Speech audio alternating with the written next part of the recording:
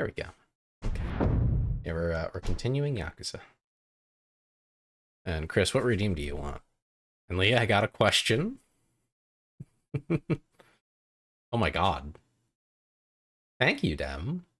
14 months. That's commitment right there. I am thinking of something. Yeah? Oh my god, hi. Welcome in, Raiders. Barunya. Barunya? I'm not sure, am I doing anything for my birthday? Not yet. I don't know. Maybe? It's an excellent question that I don't have a good answer to. I hadn't thought of it yet. So, you already know what I want? You want the maid outfit, don't you, Chris? Yes, back to the pad. I'll make my Saturday free just for you. Aw. I don't know what I'm doing, though. I kind of figure that out, you know?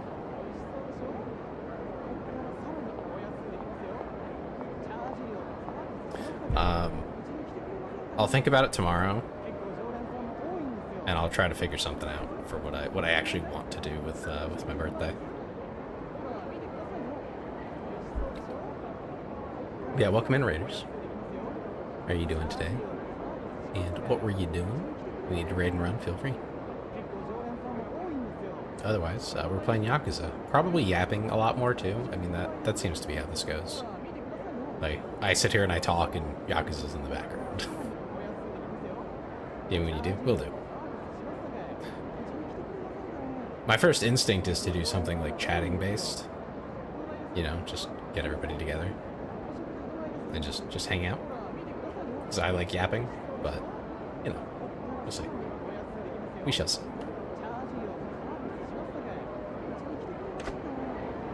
Podcast? Yeah, probably something in that vein. Depending on what exactly I want to do, I would probably tweak what exactly I'm doing, you know? That sexy maid outfit on for me. Oh my goodness, calm down. Barrel over here. Let's see, where am I headed? Over that way. There you go, there's your maid outfit.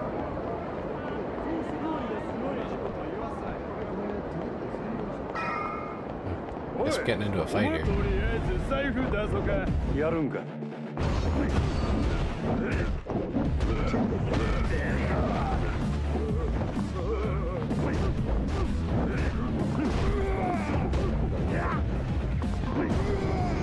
Ooh, got him. The extra reach you get from using a weapon is kind of crazy. Yeah, I'm gooning. Oh my god.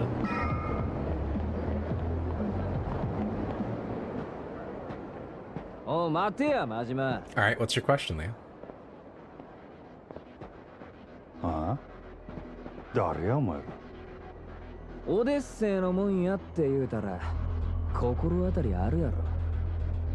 オデッセイ。望みの引き抜きなら山形と話はついとるで。支配人が納得しても俺らが納得するか。売りによってうちのナンバーワンを引き抜くか。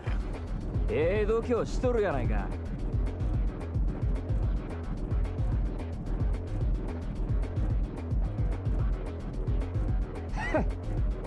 あんた、お客様は神様や言うて客に土下座までするらしいやないか。夜の帝王かなんか知らんが情けない話やで。そんなに金が欲しいか。客には通用しても俺らに土下座は通用せんで。ま、試しにやってみてもええけどな。お前らの言う通りや。あ？お客様は神様や。うちの店に来た客になら土下座でもするし靴でも舐めたるわ。せやけど客やないなら話は別。Yeah, these guys are trying to pick a fight and like give us grief. 喧嘩売りに来たチンピラなんぞに俺が優しいと思うな。 So they're gonna get 大 beat 層な up. 口聞けんのも今のうちや。カマン、やってまえ。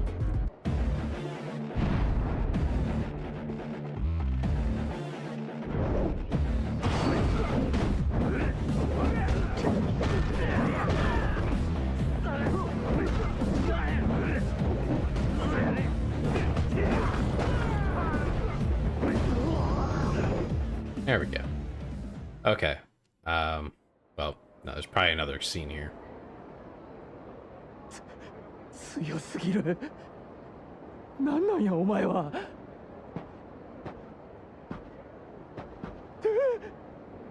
お前ら仕返ししたかったら店に来いや。客としてなら土下座でも何でもしたるわ。好きにせえ。ただその後どうなるかは保証せんぞ。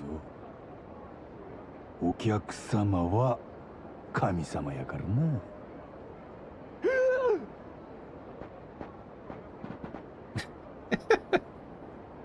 It's such a strange way to intimidate people, but I respect it.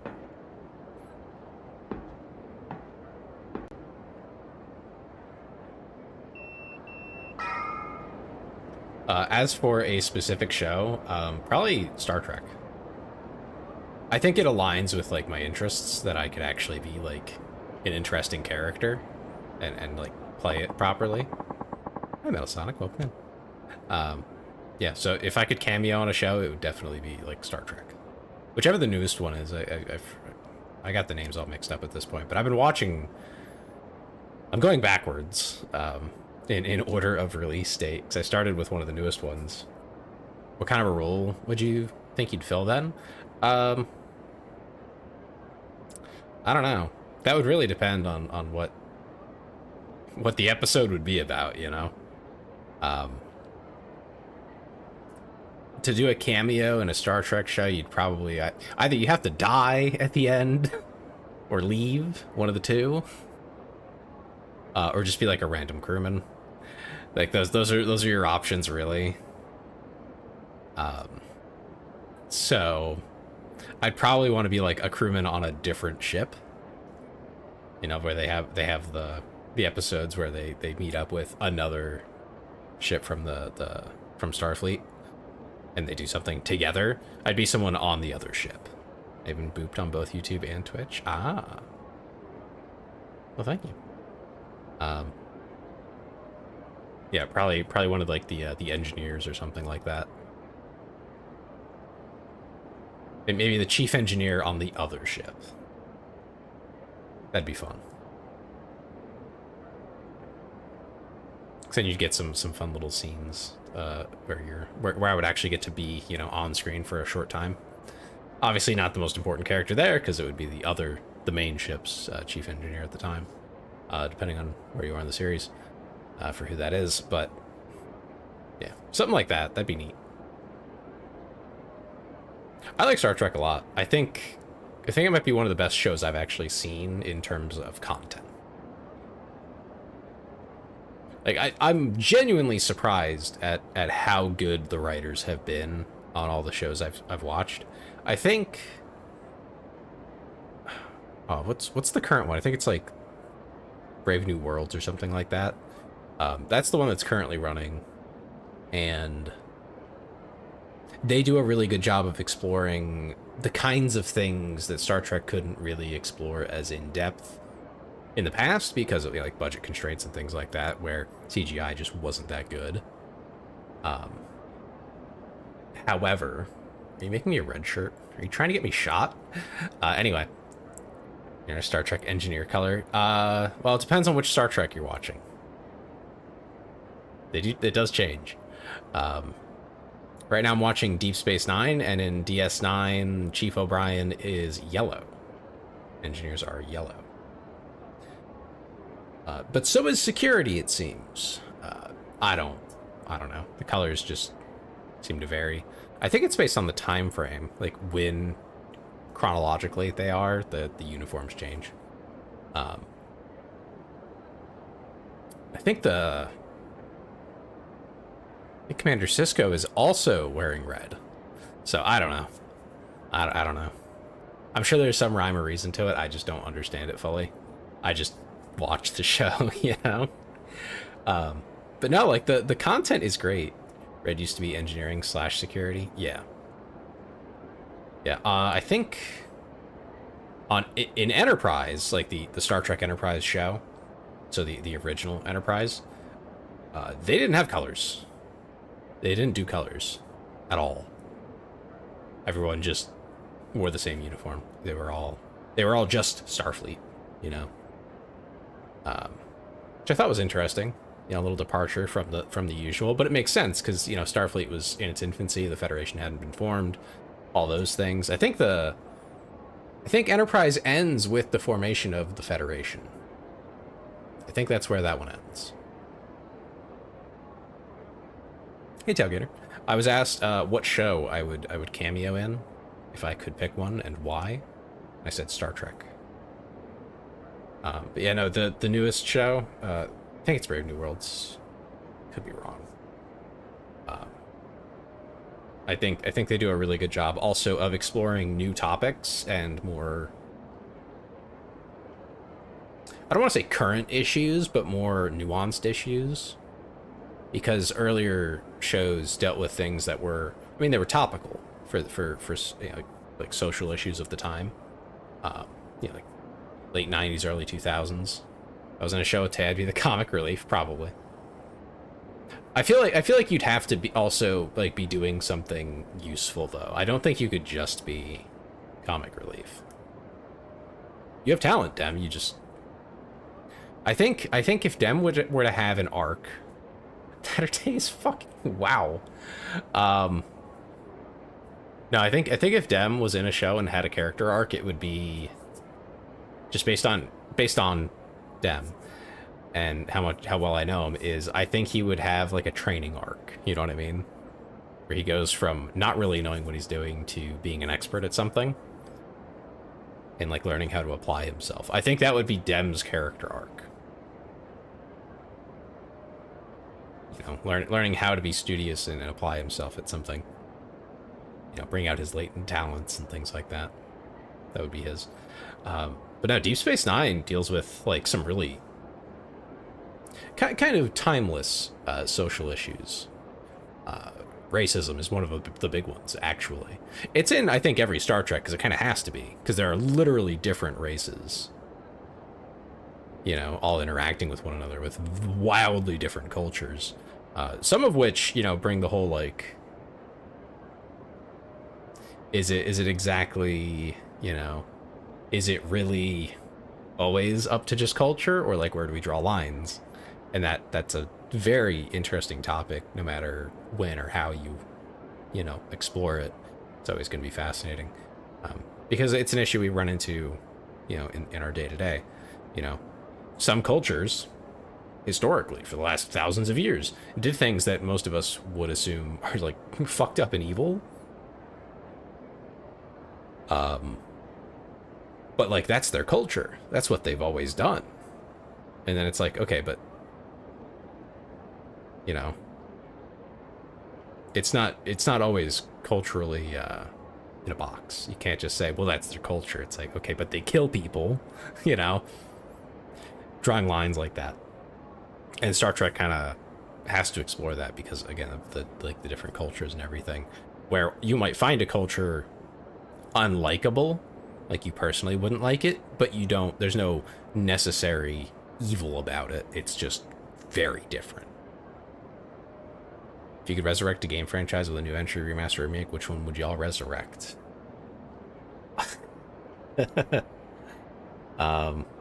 Franchise. Okay.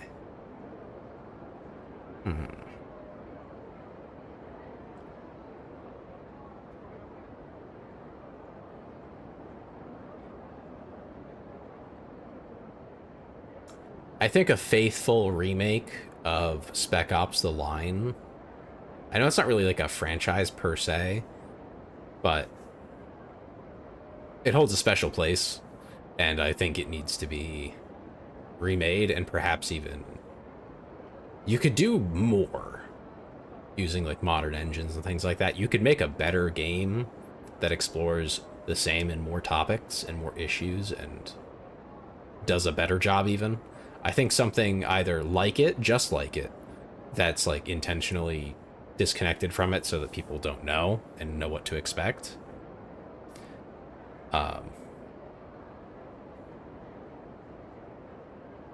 I think that would be awesome. A new Spec Ops line. I'd be Conker's bad for a day, pure nostalgia's sake, but I do love Spec Ops. That game had me in tears. It's a fucked up game. Like, it's great, but like, it's fucked up. Spec Ops is horrifically fucked up, and I love it for that, because it is... For one, it's a fun game. Like, they did a pretty good job of making it fun and enjoyable to play, but they also added a very heavy psychological element that did a really good job. SSX? I don't actually know what that is. Twisted Metal? I didn't play Twisted Metal as a kid, so I don't really get it, but I've heard it's good.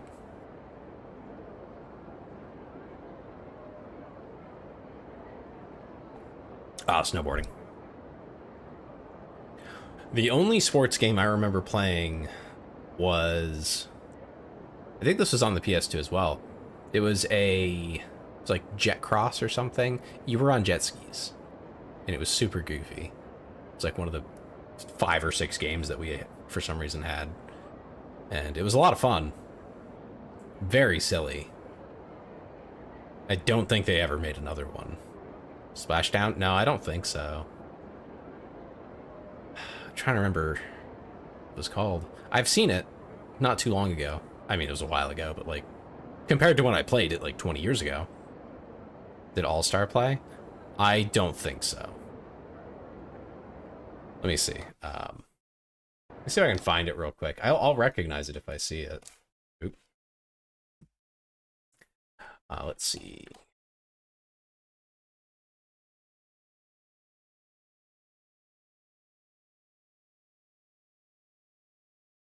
Jet Moto. Oh, original PlayStation. I'm sorry. It wasn't PlayStation 2. Jet Moto.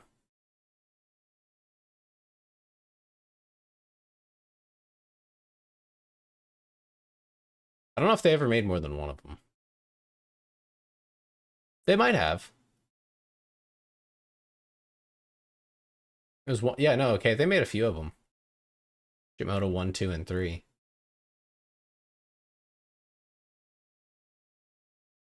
Jet Set Radio, the Hall. Yeah, I don't know which one it was, but one of them. I had one of them on the OG PlayStation. Yeah, the flying jet skis one. Yeah. I mean, you spent a lot of time on the water, but yeah, it was crazy. I loved it. I don't think I got very far in it because I was a little itty bitty baby, but you know, it's fuck you hard to play from what I remember. Yeah, I never got very far with it. Nothing beats a Jet 2 holiday. Oh my god, you're TikTok brained. Oh no, it's a zoomer. But no, it's a game. I'd love to see it again though. I think like a modern Jet Moto would be really cool. That'd be fun. It's just another racer game, but you know, very cool aesthetic.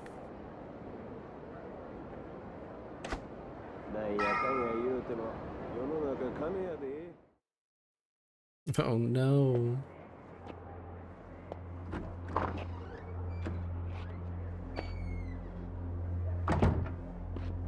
Crazy that like this is just like an acceptable apartment in Japan. Do people, is this still like the norm? It must be cheap though.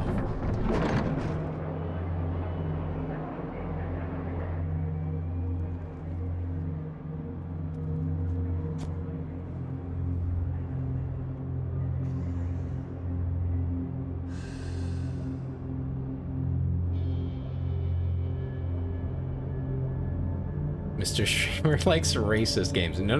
Let's not go that far. Let's not do that. That said, I did mention that there is the topic of racism in Star Trek, and I really appreciate the way that they handle it there. But that's because they're very mature about how they approach it. Where they show you why the person who is maybe being a bit inappropriate is, you know, being inappropriate.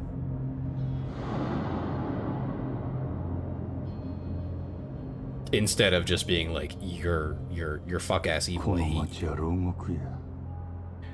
They're like, well, this person was hurt by someone, you know, wronged.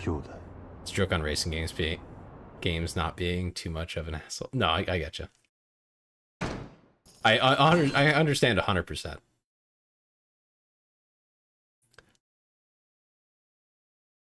Worth double a 1.9 million yen share of telephone company stock. They just have a thing called telephone company.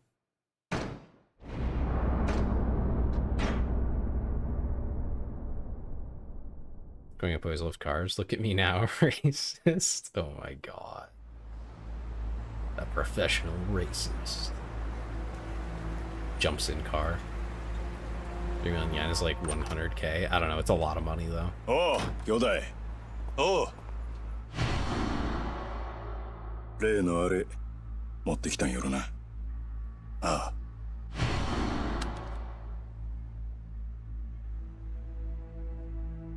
まがいもんは一切なし。堂島組経由で仕入れた正真正銘の本物や。拳銃は全部で6丁。1丁につき6発撃てるとして36発発射できる。36発か。相手は上野義治とその場にいる清和会の連中全員。こないなとこ呼び出して何のつもりなんですか。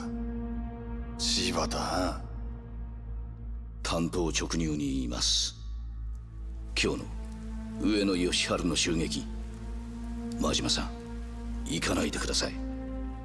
どうしてそれを。あなたと冴島は今日出所直後の上野義治を都内のラーメン屋で襲う、そういう計画ですよね。実はあの計画ちょっと問題がありましてね、予定を変更させてもらうことになりました。このまま襲撃に向かえば堂島組長、いや島野さんにも迷惑をかけることになってしまいます。兄弟はもう向かってんねや。じゃあ俺はどうしたらええんじゃ。真島さん、あんたは俺に兄弟裏切れっちゅうんか。このまま見殺しにせっちゅうんか。落ち着いて落ち着いて。俺は行く。たとえどんな裏があっても構へん。俺にとって冴島はたった一人の兄弟なんじゃ。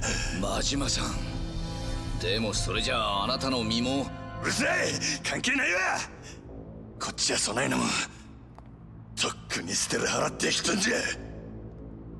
そうですか。それじゃ仕方ありませんね。おい。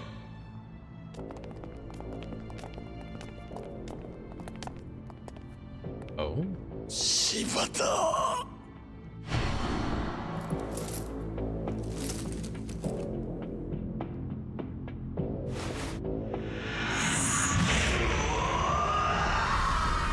I've not seen Baki either. This dude Shibata is the math teacher from Demon Slayer. You just be knowing voice actors, huh? Why'd they just randomly take his eye? 島野の親父。極道にとって親の命令は絶対。お前やったらそんくらい分かっとると思っとったがな。 Praying the family and they're assholes. Yeah, they kind of beat the crap out of him already. I feel like. 兄弟は。Like I feel like they went a little far there. 冴島はどうなったんですか。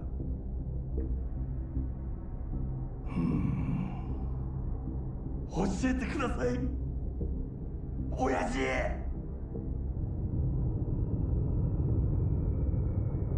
道を外した極道の行き着く先がこの穴蔵や。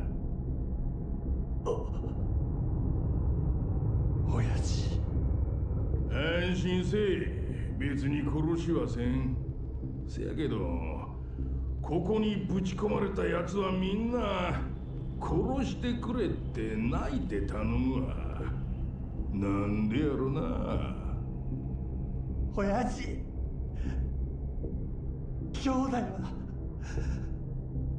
は教えてください。親父。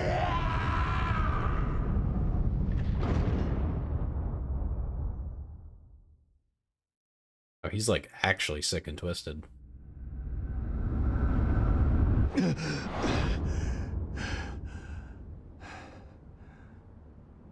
Oh, he's just straight sleeping on the floor. He doesn't even have a mattress or anything.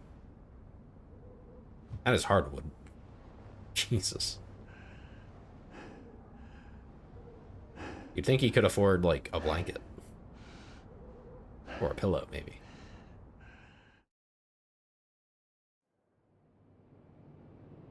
Dollar store kingpin looking ass. He's got money, though. Like, these things are not that expensive. Another shit night's sleep? Brother, get a futon or something. Is there anything else to, like, check out here? Or is that...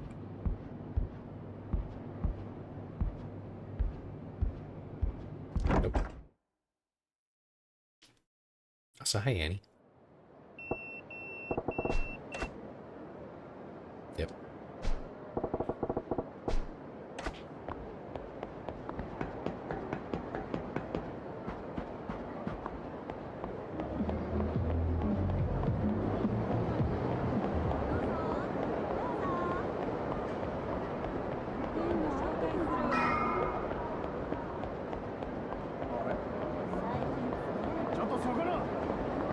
Oh, you guys want to fight? Sure.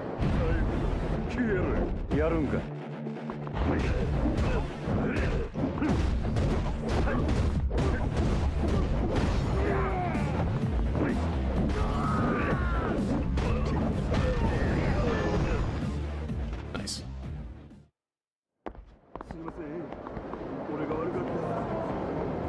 Lurkins on Gao. Okay. Thanks for stopping in, man. Appreciate it. And that was a pretty good question you had there. I have to give you credit.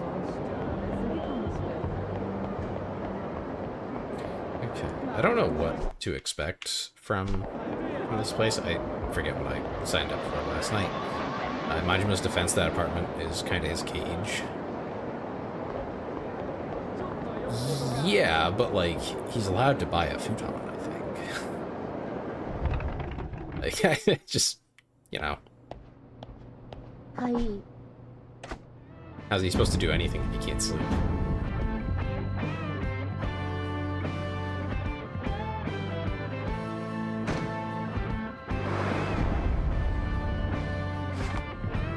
A tight spot surrounded by men who look like bad news. It's just a shirtless guy.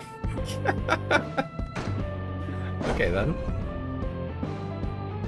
She went better than hoped. Cool. Got a stun gun, gentleman's umbrella, a screw, and 3 chains.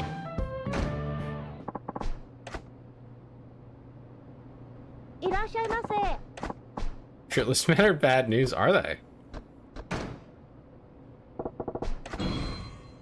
Yeah, they do just sell things too.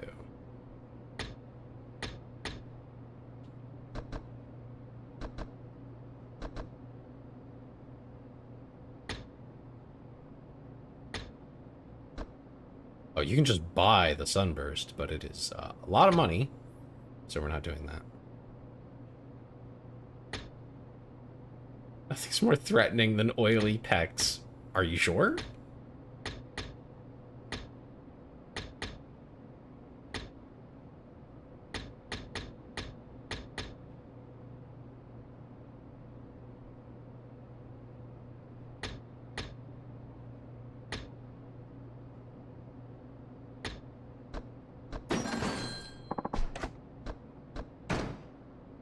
What else can I buy? There's this.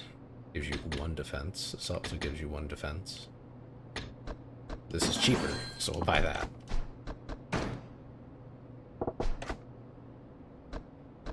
Got to conclude the finale of Judgment. Wish me luck. Good luck. I don't know what that is, but good luck.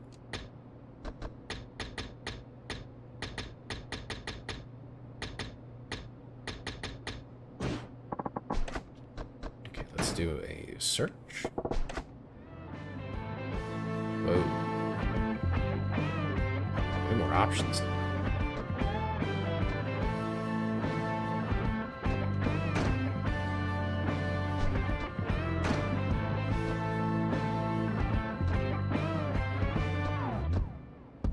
Detective stuff. Judgment is a spin-off set in the same universe as these games with the ex-lawyer turned detective. Oh, interesting. Your right shoulder aches? Why does it ache, Chris? What are you even doing?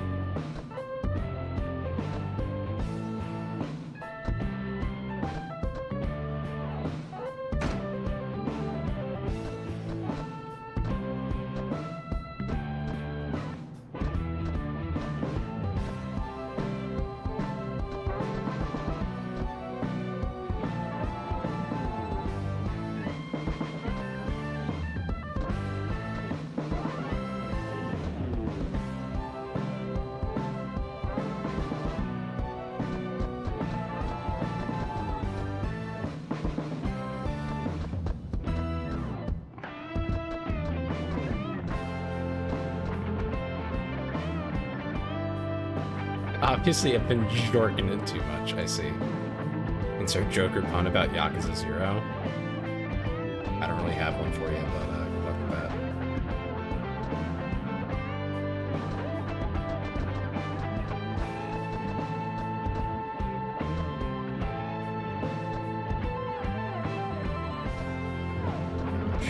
Elder's belly warmers on the list. Okay, whatever that means. Okay, well, let's send this guy there. What do the extra funds even do? They just make him go a little bit faster, it looks like. Oh, they boost odds.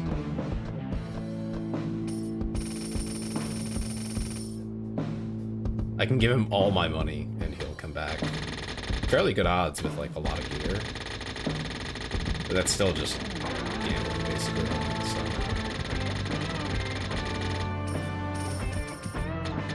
Let's just bump up the odds on the Elder's belly warmer. And the Fighter's might win. I'm curious about those.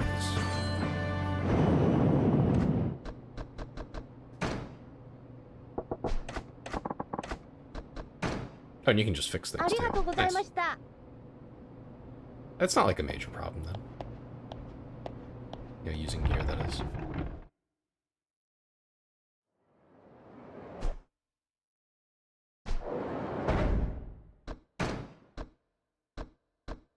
And Chris, does that mean you're gonna stop doing it so much, or?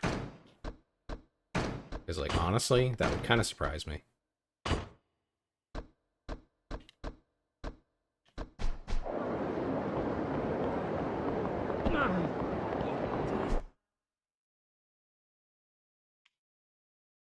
Crying never stops, I see. Maybe we'll go play darts. There's probably someone I can swindle for some cash there.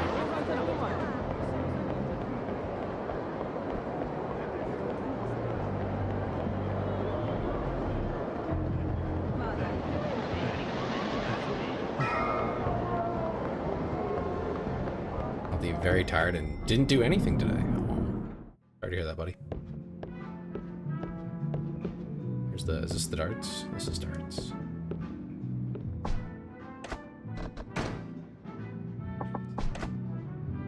I gotta find someone to play darts against. Yeah, maybe I have to play one game to get someone to play against me.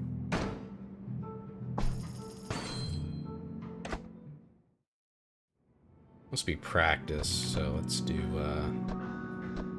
intermediate. Oh, I don't have the different kinds of darts. Okay. Let's get some good practice in. We'll do 901.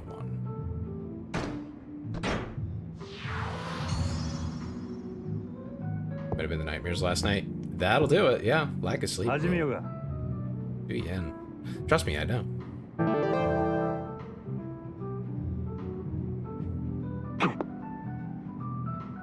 Damn.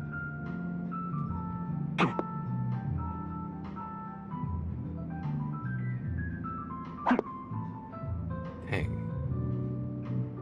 He's starting to suck. Anyway.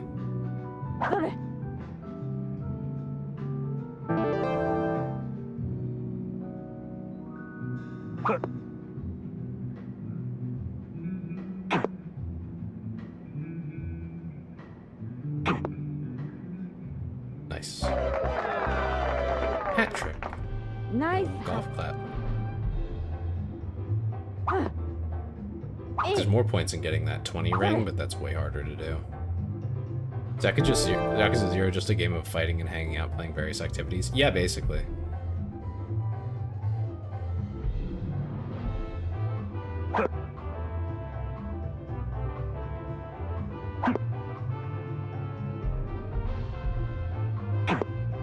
Damn. Okay, I just missed everything I was aiming for. Brutal. Sick, yeah.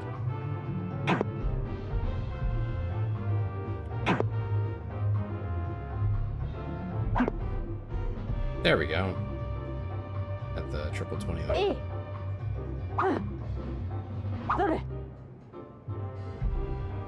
I was expecting this to go quickly, but then I forgot I don't have my special darts.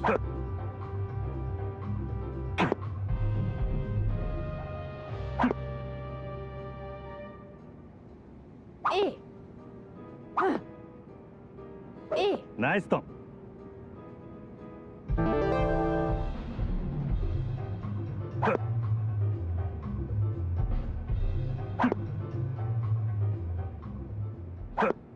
Oh my god.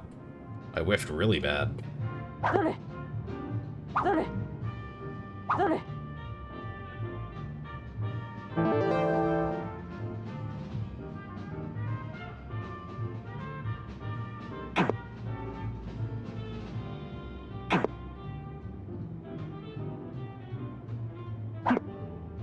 Man. Can't aim for nothing with these. At least my opponent doesn't seem to be having any better luck than me, so...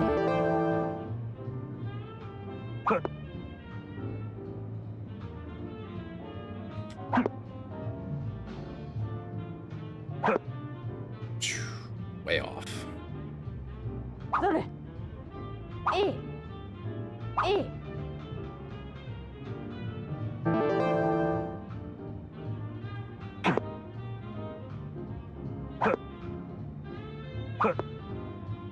There we go.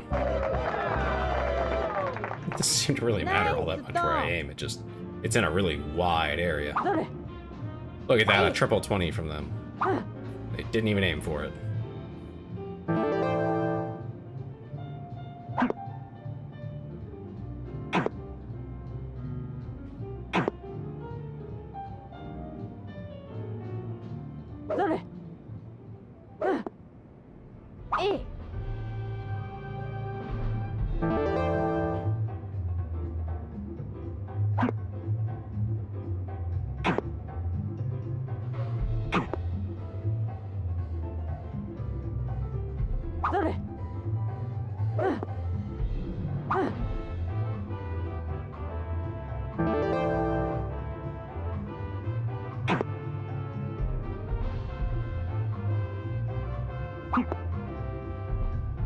Oh, the toggles? Yeah, that'll happen.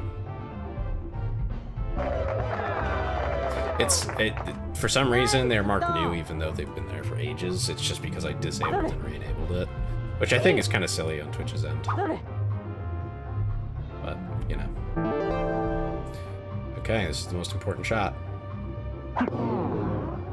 Busted. I just have to hit a 5, that's all I have to hit. I do not know whatever language that is. Russian? Maybe? It's Cyrillic, I know that much. There we go. Got my 5.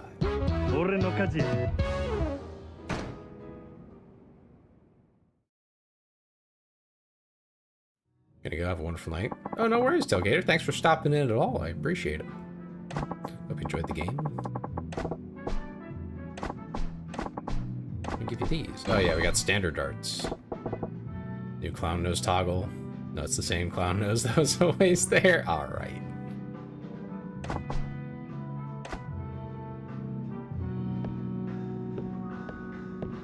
Okay, let's see if I can go get some better darts. Probably at the pawn shop.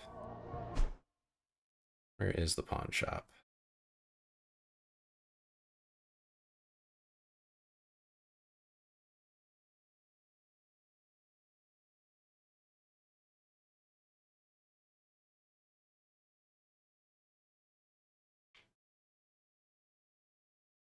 There it is. Figured out how to do the darts in this engine, and the future engine darts is much easier.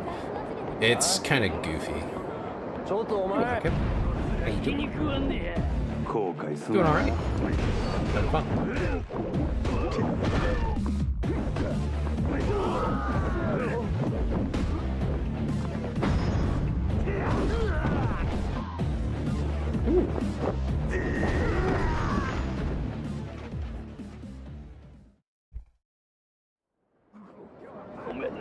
Yeah, I like it so far. It's got personality, and I appreciate that quite a bit. Wow, there's a lot of people out here who want to fight me today.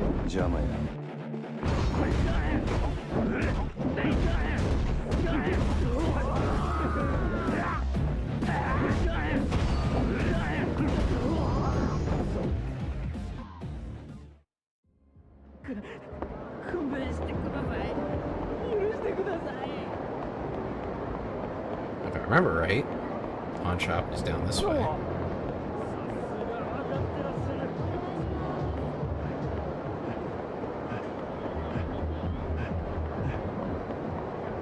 Is this it? I think this is it. Yeah, I think we're only in like chapter 3 or something. If I remember, there's like 10 chapters or whatever. It's crazy.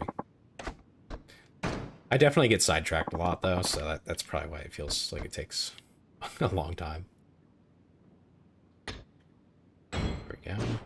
Okay, so we get those.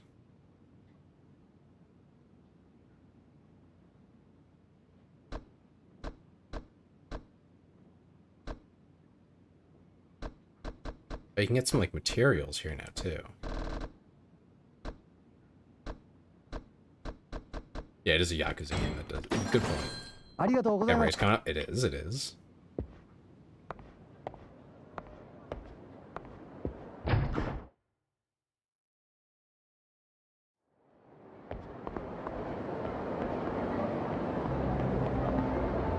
If I remember right, this is set during like one of the better times in Japan, like economically.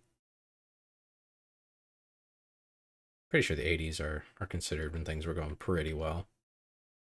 Back, left up there. Bubble economy? Yeah.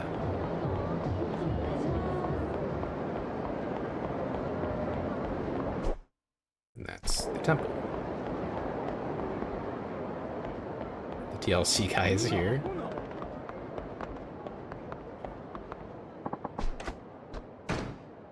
You can exchange your what here? Okay.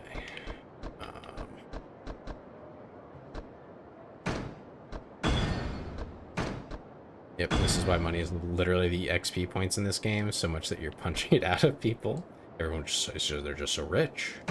You can literally beat the money out of people. Play a new hostess at Club Sunshine. Ah. That's what these are.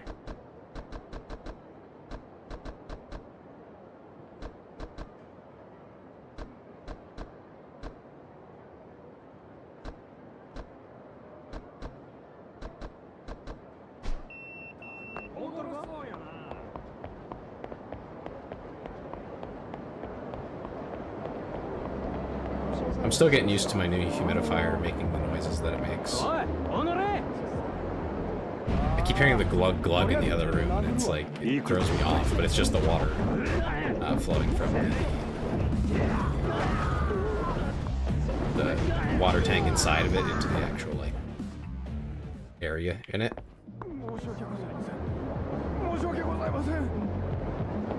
What's that detail moving on with the series? Oh, does it just change? Is it different? I'm very unfamiliar. Punched Mr. Sega?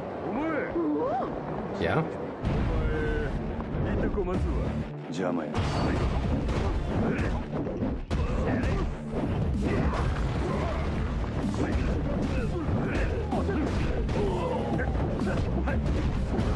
How he dodged all those while he came in for that punch is beyond me.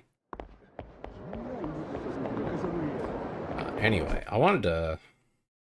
With the better darts, I should be able to actually kind of aim. I was hoping there'd be someone here that I can play against. Steal their money. Ah, here's the guy.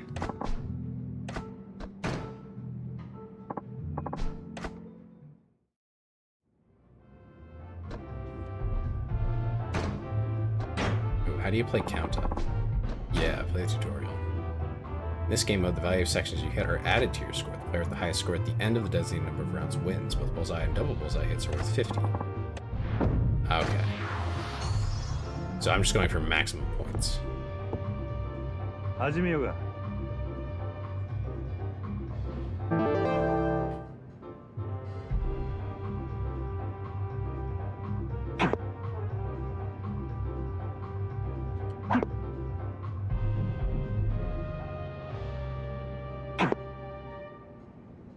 Not bad, not bad.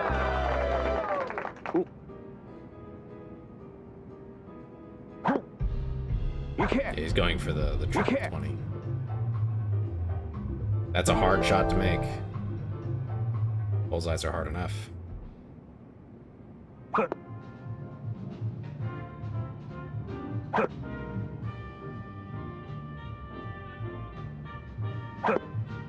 Damn. Still, low ton is pretty good. If I'm averaging 100, I'll be fine.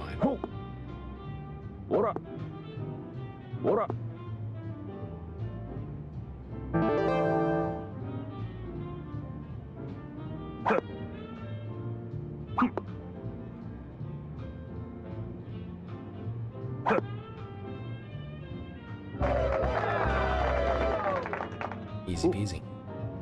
I think we're only doing 3 rounds too, so he's got no chance. Alright,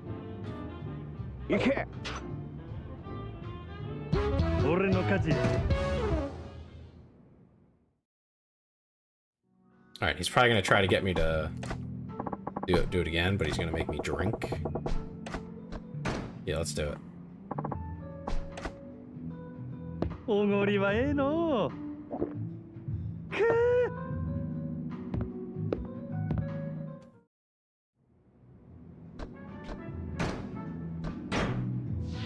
Did I grab the wrong darts last time? I think I might have.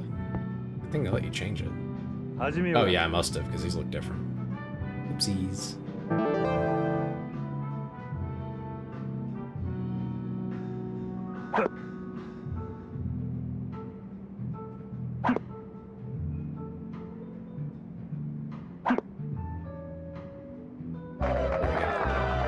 Hat trick.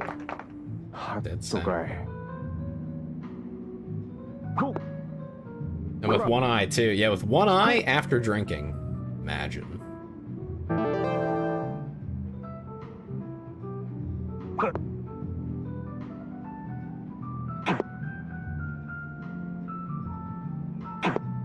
Oh, that was off. Oopsies. Still, pretty good. Listen, 100 average is going to be hard to beat, so... As long as I can do that much. Actually, I don't think this last round matters much. There we go. Listen, that's the cheat code. He doesn't have to close an eye to aim properly. Nice one. I don't know about that, but okay.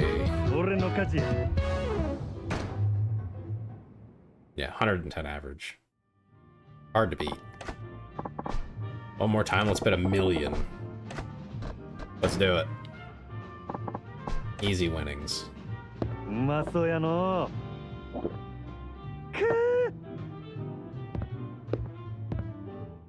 Only takes a few shots to get these guys kind of seeing double. Crazy.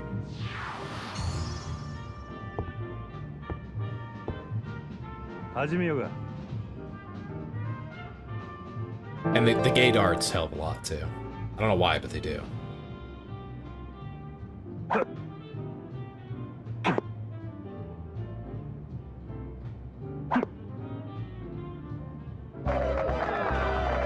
If they sober up fast. Yeah, that's true.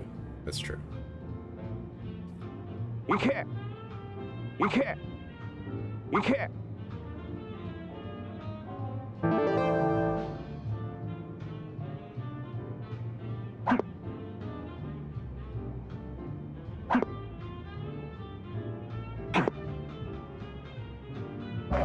Dang, I slightly missed that last one, but I think it was still like a 20. Yeah, that's not bad.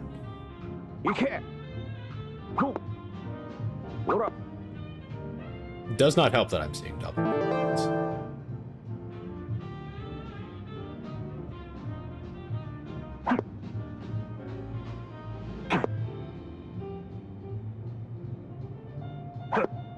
There we go. Got a hat trick.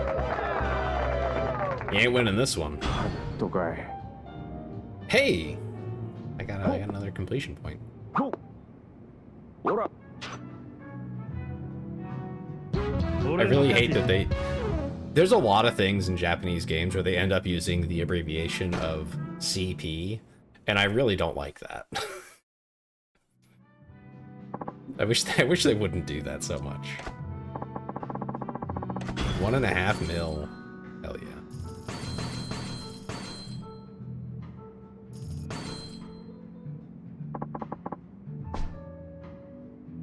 I'll let you off this easy next time, buddy. Yeah, okay. And that guy's probably a shark. He's probably really good at the game. So, would not want to play him. Unless I have, like, magical darts that always hit the bullseye or something.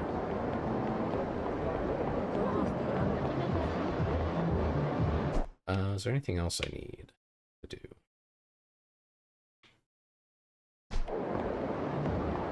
Really? What's my... Oh, gear search is complete. So you have spin to win? Huh? You mean like roulette or whatever? I think that's somewhere nearby. Alright guys, you wanna fight? You're good.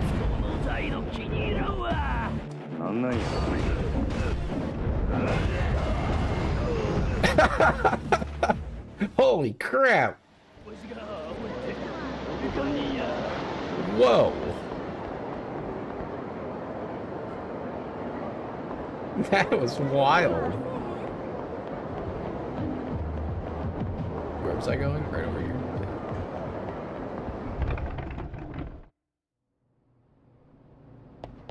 You're gonna sleep good tonight? Why's that?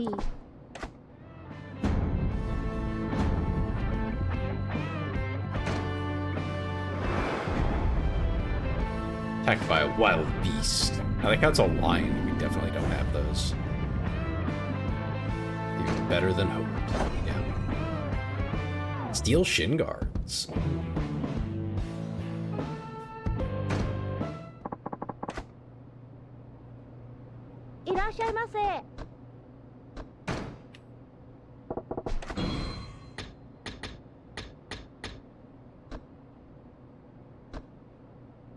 I found the recipe for it, but I can't make it.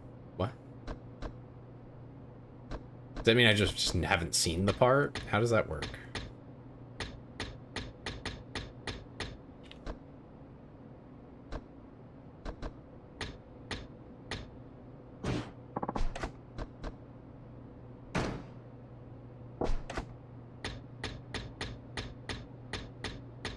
And they won't sell it to me until they've been able to craft it.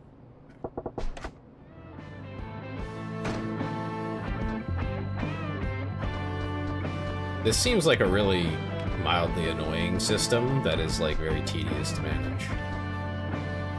Just being honest about it. It's so much. And I don't really know what I need to be doing.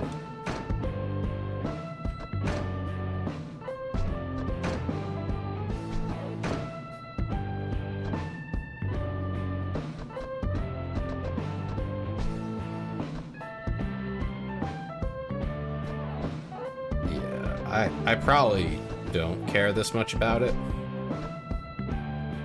Because like this is too complicated. I don't care enough. I'm gonna be so real. I wanted to like it, but I don't care enough to figure out what all the fuck is going on here.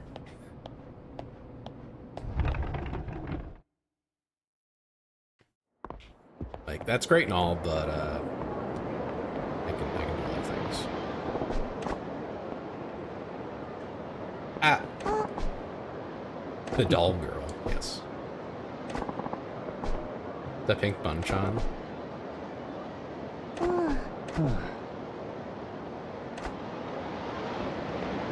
Okay, let's go win another claw game with the excuse of it's for a kid though. I'm allowed to play these. Who the heck is Bunchon?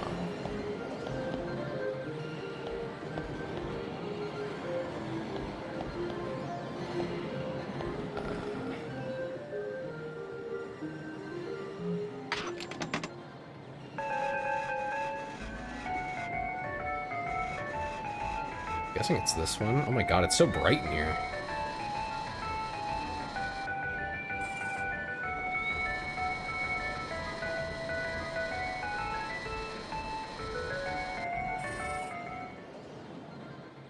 I didn't realize Sega stores had crazy bright lighting.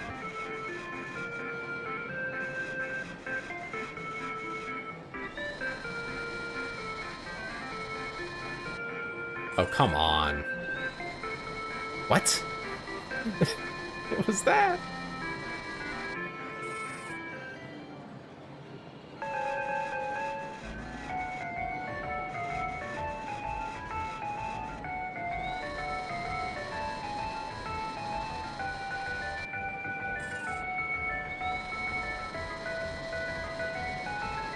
Dang. They kind of like overfill these, don't they?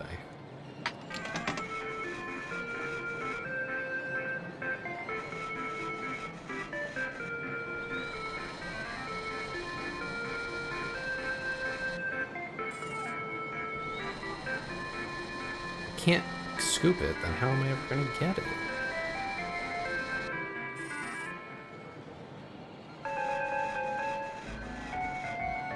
I don't even know if this is the right one.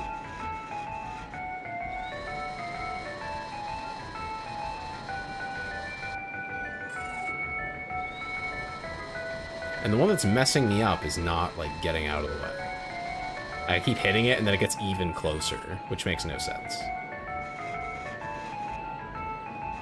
I think I need this guy to go away. See if we can just scoop him up real quick.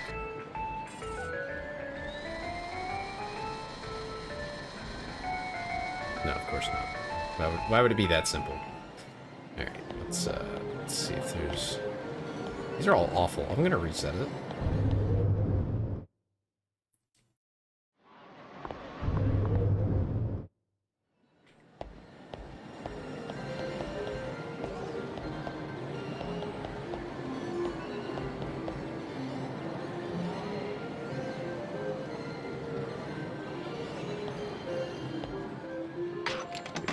Work this time.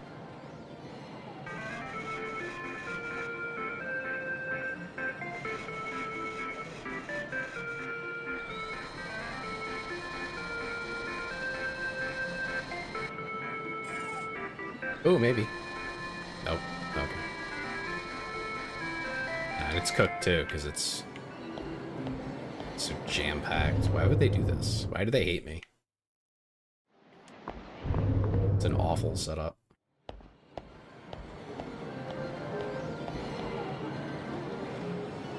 Here we go. This is at least different.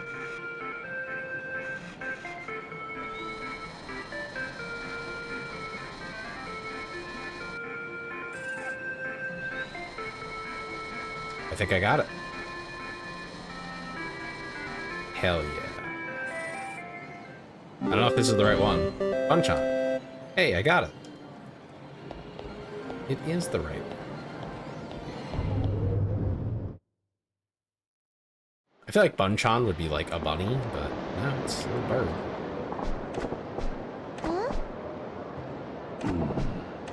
Yep. Give that to her. Now she's just playing you, bro. I don't know. How come you like dolls so much? That's a good question.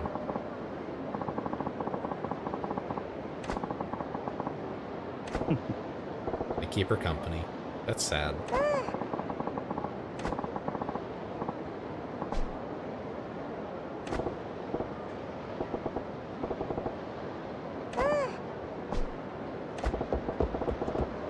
Maybe now the tea party's complete. No reason for her to hang around here anymore, I hope. But based on that bar, there's at least one more.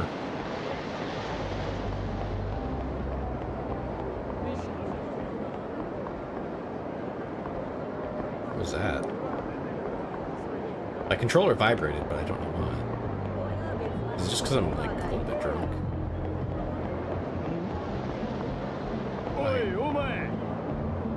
Yeah, I think it is just because we're still a little bit drunk. Regardless. What's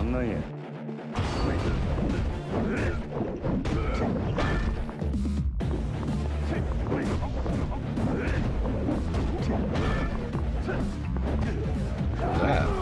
That bounce on there.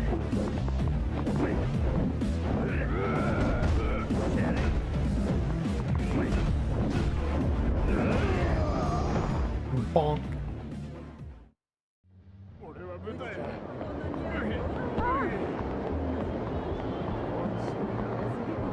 Let's see, she's probably back now that we did something.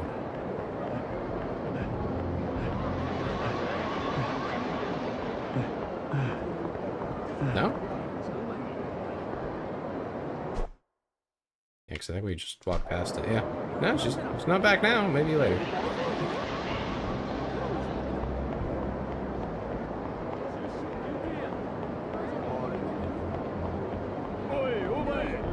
Oh my god, they already want to fight again? These guys are crazy. I just got done beating you up.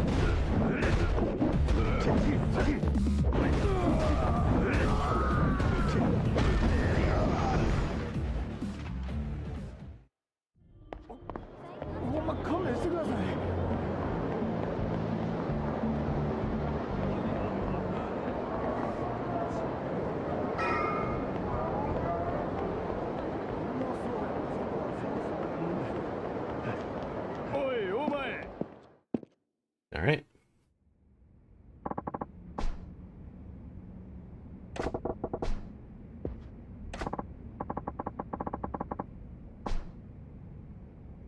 Another go besides Nozomi? What?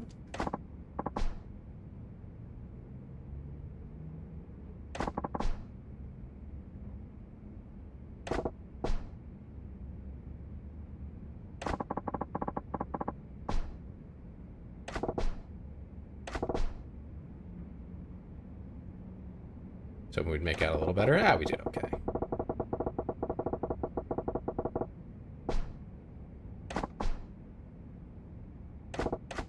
Gotta work out the schedule. 支配人お電話です。オーナーだって言ってるんですけど。わかった。Uh-oh, the owner. 何の用や。お疲れさん。お前ちょっと今から出られねえか。な？いやさ、お前と飲みたくなってよ。どういう風の吹き回しや。あいにく。あんたと酒飲むくらいなら。Rather down a hot mug of my own まだま piss. しやめとけ。あんまりうまいもんじゃねえぞあれは。店は下の連中に任せとけば1日ぐらいはなんとかなんだろう。俺は足場公園で待ってる。早く来いよ。Okay, Ashitaba Park. I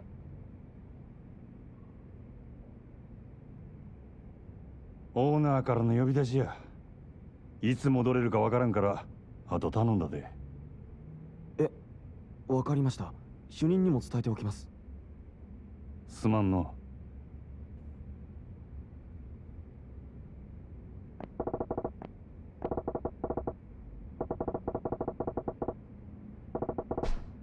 Yep, gotta head over. Don't want to make the boss angry. Let's make a save.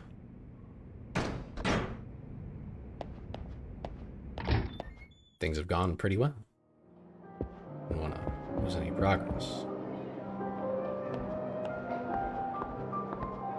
I don't know if there's anything to actually like do around here other than walk. You know? Doesn't look like it.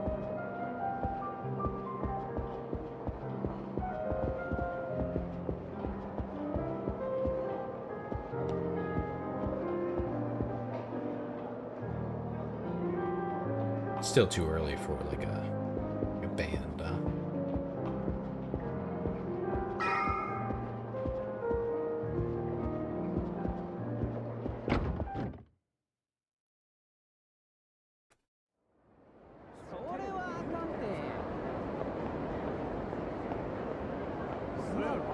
I guess it kind of tracks too that they have like cabaret clubs or whatever.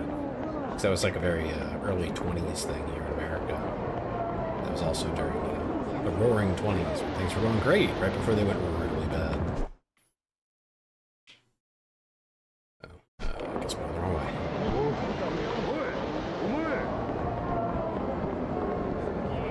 Oh, you need something? やるんか。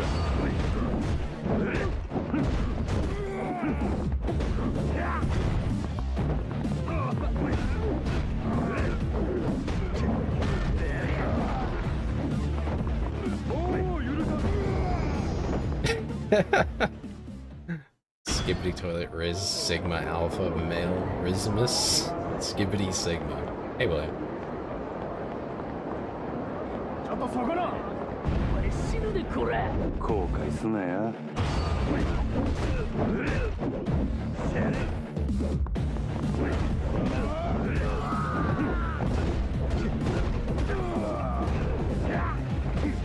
Wow, he actually dodged that.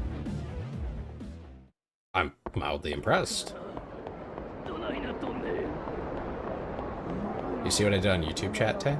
I think so.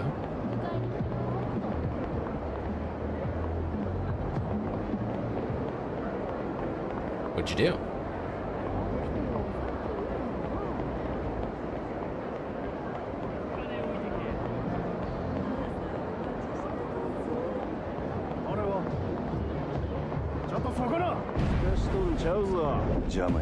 Beat up some punks before we meet up with our guy.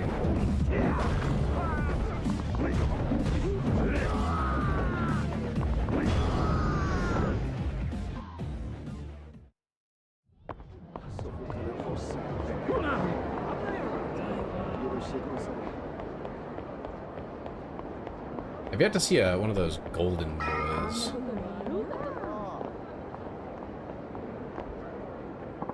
Ooh. Huh? Oh, is this some kind of cult?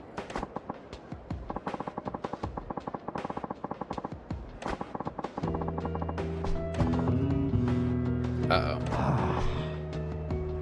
In your venomous blasphemy, the what?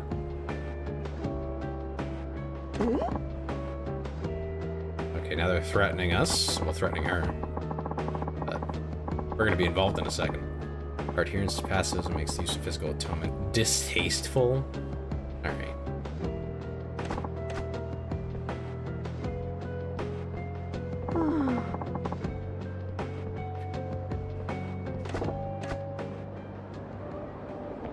Well, that's a problem for probably some other time.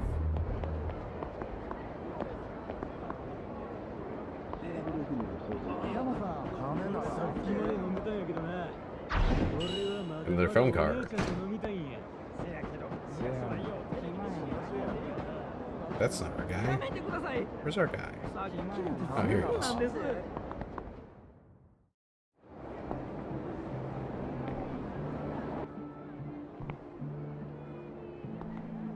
おう。こないなとこに呼び出して何の用や。そう構えるなって。お前と飲みたいだけって言ったじゃねえか。ほら座れよ。何にせよまずは一杯やってからだ。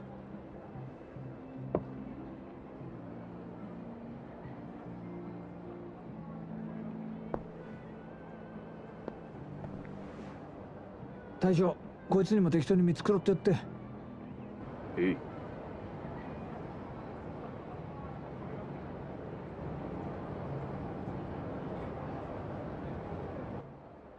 こんなご時世だ。10万するフグの解析だの、100グラム1万の松阪牛だのなんだの、高えもんはあらかた食ったけど、こんなボロい屋台の80円の大根が一番うめえ。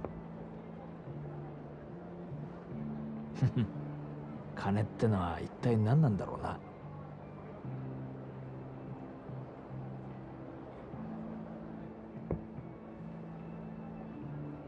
お。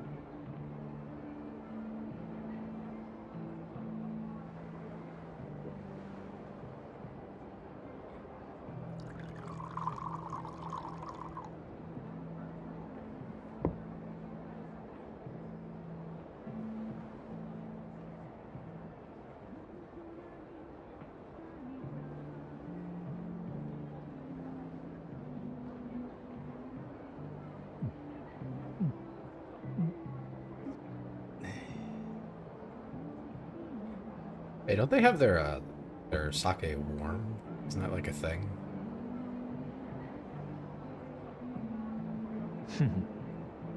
I can't think of any like American alcohol that's typically warm.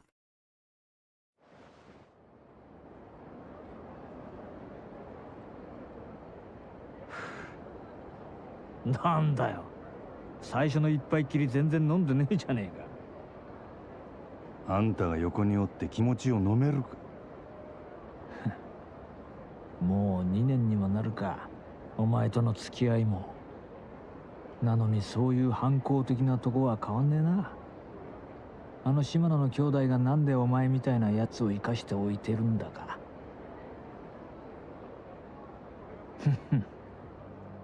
まあわけわかんねえよな。極道の世界で親に逆らったやつは必ず相応の報いを受けるもんだ。破門、絶縁、その辺ならまだいいが、ひでえ時には人知れずなぶり殺しにされることもある。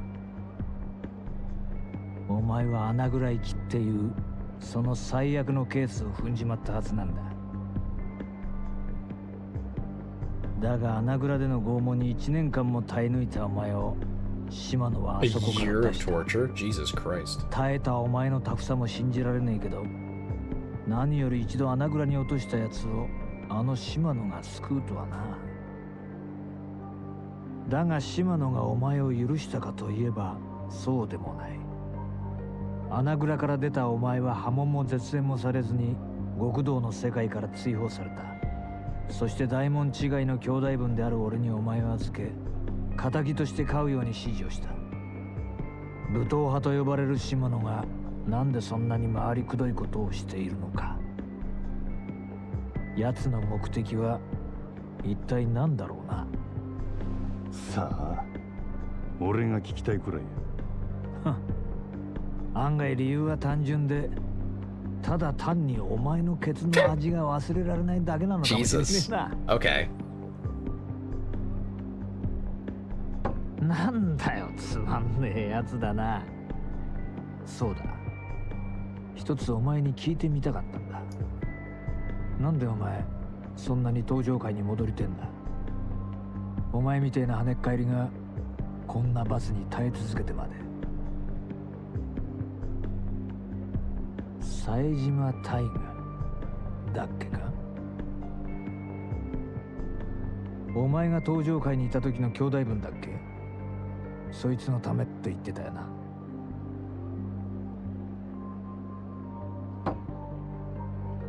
18人殺しの冴島大河か。当時は大騒ぎになったもんだ。東上会と敵対していた地元組織上野清和会の会合に単身襲撃。結果相手組員18人を射殺したんだからよ。東上会の生ける伝説、こっちでも随分話題になった。けどその冴島も今や無所の中。18人もやったんだ。あとは死刑判決を待つだけだろ。なのにお前はそいつのために東上会への復帰を望んでいる。そこがわかんねえんだ。兄弟は塀の中で死ぬような玉やない。あいつは必ず戻ってくる。俺を殺しにな。殺しに？いや、なんでもない。もう過去の話や。とにかく俺はどんな目に遭おうが、どんな屈辱に遭おうが、東上界でのし上がらなあかんねや。はあ、なるほどね。そうやって帰ってくるはずもない兄弟分の帰りを待ち続けてるってわけか。東上界に戻って冴島が戻ってきた時の席を用意する必要があるっつう。泣ける話じゃねえか。なあ。あんたには関係あらへん。まあ俺も大門違いとはいえ島野の兄弟には仲良くさせてもらってるからな。Dem unban you. I was not able to actually get a hold of him yet. He's been streaming every minute that I've been 他人の conscious. ために生きる道を選択する気にはなれねえな。お So 前 he もい hasn't い大人 responded なん just yet だ。 about anything like も that. っと器用に立ち回ってもいいんじゃないのか。まあいいや。お前が俺に言われて素直に入って言わない男なら分かってる。じゃあお望みの本題に入ろうか。お前人を一人殺せるか？殺し？ああ、そうだ。なんで俺がそんなようなことを。言ったじゃねえか。極道に戻れるなら何でもやるってよ。違うのか？そないなことせんでも俺は店の売り上げあと5億上げて極道に戻る。オデッセイから望みを引き抜いてか？もう知っとんのか？けどさ、もし俺がオデッセイに連絡すりゃその話今からでもなかったことにできるんだよ。なんやと？まあつまりお前の未来は俺の手の中にあるってことだ。金儲けさせた上に人殺しまで手伝いっちゅうんか。どっちも大事なことなんだよ。俺にとってもお前にとっても。誰をやればいいんよ。牧村誠、聞いたことないか？誰やそれ？知らないか？最近蒼天堀で荒稼ぎしてる売春組織の元締めだ。買収？牧村はそこらの女子大生やら若い女を捕まえては稼がせてその上がりを吸い上げてる。その上組織から逃げ出そうもんなら見せしめに赤ん坊の埋めねえ体にされるってよ。 Oh my god, hi 相手がクズでよ Nero. かったな。 Welcome in. やりやすくなっただろ。 What were you doing? I know you did どこにおるんや？ playing the game I requested. Yeah, そ I れを am. 調べるのも仕事のうちだ。 Actually, hold that thought. Okay. 牧村は女たち Yeah. に照れ What く were ら you で男を doing? I know you 使わせ finished て Elden Ring. Or were you doing a 探 new るんな game? ら末端の女どもから当たるのがいいだろう。テレクラで牧村の息のかかった女を探すちゅうことか。仕事の期限は As 2日だ。 promised. As promised. それまでに的を仕留めろ。もし Oh, それ do を it 超え like た ah, 場合、 okay. That's 今度は classic お前 Nero. が狙われる立場になる。いいな。そら楽し Two み games だ。 next time. Okay. 殺しの方法はお前に任せる。仕事を終えたらこの番号へかけろ。わかった。 Oh, you said you want me to be here because I requested it. I forgot that I did. 最 But 後に確 I'm 認して happy お that く you're here. ぞ。殺しに人数や相手は関係ねえ。一人殺そうが18人殺そうが成人を殺そうがクズを殺そうが人殺し Am I は feeling 人殺し。 Yakuza-rific? It's やっ quite た the 瞬 game. 間、まっとうな人生には二度と戻れなくなる。街を歩こうが家にいようが人を殺したっていう記憶が頭から離れなくなる。極道の先輩として忠告しておくけど、殺しなんてやらないで済むならその方がいい。当たり前だよな。でもお前はてめえの目的のために見ず知らずの誰かを殺せるか。うるさいわ。どっちみち人の一人殺せんやつは極道として半人前や。やったるわ。そうか。ごちそうさん。こいつの分もこれで。あとは好きに飲んでくれ。あ、ガンもうまいぞ。 Actually, you can't say that. I mean, じゃあ頼んだよ。 he just did. 牧村誠。 You got forklift certified again? Oh, so you're back in the dating market, I see.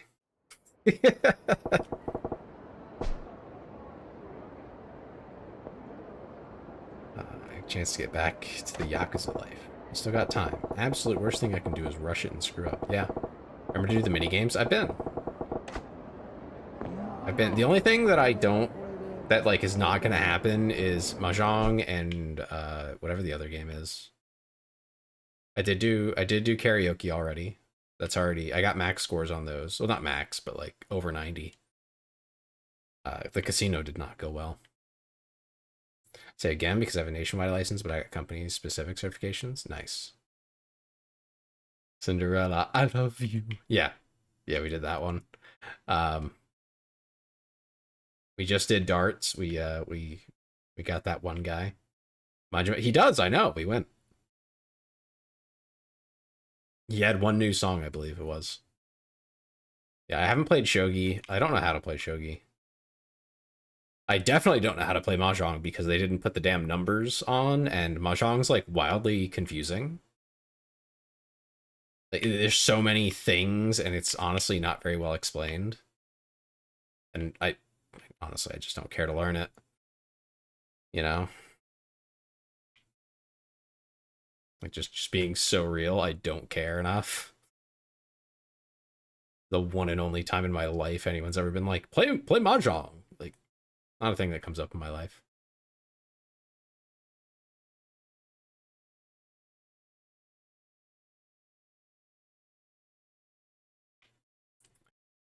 Yeah, erotic videos, that's funny. That's where I expect to find Nero. He'd be in there. He's a freak like that. Play Vita Mahjong? I don't know what that means. But yeah, even trying to play it, like some of the tiles aren't, they don't tell you what number they are. I mean, they say it in Japanese, but I can't fucking read Japanese numbers. It's not Roman numbers or, you know, countable. It's really annoying. I also suck at pool. I discovered in this game, I can't do the pool. They just don't work. It doesn't do anything I want it to. It's a matching game with Mahjong tiles. Oh, okay. Yeah, real Mahjong is like really complicated. Very intimidating. And since I can't read in this specific game, alright, I want to stress that. In this game. I think it's fun. In this game, I suck at the pool because they want you to do some really goofy stuff. And it's like the most awkward way of doing it. I don't think there's anything else to do on all games. You heard, you can't read. I can't read Japanese. Yeah. That's true. I cannot read Japanese. I met Mr. Moneybags. Maybe? You mean the guy who beats you up and takes your money? That guy? I haven't actually fought him yet, but I've seen him around.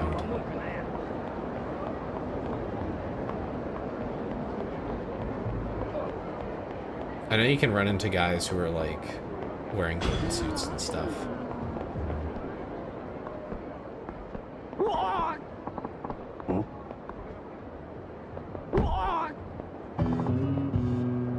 Okay, you don't fight him. No, I haven't met Mr. Moneybags then. Oh, you do mean that guy, okay. It's Running Man. Let's go to the convenience store. Okay. Hi. I have to get some lip balm right away.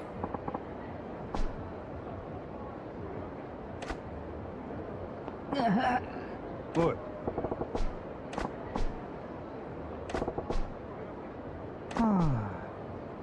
If I don't run, I won't make it in time. Okay, well, there goes Running Man. Maybe his lips are like sandpaper or something. Okay, yeah, I guess.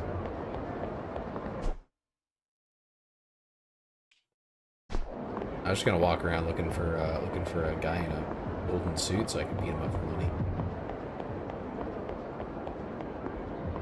See, maybe I'll run into one. Or a gotcha machine. That would be cool too. That's cigarettes. Why are there so many weird men harassing women on these streets? It's like on every corner. Oh, can't go any further that way. Save that woman? Alright, fine. If I must.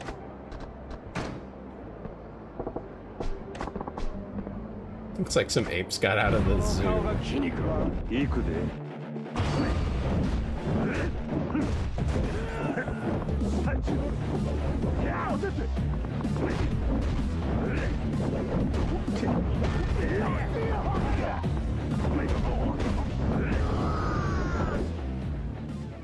They don't even pay that well. Got an old stun gun. Why does she give me the stun gun? She should be using the stun gun. Guys like that get close to him, she just, you know, give him a little threat.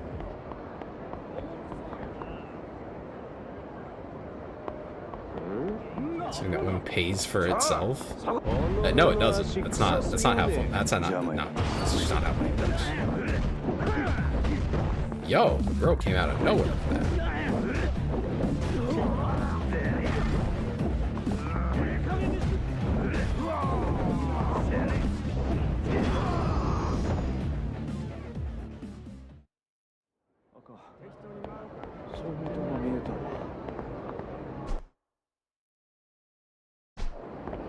Who's that old woman?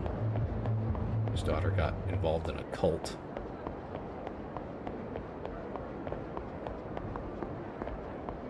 Any gotcha machines over here?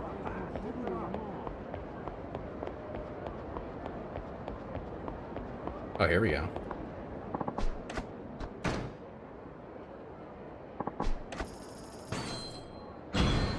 I got some rubber.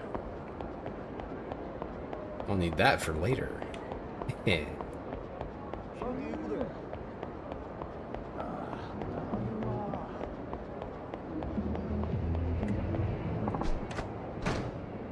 Another 10,000 yen.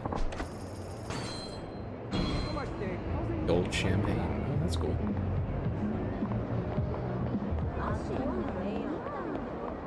There's that shogi guy again.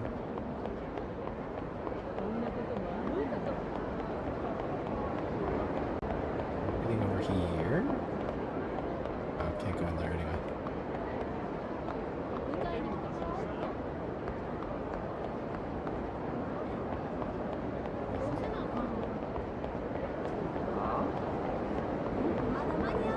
Oh. I'm not sure I want to fight that guy. How much money do I have? Okay, let's see if we can spend some of our money.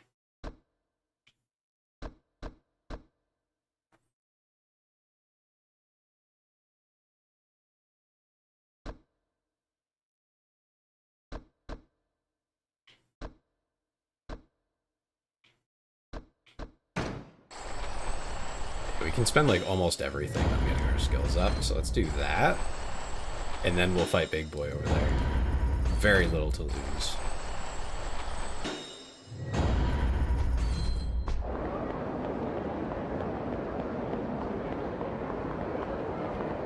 Bro is ill.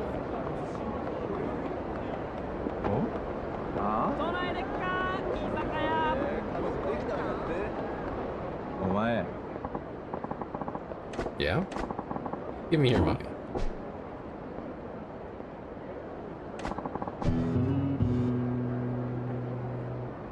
Wait, what?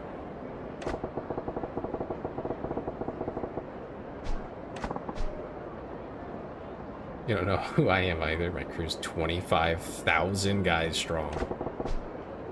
Cool story, bro. Your gang would rival the Tojo clan in size, ain't buying it. Uh-huh.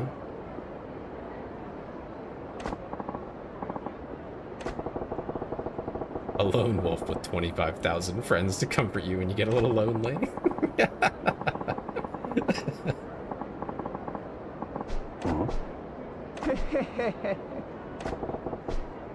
Just a kid from the sticks who came to the city for a good time. You're beating folks up for play money.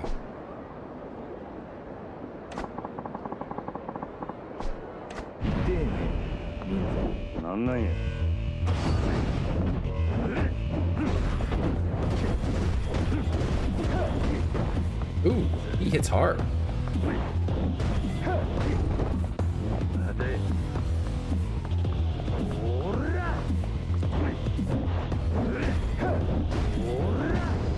Damn. He hits like a brick, dude. Holy fucking shit. I do like nothing to him. Brutal. Huh? Huh?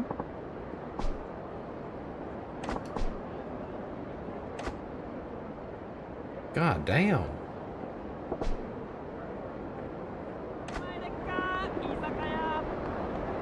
The fuck are you supposed to do about that? You go in for an attack and he can do a full attack animation and hit you. Oh damn.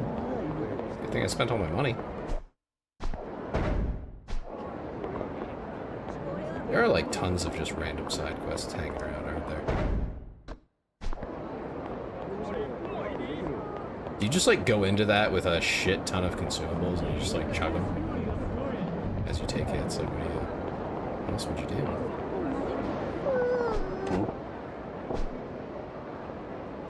Oh, the girl is sad. That's unfortunate. I have no money. I can't get her whatever doll she's looking for right now. Alright, square up, Mr. Men in Black.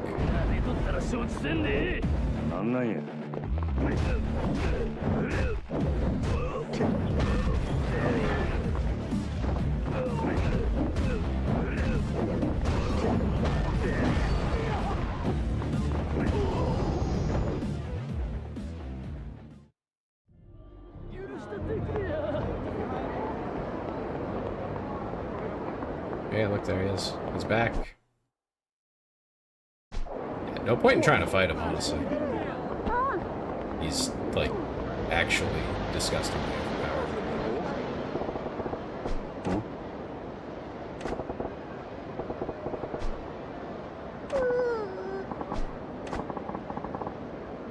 Mom's gonna get killed? Aw.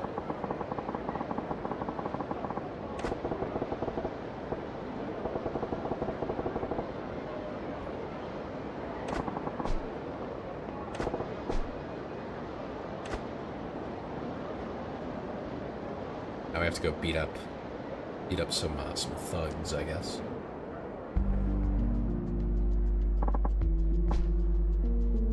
Huh?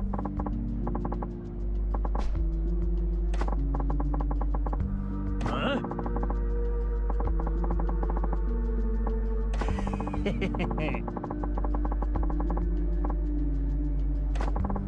13 million? That's worse than a payday loan. Jesus Christ.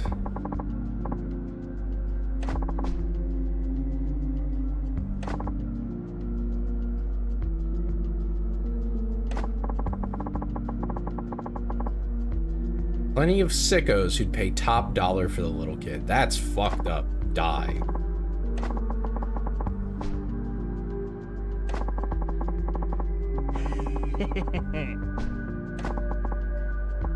Can someone murder this man? Can I kill this guy? Chad, I think we have to kill this guy.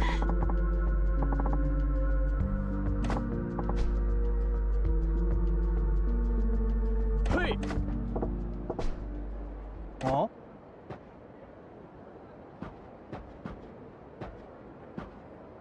い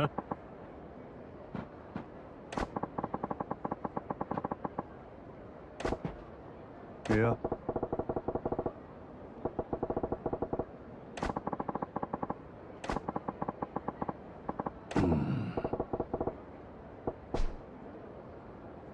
あ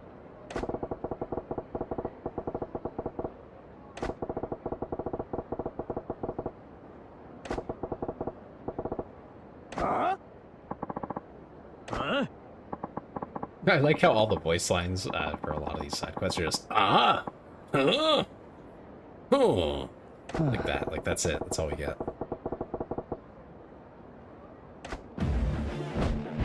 Ready to get in bed? It's only 9 o'clock.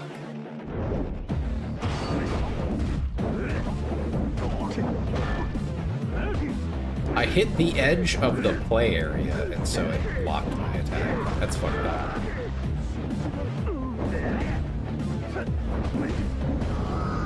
You're an old lady. Chris, you're younger than me. What the fuck?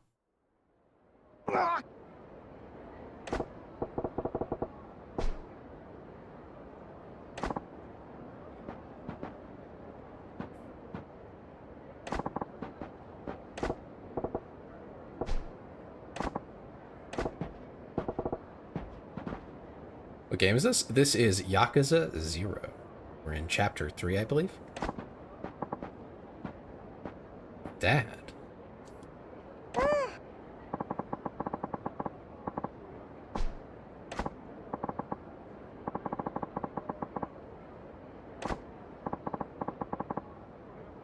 You have an old soul? Apparently an old body, too. You're going to bed at 9 p.m.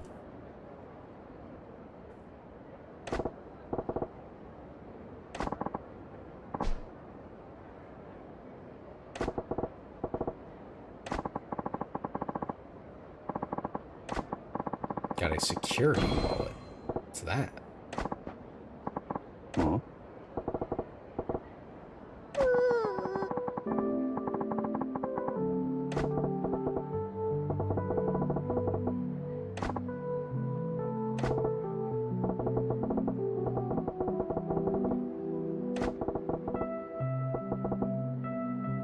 Should you be crack-a-lackin'? What?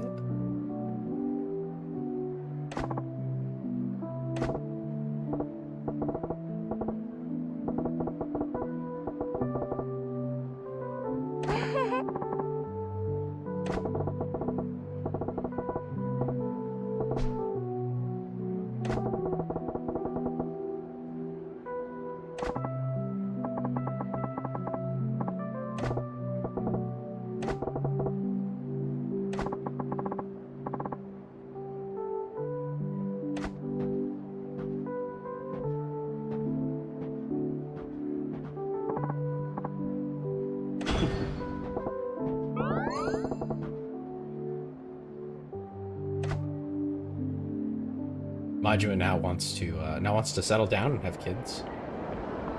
We've changed his fate.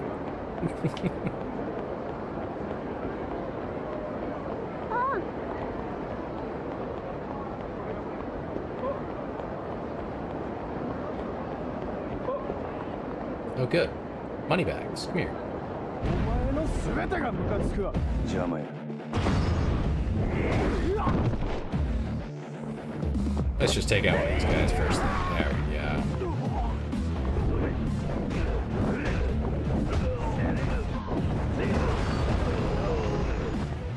Nice. That was good money. すみません。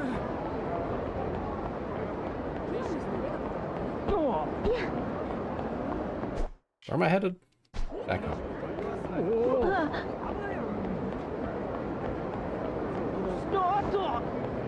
俺らに金貸してくれ。 Some guy getting bullied. There's a lot of people getting bullied out here.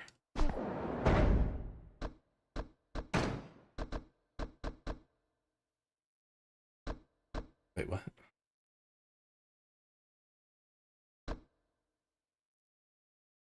What? What? I feel like something changed. What? Why is my inventory full of Random foods. What happened to me?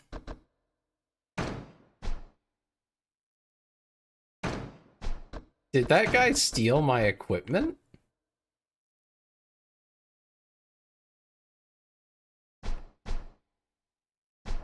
Is that what happened? He stole my stuff?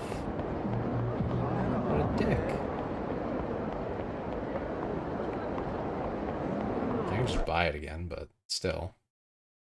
I guess I have to go to the place where I buy equipment to do that.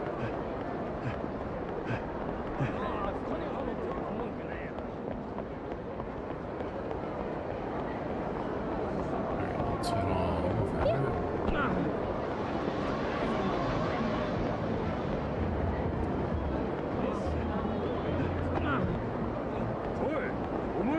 Oh, thanks, guys. Yeah, I'll need to beat you up so I can afford the equipment. 行くで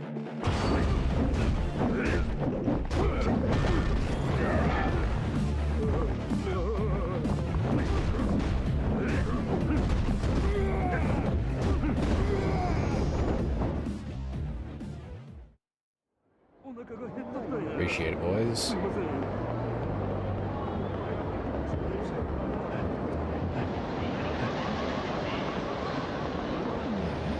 Where am I going? Am I the wrong way? Dang it. They got me turned around. I can fight them again already? That's crazy. 邪魔や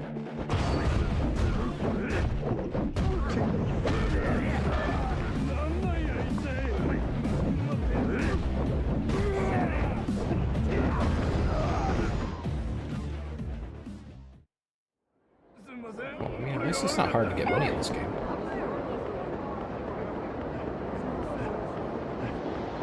Beat up the same exact guys like 5 times.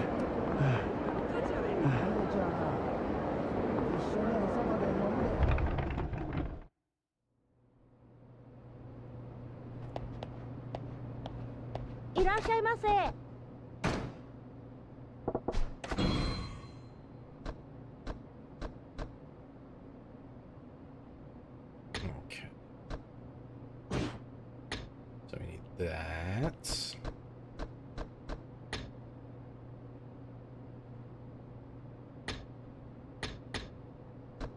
I'd love to buy one of these, but that's very expensive.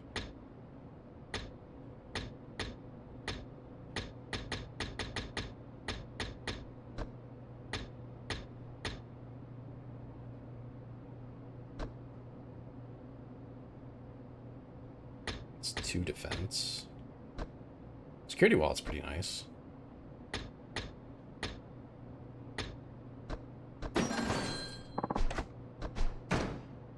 Yeah, let's see what that leaves us with here.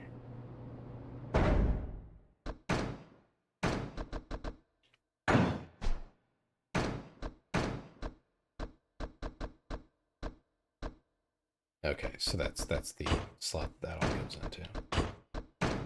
Good to know. That'll boost our defense quite a bit. I guess having better gear is how you beat the your shakedown there.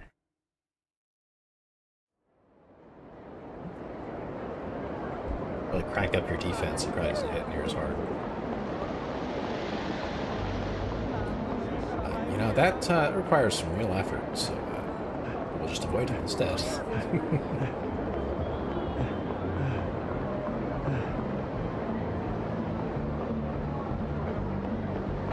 It's funny how short of a distance you can run before you run out of breath. Oh my god.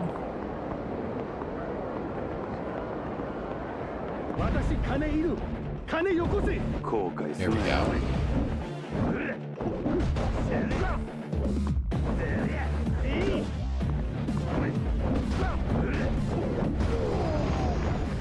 There we go. Easy money.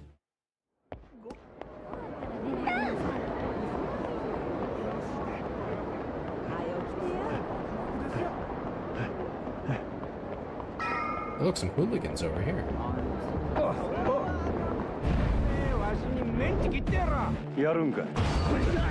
Yeah, rob it. Rob that rich guy.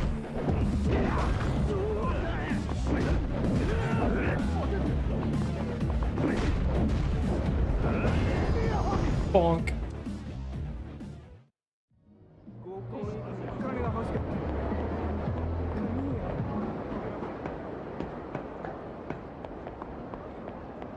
Okay.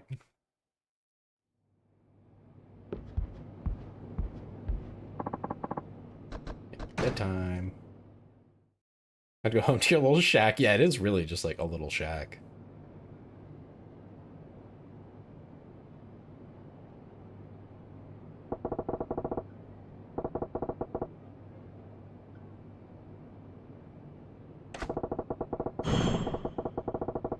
Telephone clubs.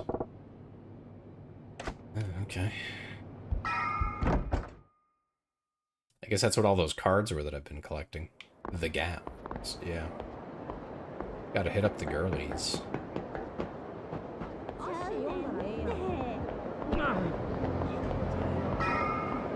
You sly dog? Really? Am I a sly dog? Is that how that works?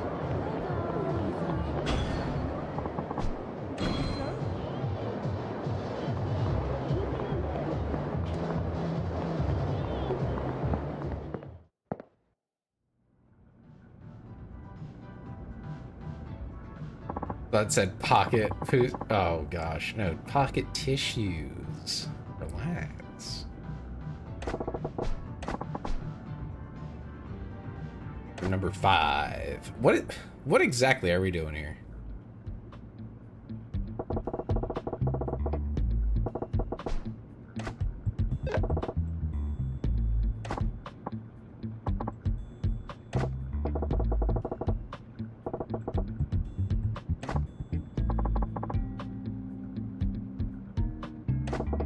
Drink water. Yeah, you're a bit thirsty. You should hydrate.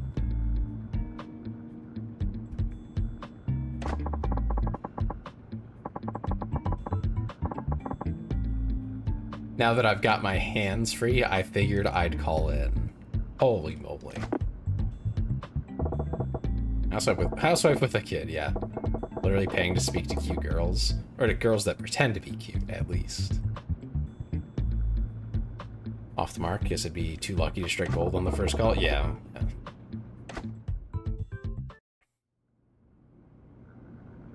90 minutes later. Damn.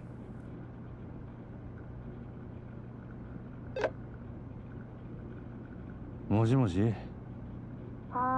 Moshi moshi. どうもこんにちは。俺五郎言うんやけど、そっちは？うち？あっこ。あっこちゃんか。なんや、元気なさそうやん。もっと楽しくおしゃべりしようや。せやけどめっちゃだるいんやもん。久々に学校行ったけど速攻で受けてもうた。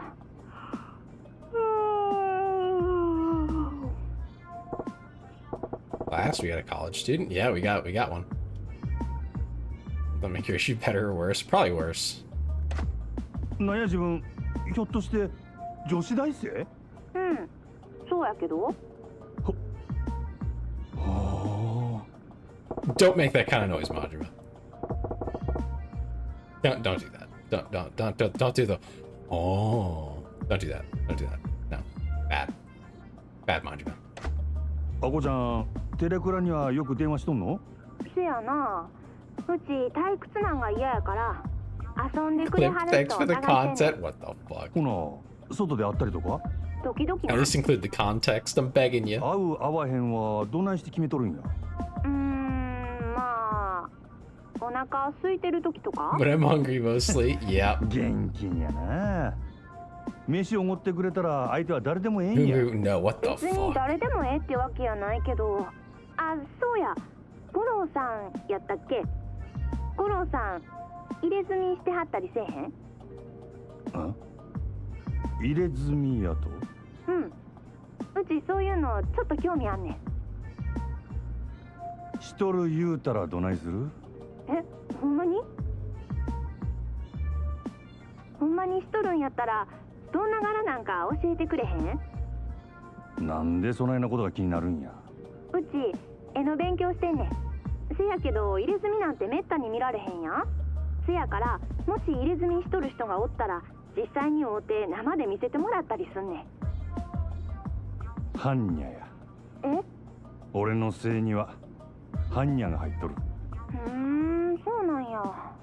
般若か。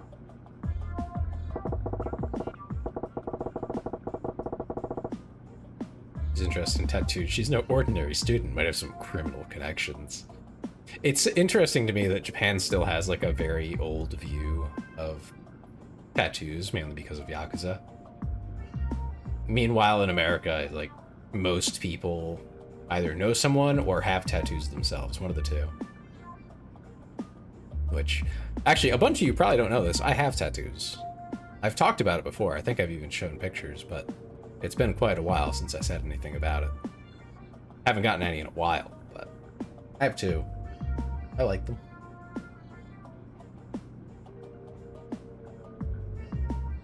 I do think there's like tasteful tattoos and less than tasteful, but you know, we're digging through your server. I don't remember where I posted it, so good luck with that. ところでアッコちゃん、俺からもちょっと聞きたいんやが。何？牧村誠って知っとるか？ごめん、切るわ。There's this Asian artist who does super cute tats, and I want one. ちょっと待ってくれ。何？いやな、俺実はフリーのライターやっててな、牧村藩のこと興味あんねや。それで牧村藩を知ってる人から話聞きたいな Are they like in the States, or 思ってて would you な。have to travel? あこちゃん、牧村藩のことを何か知っとるんか？せやったら超大手話聞かせてもらえへんやろうか。ああ、もちろん俺はするで。絶対アッコちゃんにも牧村藩にも迷惑かけへん。どうやろか？ほんまに？ほんまや、ほんま。 Travel? That's crazy then. わかった。せやったら今から岩尾橋に来て。岩尾橋やな。五郎さんはどんな格好してんの？グラサンに黒のジャケット、髪は長髪を後ろで結んどる。目立つからすぐわかると思うで。わかった。ほな、今から岩尾橋で待っとるで。絶対来てや。そしたら後で。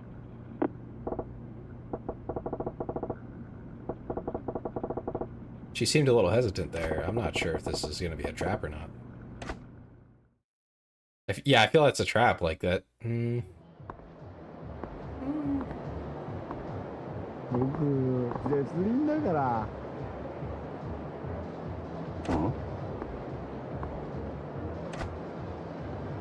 Oh, it's this guy. Hey, buddy. The walking erection. Okay. That's... I mean, sure. What the heckies? Yeah, there's this guy. Ah.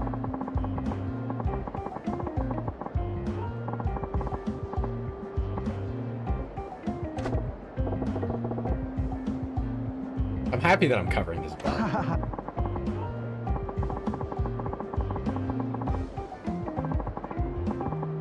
You're real hard up, aren't you? That's not how I would use that phrase, but sure. What's your story? Like, what's up with you, bro? You got socks and shoes and underwear on, and that's it. And it's like, yeah.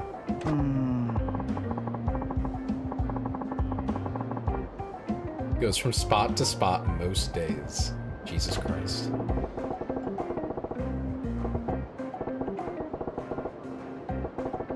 Three times a day isn't enough for this man.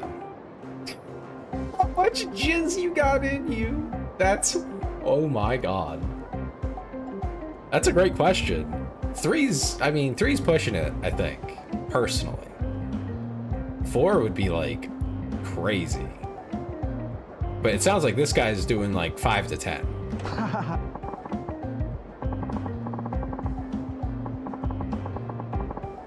Yeah.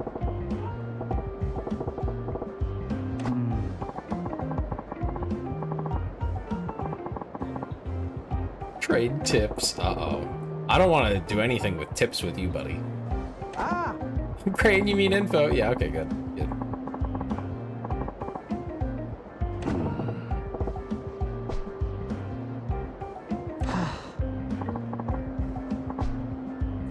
hotties around lately, huh? Someone put out videos, I'd be there watching for sure. Oh my god. When we kissing, big boy? That's a great question that I don't have an answer for.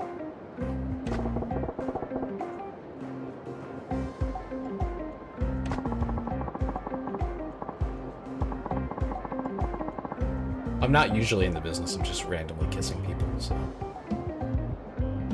Been to the private video booth spot, right? I'm talking about the soft cores they screen there. No, I haven't been there. Don't really plan on it.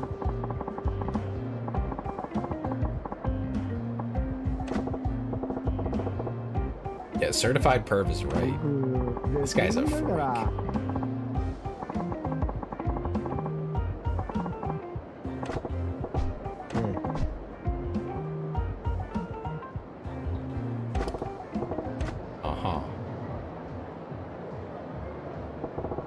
Supposed to meet Akko on Iwa Bridge. Yeah, let's go do that.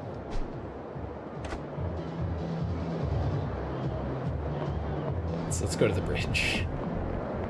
I've had enough freak for right now.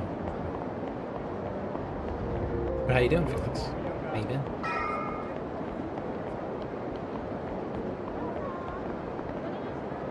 What are they giving out? Pocket tissues. Okay. More pocket tissues. Excellent. Yeah, there's actually a line. There's like a queue. You're gonna have to get a ticket and wait. Wait time is indefinite, so it might be a while, you know. I can think of like 5 people who are in line already.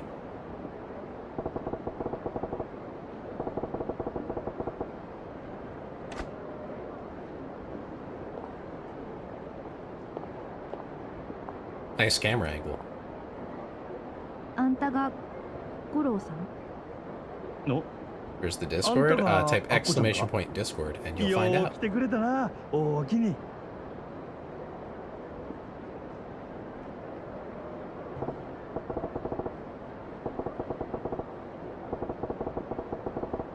Well, first you have to type it correctly, yeah.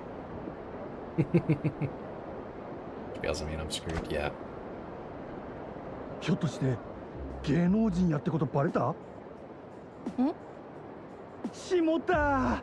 やっぱり来ない変装しても分かる子には分かってしまうか。自分のハンサム顔が憎いわ。He's being crazy. ああ、ええて。サインやったらなんぼでも書いてあるから。Nerd? Is it みんなには me? 内緒にしといてな。うちの考えすぎか。こないアホな人が例の人なわけちゃうもんね。例の人やと。In line for what? Apparently to kiss me. I don't know. People are getting in line now. I don't know. I didn't make the line, but apparently there is one. You gotta take a ticket. Get in queue. ほな、早速やけど、そこらで茶でも飲みながら話聞かせてもらえるか。お茶？うちお腹減ってんねんけど。そしたら飯にしようか。何食いたいんや。うちお寿司食べたい。寿司か。やっぱり女子大生ともなるとええもん食うてるんやな。Refined taste. そりゃそうやん。今時女の子とデートするんなら予算5万くらいないと話にならんわ。五郎さん、社会人ならそれくらい持っとるやろ。当たり前やないか。学生が見たこともないような豪勢な飯食わせたるわい。ほんまに? The modern equivalent of this, by the way, is going on Tinder dates to eat and then going home. And being like, yeah, maybe a second date, and then never answering the guy again. That's what this is right now. よっしゃ。ほな、寿司屋に行こうか。はよ行こう。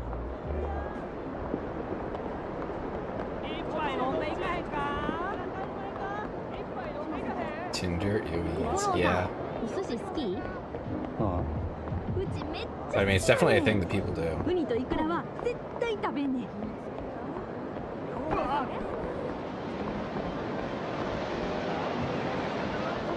Can't go in. You go piss yellow. Why are you making me piss yellow? Why does that? Why do you want that? Why do you desire that? 何握りでしょう。ほな、1万くらいでお任せするわ。あと今日のええとこお作りにしてくれ。 Because I can. I see. あ、ウニとイクラは絶対入れてな。はいよ。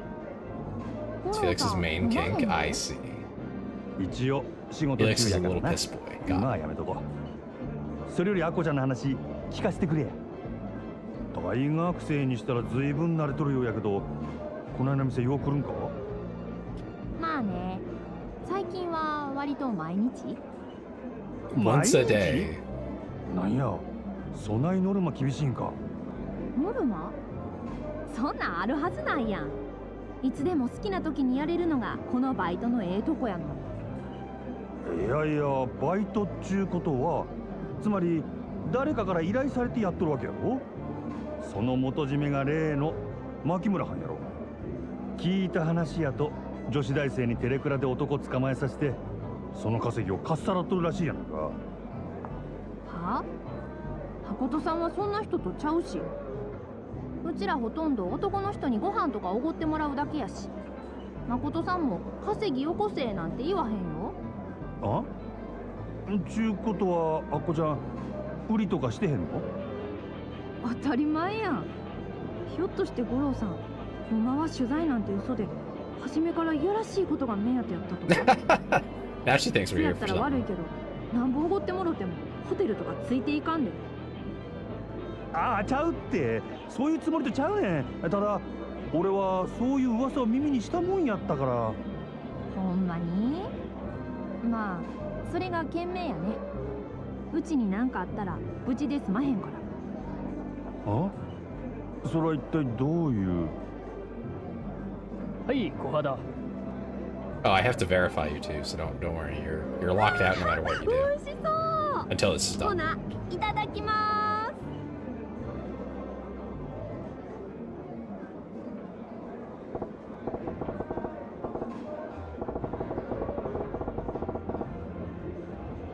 Okay, I'm at a spot where I can go do that real quick for you. Beep boop. Let's see. There you go. You're verified now. Just don't break any rules. Read the rules. Actually, I should say that. Read the rules.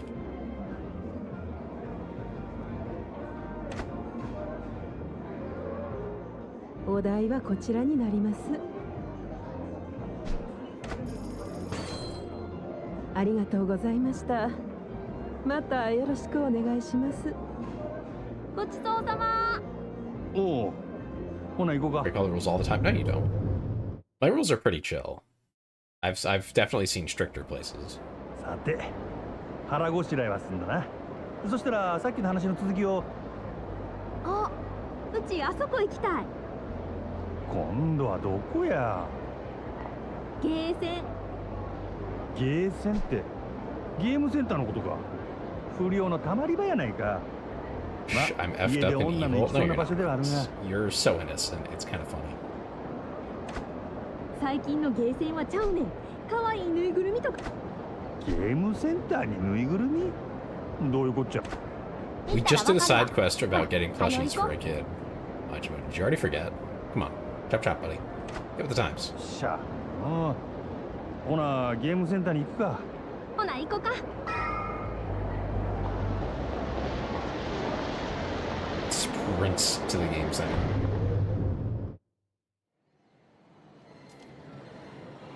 Not as much as you, clearly, Felix. Well, I mean, Lavar cleared worse than Chris. UFO キャッチャー？なんやこれ？このボタンで中のクレーンを操作してな。こんなんが1回100円やと？あ、ほらし。どうせそうか。何言うてんのや。よそで売ってないからここで取らなあかんのやない。お金で何でも買える思ったら大間違いや So ね。 based, you have to win. That's just how it っていう works. か、お金はうちが払うから五郎さん。あ？ Hey, Bo. How are なんで you? 俺 What が？ are you doing? 誠さん Apparently の there's こと a queue. I guess I have to tell 聞きたいん everyone now, because otherwise someone's gonna get upset. Apparently there's a queue now to kiss me, so I guess take a ticket. Wait time is infinity. Sorry about that.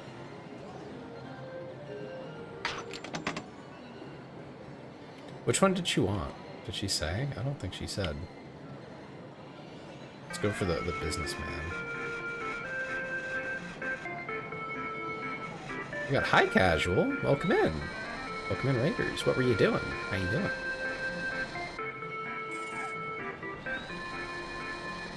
Hope you had a fun time with whatever you were doing. Thanks, Daz, for the prime sub. You know, kiss at the restaurant at the end of the universe. Okay.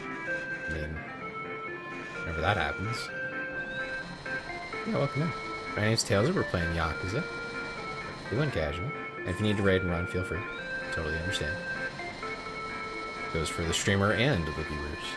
There's GTA 3 and some other small things. You can play GTA 3. Did they like, what would the word be, remaster that?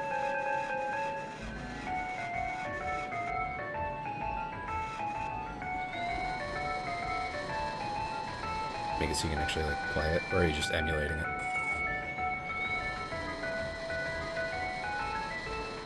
Dang.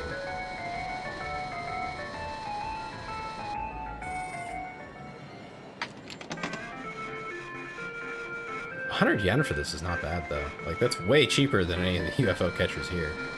Get him next time. I'm trying.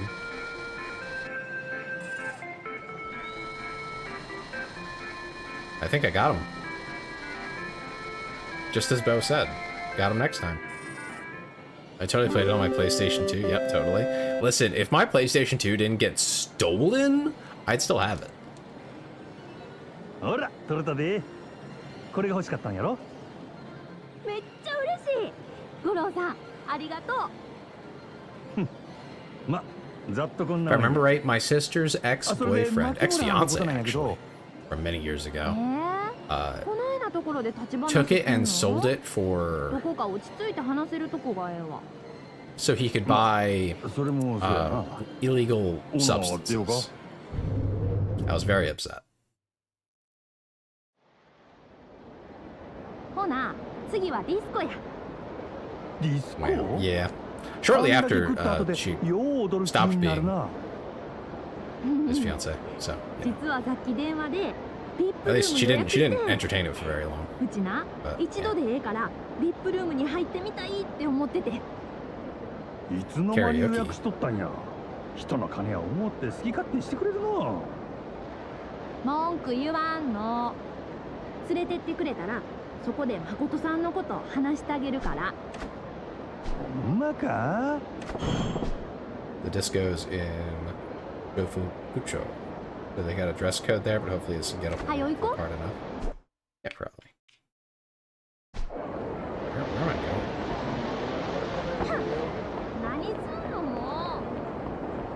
She didn't like that I bumped into her.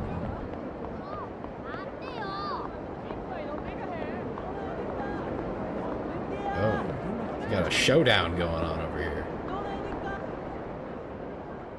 Yeah, thanks for the look, Casual. Appreciate it. Naya.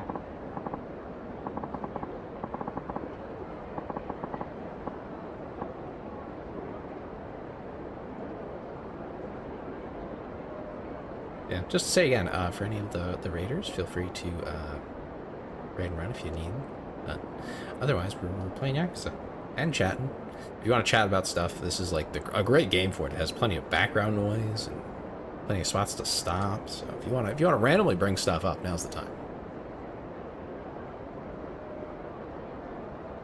This is our patch, always has been. What? Now clear out my yard, son, says this little goofball here. Random topic go for me?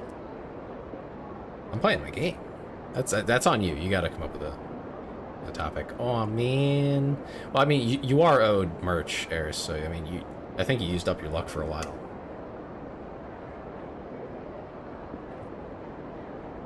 No, my brain hurts. Oh well, I'm sorry to hear that.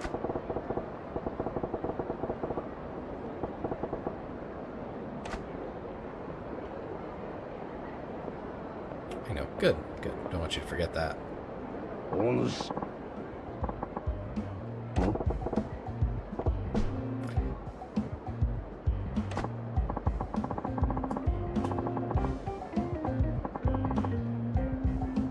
Gonna disappear. Okay. Thanks for stopping in. Appreciate you. Like so bad I had to do 120 pulls in the last to get a single multi-banner card. I don't know what that means exactly, but I'm sorry to hear that. I've done more recently though at Nikkei to get something that was like a 2% and it just didn't drop. I had to use a pity system for it.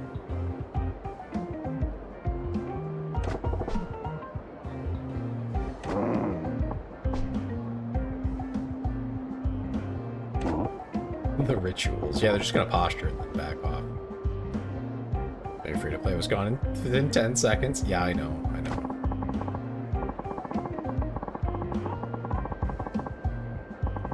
They're gonna breakdance?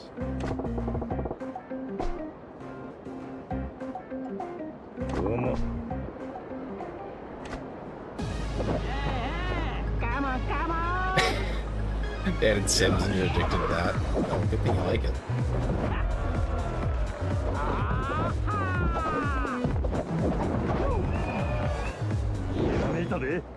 Holy shit. New fighting style?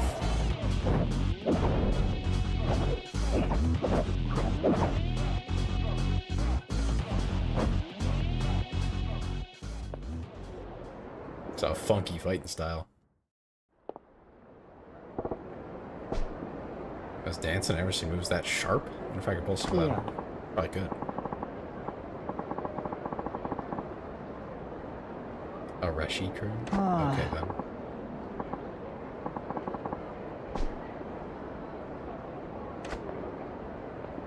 Yeah, honestly, I mean, if this was how gangs settled disputes, was by having a dance-off, that'd be a lot cooler.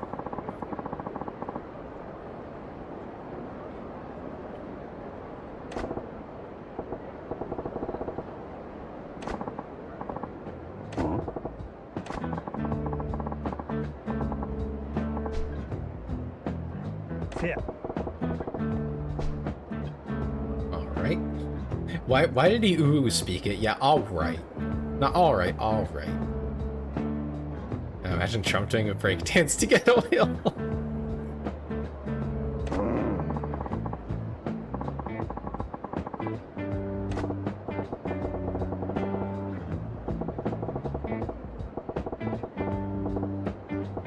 I've heard a lot of stuff about the whole Venezuela thing.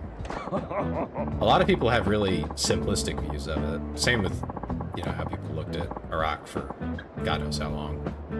Where they were like, it's just oil. It's never just oil. It's realpolitik is very complicated and very confusing.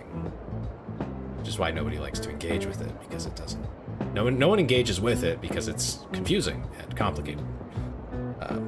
The oil isn't really the point.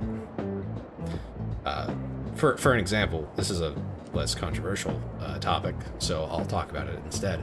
With Iraq, right? Kuwait, in and of itself, if we just wanted their oil. Saddam was on good terms with us, if we wanted him to be. If we played ball with him, he would have just given us as much oil as we wanted. Of course, he threatened our Saudi friends, but to call them our friends is a bit of a...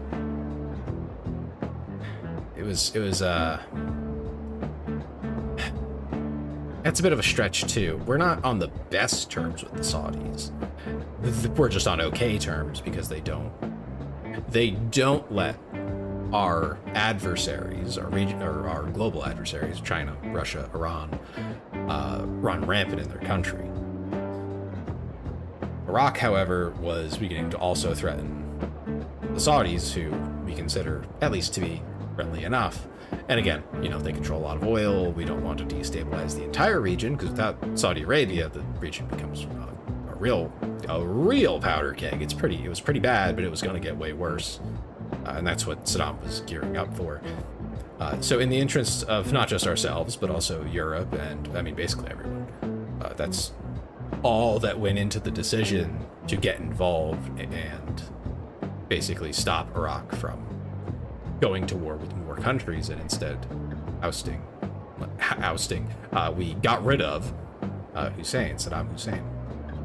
He was also an awful man. Like, if you actually look into him and his son, or sons, he had one son that was particularly bad, at least. they did really genuinely disturbing and awful things to maintain power. And not just to maintain power, they also just did it for fun. Like, they were twisted. Especially the sun. The sun was fucked up. We, of course, had excuses for why we did that. We didn't bother to really explain it all that well. But also, the old way of realpolitik was to never say why you were doing something, even if it was kind of obvious to anyone who was, say, you know, in the government of your opposition. You at least wanted to give some, like, plausible deniability and that sort of thing, so they couldn't get angry at you publicly, right?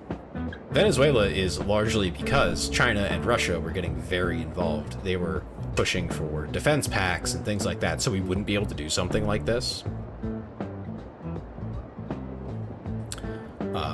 I think that's the main thing, right? Is we did not want Russia or China to end up putting, you know, in 10 years, right after they signed a defense pact, which would mean that we can't do anything militarily, would be to then eventually establish some kind of military presence there, maybe intelligence, things like that. So, I mean, the oil's a part, of course. Not denying that. Hey, Zippy, how's it going? I'm playing Yakuza. I'm off on a tangent. But if we just wanted the oil, we were offered that like weeks ago as just like, hey, leave us alone, but we'll sell you all the oil you want. So that was on the table. We didn't want it though. So it's more complicated. As with everything, everything's more complicated. It's always more complicated. So regardless of whether you agree with it or not, it's just not that simple, you know? Anyway. Guessing maybe the offer wasn't genuine or a stalling tactic. No, I mean, it was in Venezuela's interest to sell, because what is extracted in Venezuela is heavy crude. It's also called dirty crude. That is to say, it has a lot of other junk in it that is not super easy. Thanks for the UR hits, everyone. Here's your payment. Thanks, Zippy. Yeah, the thing is, it has a lot of extra stuff in it, and it's hard to refine, especially for a profit. And some of the only refineries that can do that are in the US. Yeah, tar sands and things like that. Yeah, we have very sophisticated technology and machinery that can go through all that and maybe not eke out a big profit, but it's enough to keep running it, right? It's enough to justify extracting it and refining it and then selling it. Very, very, very tight margins. But it's there, we can do it.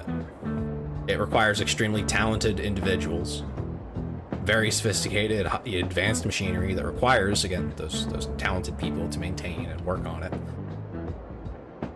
So it's kind of just like really not a thing you can do in most places. Not to say that, you know, China or Russia can't do it, but they don't really have a huge capacity for it. So that's in everyone's interest. We were already refusing Venezuelan oil. We didn't want to buy it, which hurt our business, actually. Like, the refineries in Texas, I think they're only in Texas, that refine this stuff, it's really the only place they get it, by and large. So by refusing it, by putting an embargo on it, they couldn't function. They weren't running. They're still not running, as far as I know. At least not at capacity. So they've been losing money on that for years. It's been like 5 years, I want to say, that we put an embargo on that. It's been more and more enforced over the years because Venezuela has not, I mean, at the end of the day, yielded to the election. That's the core of this all, is that, you know, Maduro was at one point elected. He lost an election and ignored it. Like, actually ignored it. I know people would be like, but didn't your president? Yeah, I know, but listen. At the end of the day, he still gave it up. Maduro didn't. He said, no, I don't agree with that, and then he just held on to power since. And it's been a while now. So to say that Venezuela's probably better off without him is probably true. Whether you agree with the, you know, again, the methods and all that stuff, that's all a very, like, personal, political, ethical, moral choice on your end. My hope is that Venezuela can be stabilized very quickly, that, you know, they can get things moving in the right direction. If we can help them, I'd be happy to help, you know. That seems like something worthwhile investing in. They're a very nearby neighbor. You know, they have plenty to offer. There's no reason we shouldn't help them. But it, it is hard to help a country that's run by criminals, to be very blunt about it. The same problem we have with Mexico. A lot of the Mexican government is unfortunately either criminals themselves or bribed by criminals, which kind of makes them criminals by association and all that. If you take the $1 million bribe, I mean, you're kind of involved now. Not that they really get a great choice, but it's like, that's tough. And that's why it's so difficult to get anything done there and in other countries. Although Mexico has been cooperating more and more and even inviting the U.S. to be more involved, especially with intelligence. We supply a lot of intelligence to the Mexican army and government in general to tell them like where to go, how to hit, things like that. Yeah, there's I believe a permanent CIA office in Mexico City. It's approved. Like, Mexico's cool with it. They're happy to have us. They draw lines in the sand of like what we can and can't do there. Although over the years it has increasingly been more hands-on from our end. But it's always been like FBI or CIA involvement, not like military directly. I think we do some military training too for them. Like we send people to train their military, which is fine. Like that's obviously not an issue. Again, they invite it. So I think the goal really is to try and stabilize Central and South America, which isn't really, I don't think, a bad goal. It's just, again, methods, ethics, morals, things like that are complicated when you don't really have like good options on the table. So people simplifying it down to like, oh, it's this, oh, it's just that. It's like, well, no, I mean, these are our neighbors. A lot of people who live here in the States have family from there, and they feel very strongly, one way or another, about it. So it impacts us. It impacts the people who, our politicians represent. So it's not like there's no reason for us to care. It's just, are we going in with the right mindset? Are we doing things the best way we possibly can? And the most complicating part for me, as just like someone thinking about it, just a regular old civilian who doesn't really have a say in anything, is I don't actually know everything that's going on. This is the hardest part about politics, I should add, just in general, when you're not someone involved in it, is that whole realpolitik of there's always something deeper, there's always more information, there's always intelligence that like you and I are never going to see for the next 50 years plus, maybe ever, where I don't know why they made that decision, and they're not going to tell us. They'll tell us parts, bits, and pieces, try to justify it, but they're not really going to tell us why. So that's frustrating, just on its own. It just is. So people being like, oh, I know exactly why we did whatever. Well, literally pick any political decision, especially with foreign policy. It's like, no, there's probably like 10 more layers to it that we're never going to know. And it's really like confusing. It just is. It is confusing because different countries have different ways of dealing with, when they know something or other.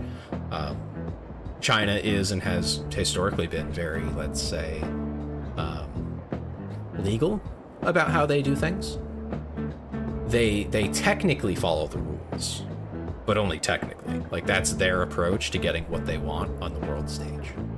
They will use mildly underhanded, but not like crazy, like bribes and things like that. Nothing that anyone would be like, gasp! They'd probably be like, oh, well, yeah, of course. Every country will use bribes and whatnot.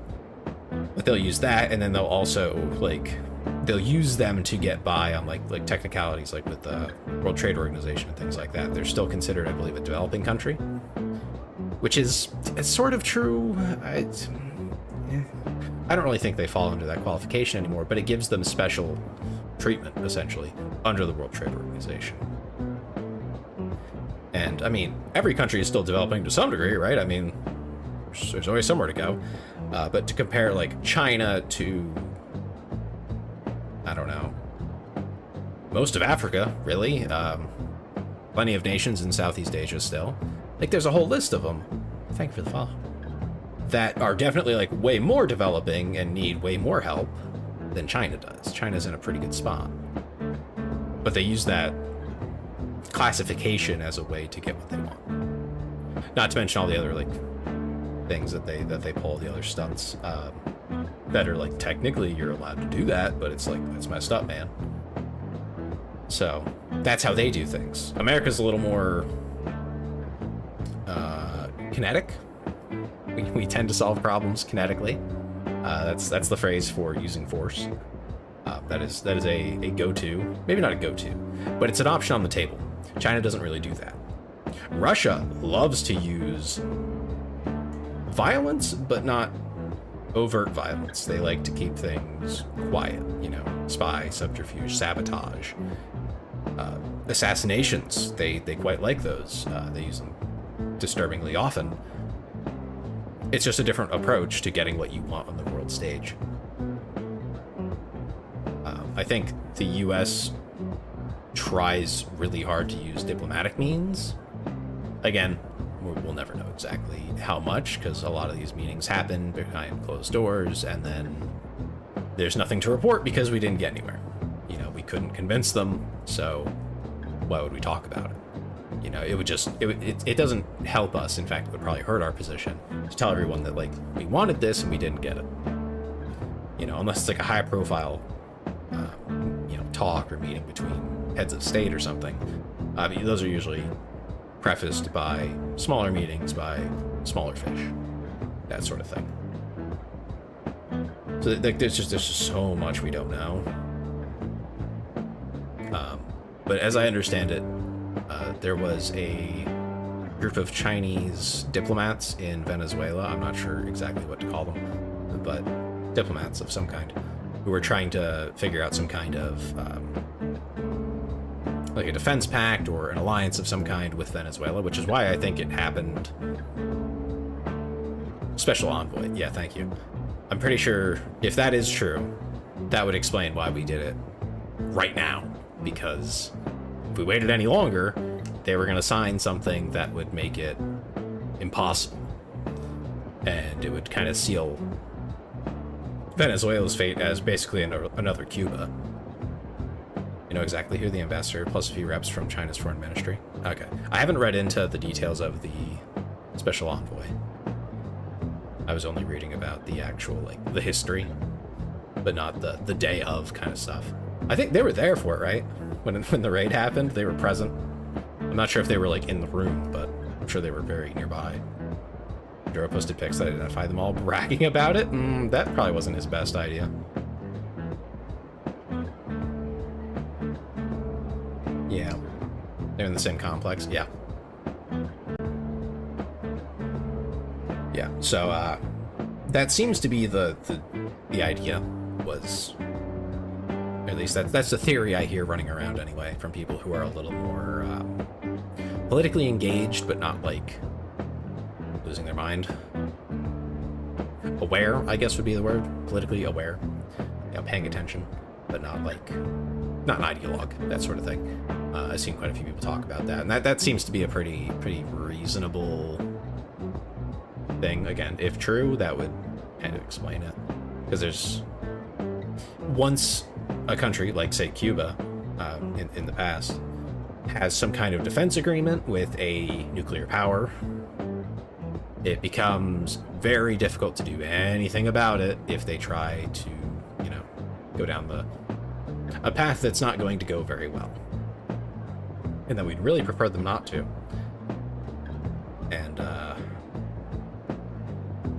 you know, it would be like, oh, well, this is another one that I find kind of, like, okay, and they'll compare it to, like, Iraq.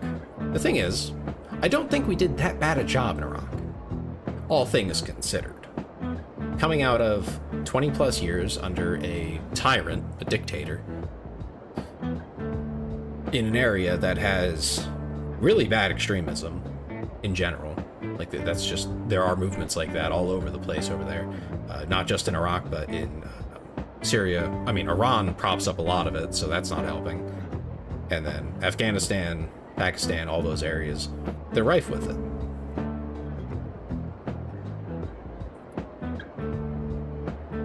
You know, it's a serious problem. And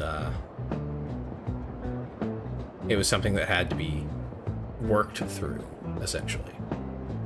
That's not something you resolve in 5 years. It just isn't. We learned that the hard way, but it is like, I've never seen another country do anything like it, so people like to consider it like a failure, a quagmire. But how do you do it better? On your first try. I mean, it's tough. And if we had left things, had done nothing, right, it would have been a hell of a lot worse. So, rock in a hard place, you know, that's the difficult reality of it is, yeah, we didn't do great. You know, it could have been so much better in hindsight. But did we just want to leave it be? It's like people who would try to criticize the United States, say in Europe or Japan during World War II for the bombings and things like that. Which, yeah, that sucks. I mean, not good, right? The fire bombings especially were very much not good and questionable in terms of their overall effects, especially in Germany. I mean, I don't really... Germany didn't have like a home workshop kind of economy. Japan did, so there's at least some sense to it where a lot of things were being created in people's homes, in their residences. Like they had whole little workshops there. They were creating components that would then go into aircraft and things like that. So they were, by even current definition, a legitimate military target. Like, you're manufacturing military equipment. I mean, that's just true. Again, whether we want to do that in modern day, probably not. We'd probably say that's still too much. But we also have precision guided munitions and things like that. You know? So we have the option to hit very accurately. We don't have to do indiscriminate bombing anymore. Back then, you were lucky if you could hit a football field with, a 500-pound bomb from 5,000 kilometers, 5,000 feet, or meters, sorry, too many units. About 5,000 meters up, about 5 kilometers up, you could pretty okay hit like a city block on a good day. If you're lucky. But you'd have to go down to like 5,000 feet if you wanted to hit reliably within like a football field-ish type of area. Like a 1 by 1 kilometer square, which is big. So that's why they did, the massive carpet bombing. It's also why, the Battle of London, for the German side of things, the bombing wasn't actually all that effective because they didn't have massive, and I mean massive, squadrons of bombers. They didn't have 500 bombers to send with massive payloads to dump explosives all over the city. That's the only way you get it done. That's the only way to actually seriously knock out a city from being able to produce military equipment. It's unfortunate, but that's just how it worked out with the equipment that they had at the time and everything like that. Unfortunately, Realistically, honestly, in hindsight, I don't think it was worth it. I don't think any of the bombings were really worth it other than maybe the nuclear bombs. And that's only because the death toll of taking the Japanese island, like the home islands, would have been catastrophic for everybody involved. Like that would have been... Conservative estimates put it at like 10 times what the bombs actually caused. And that's horrific. That's terrifying. I can't imagine what the world would be like after something like that. Because I don't think we would have been able to let it go, on either side. And we've become pretty good allies now with Japan. And it was like, no, there wasn't a better way. Not realistically. In context. That's another thing. People would be like, well, but the Japanese were considering surrender. They didn't tell us that. They didn't give us a ring and say, we're thinking about it. Hold off, please. They didn't do that. Like that wasn't a thing that you could do. So we kind of just threw everything we had at them and said, I really hope they surrender now, and they did, which was, the better decision at the end of the day. But I understand why people they don't like that it happened, but it's just, again, rock in a hard place. The nukes were originally meant for Germany, actually. I don't know if Eris, I don't know if you knew that. That's where we were originally going to drop them, but the Soviets advanced so quickly that we didn't need them anymore. Even after the second, their generals didn't want to surrender. No, they didn't. It took the emperor and other people getting more involved to stop us from having to do very bad things to end the war. Yeah, emperor. Yeah. And it's scary to think of what like the world would be like after something like that, after a full invasion of Japan, because it would not have been like how Germany kind of fell apart and crumbled after. I mean, there was a lot of lives lost there as well, but that was, you know, lots of wide open plains once the Soviets got past what's it called?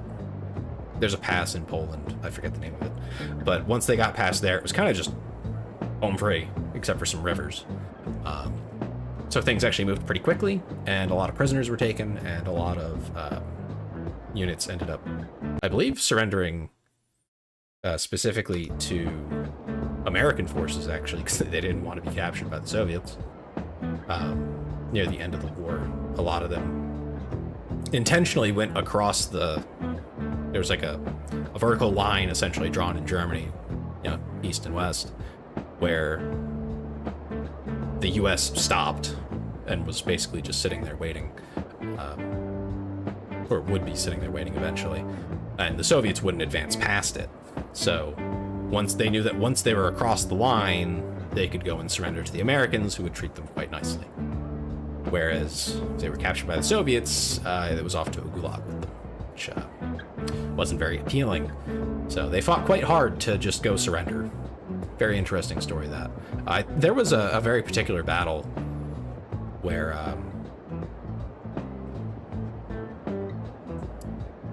there was, I think, 3 German armies, or divisions, or whatever they considered themselves, or at least units of particular armies, I don't know, something like that. They all kind of like piggybacked each other to make that happen, so they could all go at least surrender to someone who, you know, wouldn't be evil to them. They did horribly with combining West and East Germany. I remember when I took German classes in high school, and that was one of the big topics, was that East Germany wasn't really fixed after reunification. And it was really hard to do that because the wealth inequality was massive. I imagine not much was actually done because West Germany, you know, probably didn't want to foot the bill. And they were the ones in power with money, you know. Money is power, so. Yeah, that is a shame. West Germany bought East German companies and destroyed them. Yeah, I'm not surprised. It's very unfortunate. The reality, though, of a lot of the war is, a lot of the war stuff, is most things that happen on a large scale are questionable. Like I said, like I don't think a lot of the bombings in Germany were really all that effective and worthwhile. Like the material that was spent, the lives and everything to achieve the, you know, whatever that it is that they achieved was usually not worth it. You know? Like, it just not worth the money in terms of building the aircraft and building the bombs and dropping them. Because the effect was really not that much in terms of actually reducing production, but we didn't know that at the time. You know, this is hindsight talking, you know. We did damage to the facilities and where they built stuff, but the actual outcome was like, you know, we dropped how many bombs on, I think it was Hamburg? Or was it Dresden? I don't know. What the port city with that built U-boats, I forget which one it was. I'm bad with remembering locations and names, but whichever one it was, they had firestorms because of the incendiary bombs that were dropped. But the actual like shipping facilities, or not shipping facilities, the shipbuilding facilities were hardly hit. They were damaged, of course, but only one of them had any major damage, and it only delayed production by like a couple months. Like, it really wasn't impressive what they achieved. was a lot of damage to the city, and it displaced a lot of workers, you know. So it had some like secondary and tertiary impacts on production, but not that impressive. It really wasn't worth it. But we thought that it would, you know, severely hinder production. We were wrong, but that's what everyone thought at the time, you know. Germany was doing it to London and to the Soviets. They were destroying things like that left and right, you know, bombing as much as they could. Japan was doing the same thing. Everyone was doing it. It was presumed to be more effective than it was. And then eventually everyone came out of it and said, oh, that didn't really pan out, guys. Yeah, maybe never mind. I think we need precision munitions, guys. And that's where everything has gone, is now, you know, you drop a bomb and it GPS guides itself to the target. So instead of 500 bombers, you have 2. And you get basically the same bang for your buck. Well, literally. Actually, better bang for your buck. Less bombers. You gotta send up there, and less civilian casualties, which is, you know, the big benefit. My grandma had to demolish her own workplace because they were so cheap they didn't want to pay demolishing companies. Wow. I mean, silver lining, she did get paid for a little bit longer, I assume. So there's that. That's the best I got for you. That's the only silver lining I'm finding here, but there is that. That's fucked up, though, that they would just buy them and delete them.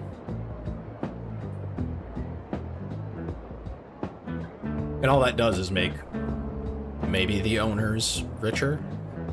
It doesn't achieve much. It doesn't make the situation better.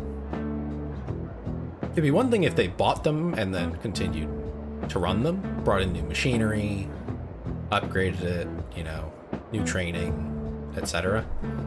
Maybe bring in some managers to train the old ones, you know. They probably have more less old-fashioned, let's say, approaches to management. They could have done better. They could have done a better job of it and just turned it into something productive. But there's probably a lot of bias going on there, to be very blunt. It's kind of like how we still view the South in America today. We still view it as pretty backwards, and honestly, it is. I'm not even gonna lie about that. There are plenty of areas in the South, especially like the Deep South, you know, the very southern states, where they still have laws that are, I'll be honest, not okay, man. It's not good. It's gotten better, but it's still not good. It's a very religious area, which of course lends itself to what I would consider inappropriate practices. But, you know, that's a personal opinion, I guess. They do, of course, have to, you know, abide by the Constitution at least, so there's that. Debatably. But, yeah, no, definitely, it's a very different place. Which, like, I really don't want to go there. I don't ever want to go more southern than, like, North Carolina. And that's kind of pushing it. I want to live in Pennsylvania. I quite like Pennsylvania. Very moderate place politically, very chill. Things don't happen very fast there. They happen, but not very fast. Very, very close to a lot of things. Not too expensive. It's a great place, actually. But, you know, the South was hurt pretty bad, especially by the Civil War, like the destruction that it caused. But we also invested a lot into rebuilding the South. It was not a very pretty process, and it took many years, but I think it kind of prevented that kind of extreme difference like you still see in Germany. You know, there's not like hate. You know, if you go to the North as someone from the South, they'll be like, "Oh, you're from the South. That's neat." You know, "Oh, you got a funny little accent. That's cool. We got our own little accents. Why don't you head up to Boston? Hey, head over to Boston." Yeah, you know, it's all friendly. There's not. Well, there's just not animosity, really. The only animosity you'll get is if you start to cross other certain lines that are not so appreciated up north. Up here in the northeast of the states, you know, we're not really fans of, you know, racism or you know, weird things like misogyny or anything along those lines. We're pretty liberal, you might say. So you know, there's still some pockets of the South where those things are more normalized. So yeah, don't bring those with you, you know, if you're a Southern person. But otherwise, I mean, you're more than welcome.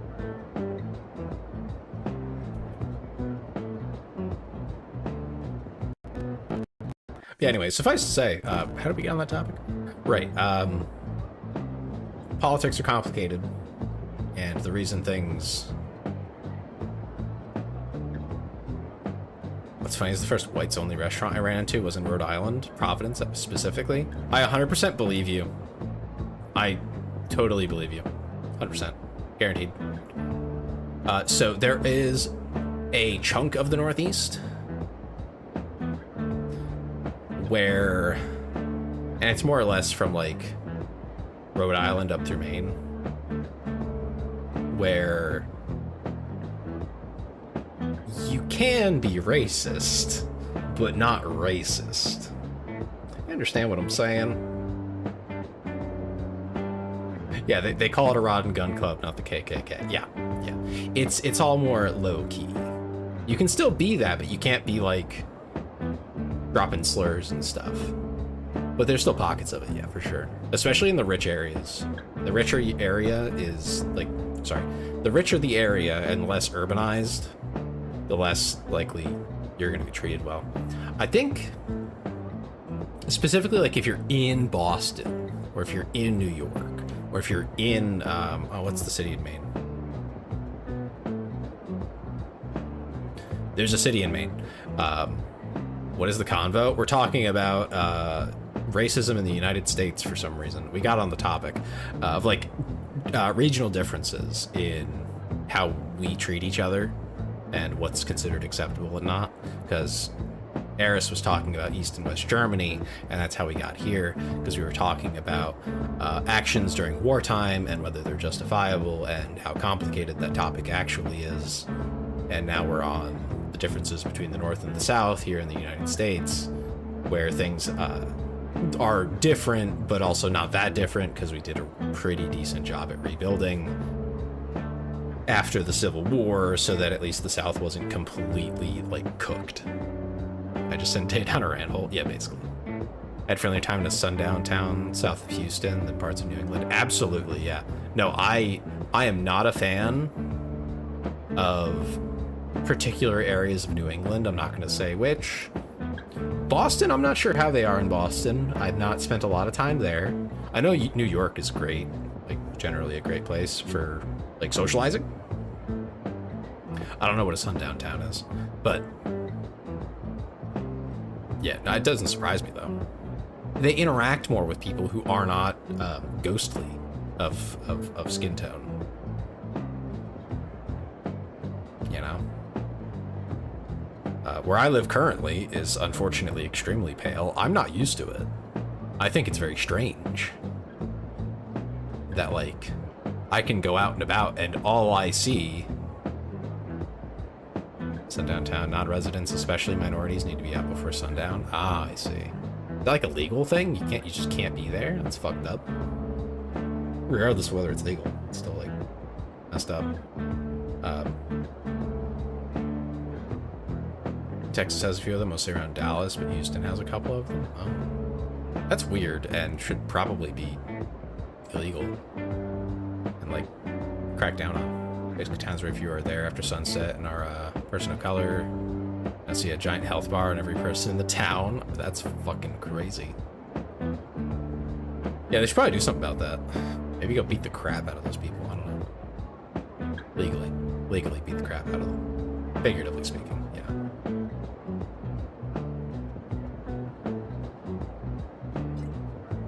But like where I grew up in Pennsylvania, and throughout the state, as far as I can tell, I mean, probably out in the sticks you can find some weird places, right? But anywhere that's worth visiting or working in or anything like that I've been to in PA, it's full of all sorts of kind of people, you know? Like it's genuinely a melting pot of who the fuck ever. The whitest areas you'll find, as far as I'm aware, in PA, other than again like the really like way out there rural areas where like nobody lives anyway, except for farmers and that sort of thing, is going to be around like Lancaster and like the Amish.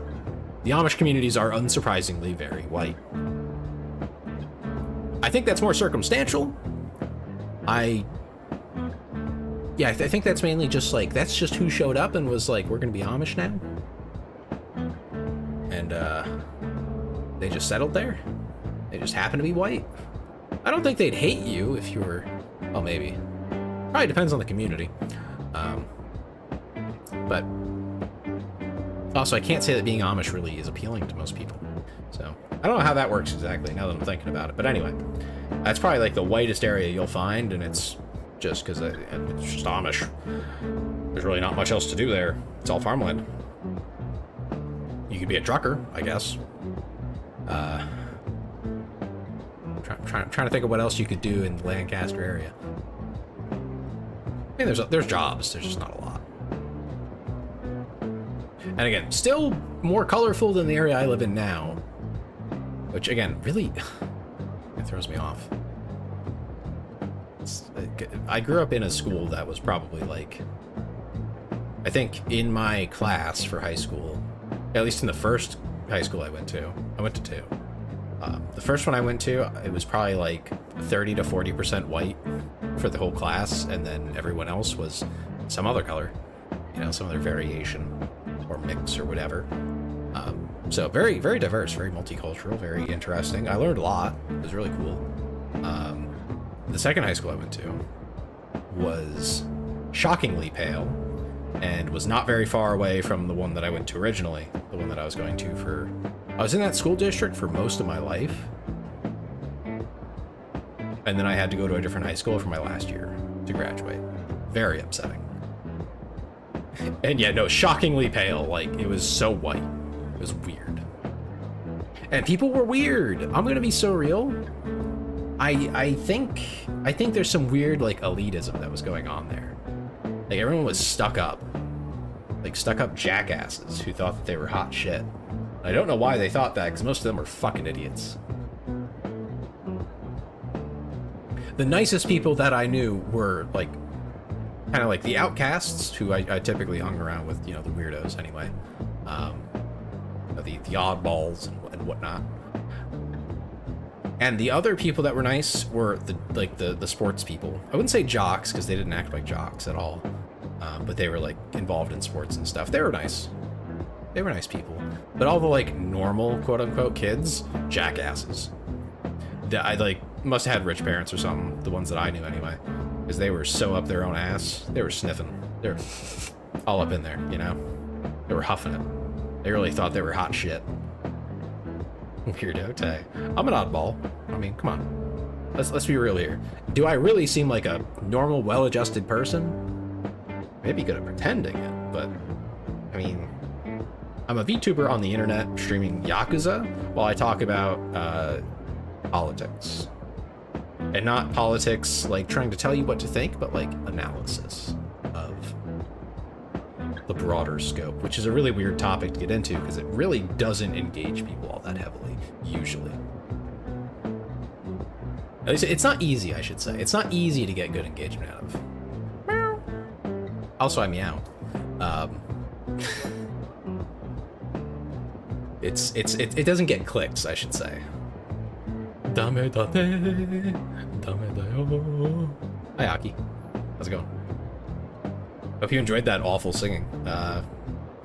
We're talking about random stuff at this point. Oh yeah, we were saying, I was saying that the second high school I went to went from being like a really diverse community to being extremely pale. Like, listen, I'm a white boy. I'm gonna be so real with you. I am pale as hell. However, going from like a school where I was, like 40% of the population, was pale, to one where it's like 90% was a real weird like culture shock. They were less cool. I'm gonna be so real. And they were not, these schools were very close to one another. So it was really weird that the culture changed so dramatically from like almost everyone being like pretty chill, laid back, you know, it's about, you know, having a good time, learning some stuff, and like, you know, getting the most out of your school while you're there. You know, having a good time. Going to an American school as a Mexican was wild, is it? I wonder what, did you grow up in Mexico at all? Like, did you immigrate, or were you born in America? I'm trying to remember the details. I don't think we've gone into this in detail. But yeah, it's the culture shock was crazy. Legally born in the U.S. but spent all my life in Mexico. Oh, nice. So, well, then you get citizenship, right? That's nice. Very, very convenient. High school really showed me how many white people existed in my city. It made me aware. Yeah. So the thing was, because we weren't like the vast majority of the population in that first school, there was no room for serious racism or anything like that. There were too many cultures, too many people mixing together for there to be any real kind of, what would the word be? Any kind of antisocial behaviors based on whatever. Like, it just wasn't, there was no room for that. You couldn't do it. Partly because you get your ass beat. Like, nobody would like you. Everyone would be like, you're a piece of shit and I hate you, get out. Thing is, I was tall and, well, clearly Mexican, so I had a racist teacher that kept it low-key, and a short teacher that discriminated me for being tall. What the fuck? That's messed up.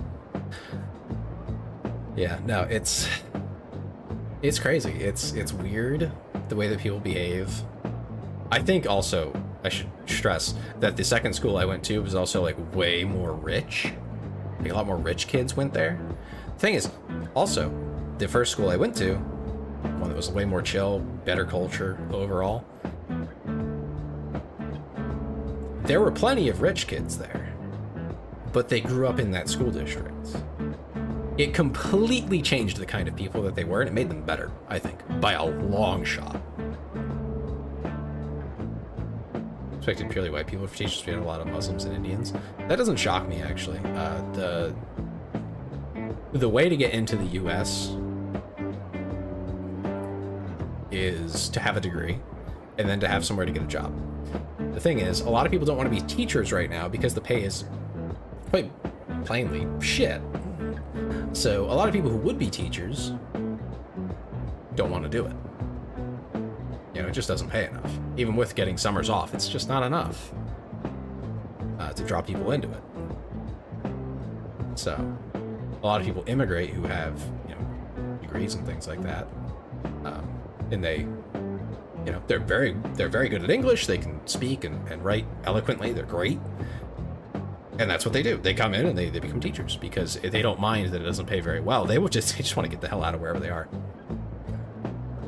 Well, diverse, we did split into our groups, usually based on race. We would joke how we were segregating ourselves. I think that happened to an extent, right?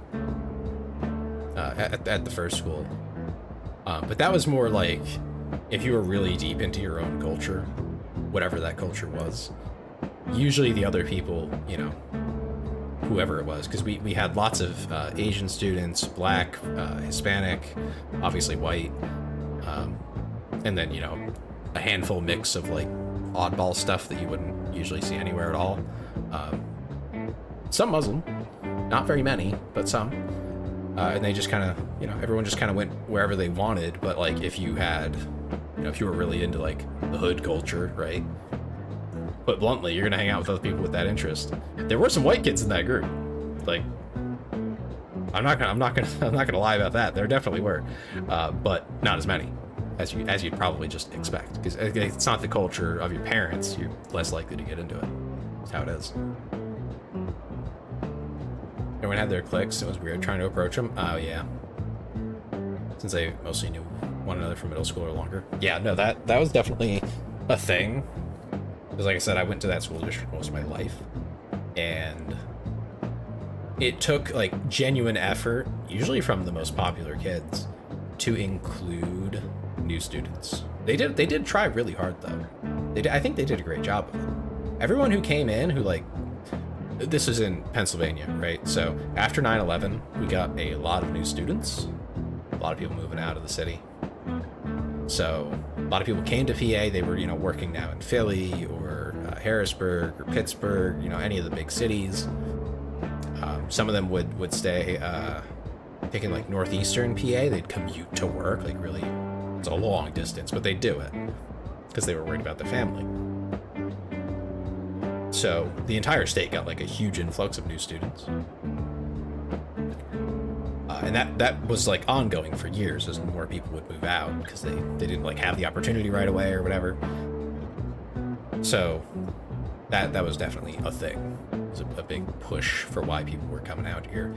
And I think a good chunk of it encouraged the diverse population we had at my school. And as people came, you know, it took effort to make them feel included. But I think a lot of people had a similar like feeling, right, when they first got here, so they empathized, and that helped. A lot of the like honor students, whatever you want to call them, the really smart kids who were very popular and they were into sports and everything, those guys, they were some of the nicest people. Like they took care of everybody, and it was, I think that was the biggest factor in the good culture, was that the students themselves wanted it to be a happy, fun place for everybody, you know, where you didn't have to like everybody, obviously. It's high school. But they didn't want anyone to feel like they were so left out, you know. Unless they really did something to deserve it. There were a few kids who, they did very bad things, so, you know, they didn't really get very nice treatment. They weren't hated, let's say. Well, they were hated, but they weren't picked on heavily or anything like that. They were just kind of not included anymore. But they earned that. They earned that. But for the most part, yeah, it wasn't. It was pretty cool. And then, of course, like I said, the other school was like very pompous and full of themselves. Everyone thought they were hot shit. The smartest guy in the room, that sort of thing, was like, that's basically how it was. And if they weren't the smartest guy in the room, they knew who was, and they knew the pecking order. It was very cliquey, very gross, honestly. Like I had a physics class when I was at that other school for that last year, and yeah, like I said, typically I hang out with like the more oddball people, you know, a bit more interesting, let's say.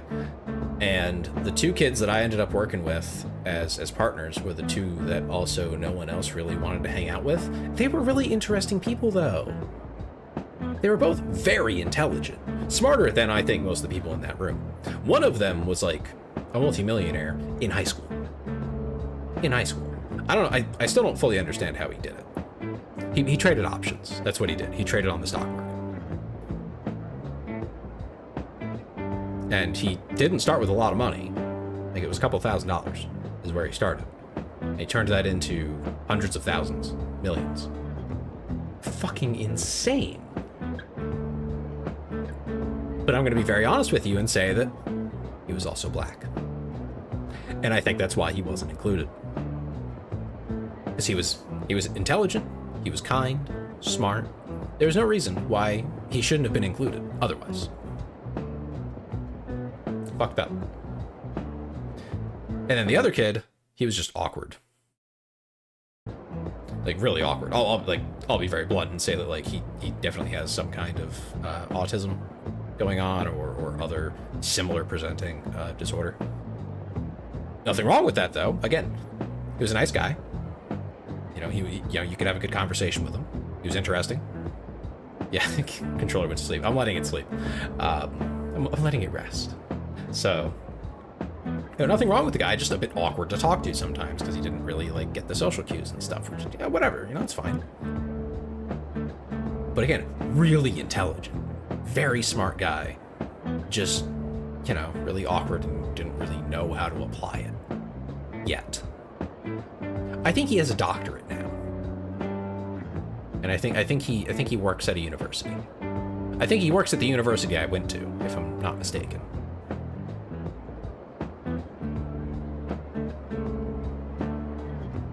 I don't think we would have crossed paths if we went to the same high school. It depends on the high school. I knew most people at my first high school. At some point. Because like, I didn't stick to a group. I had friends, but they were all part of different groups and stuff. I knew some of the smartest kids. I knew some of, I'll be very blunt, some of the dumbest kids. I'd hang out with everybody, you know? The thing is, you can be school stupid and still be fun, entertaining, and smart in your own ways. Your grades don't decide whether you're a worthwhile person. That's the dumbest thing ever. You know, same with like, oh, did you go to college? Like, fuck cares? Like, in actuality, like, I don't decide my friends based on that sort of thing. It's not productive. You know, everyone's good at something. Even if they're not good at much, they're gonna be good at something. Even if it's just good at being a friend. I was weird, annoying, and quirked up. That sounds like most of my friends from high school. Like, my best friends were the weird, annoying, quirky guys, mostly. I have a very specific memory when I was in technical school. I went to cosmetology. There's another lore drop for you guys, for anyone who wasn't aware. I did hair and makeup and nails and stuff. I went to school for that for a little while. My sister convinced me to do it. It's where I learned to talk to girls. Not in like a flirty way, but just literally talk to them. Yeah, cosmetology. But like to talk to them as people, because I was very socially awkward up to that point. Still am to a certain degree. But I got a lot better at it because I had to talk to people. Because I didn't know what the fuck I was doing. This was my first time ever where I went to some kind of course where I had no interest and no knowledge going in. None. My sister just convinced me to go because she thought it would be interesting for me and that I'd learn something. I did. I learned a lot of social skills. Did not finish the course, but I learned a lot. It was worth it. It was a good idea, I think, at the end of the day. Slay girly pop? Yeah, something like that. The first year, it was like I was friends with all the girls, like all of them in the whole class. It was really cool. Second year, things were... Well, so the way that it worked at the school I went to was... For the first year, there are 2 classes separated by the first half of the day and the second half of the day, because that's just how technical schools work. You go for like half the day, and then you go back to your regular school for your regular classes. So, I was with one class in the morning. I was in the morning class, I think. And so, that class, we all got along great.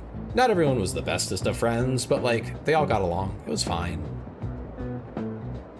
And I think there was like a truce in place. I wasn't aware of it, but I'm pretty sure there was, where none of them would flirt with me. You know, we were all just friends, and that was fine by me. I didn't really want to get involved, you know? I didn't want to start any drama. Because everything was going, you know, so well, and everyone was getting along great. So that was a fantastic year. I went to a sleepover with all of them. No, maybe not all of them, but like most of them. Most of them showed up. Irresistible, Tay. Okay, don't get too excited. Nothing happened at the sleepover. Nothing. I mean, there was a sleepover, but nothing else happened.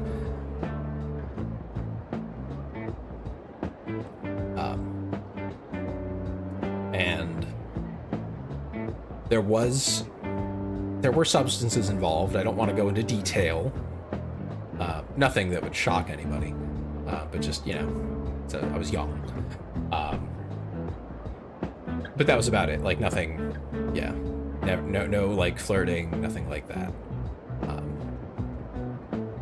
It got a little silly at times, but again, nothing crazy. Like no making out, no questionable choices late at night, nothing like that. I do remember waking up several times throughout the night thinking I really had to pee, but I was too out of it to get up, so that was really like oh man. So then in the morning I really had to go. Did they have any making out though? Yes, 2 of the girls had been dating already, and I'm pretty sure at some point during the night they were making out, probably doing other things that I didn't know about. But that was like pre-established. That had been happening for a while, okay? So, had nothing to do with me, though. Want to, like, not know? That's funny. I'm oblivious. I do remember, while I was at technical school, there was this surprisingly cute, awkward, shy girl, sounding kind of like you here, Chris. This is what got me onto this track, who came up to me at one point and I think was trying to flirt with me, but she was so awkward and confusing about it that I didn't know what she was doing. I thought it was going to be something different. Like, if I knew she was flirting with me, I mean, she was cute. But if I had known, I probably would have gone along with it. But she approached me while I was with my friends, and I didn't really get what she was trying to get at. I thought she was just being weird, and I was like, no thanks. I was very confused. And she never tried again.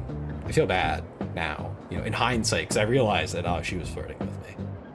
But also, it's not like I was mean to her.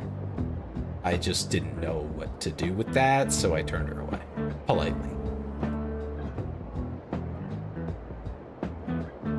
You're a monster? What do you want me to do? Listen, if she had come up to me when I was on my own at some point and, like, been a little clearer about what she was trying to do, I probably would have been like, oh, yeah, sure, we can, like, I'll give you my number.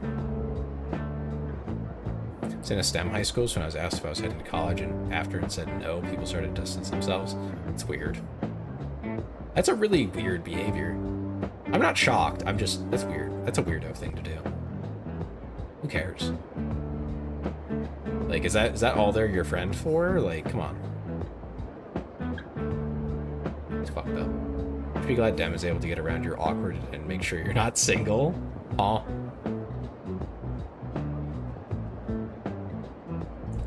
What do you mean, Dominic? Actually, I didn't have many problems dating. I dated plenty in high school. A bit more in college, but it's been a bit dry since then, to say the least. No. I suppose it's to know if your friendship will continue to the next education level. Yeah, but like, what are the odds you're going to go to the same college? Dem won? I didn't know that Dem won. I didn't know Dem was competing, honestly. Gonna try my new tactics. There's more competitors than you're aware of, too, so good luck with all that. Not everyone is so open and public about their interests. Considering how small my town was, very high. Oh, okay. People weren't, like, going off to go to college somewhere else. They were just going to the local. That makes a little more sense, I guess.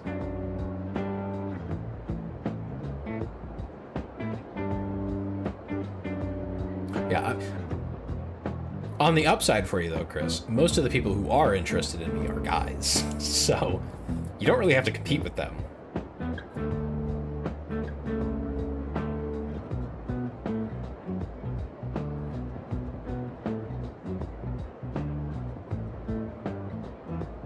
You know, unless I start the, unless I start a harem or something, that I guess would have room for guys. I mean, I'm not sure that I want them, but I could at least consider it then.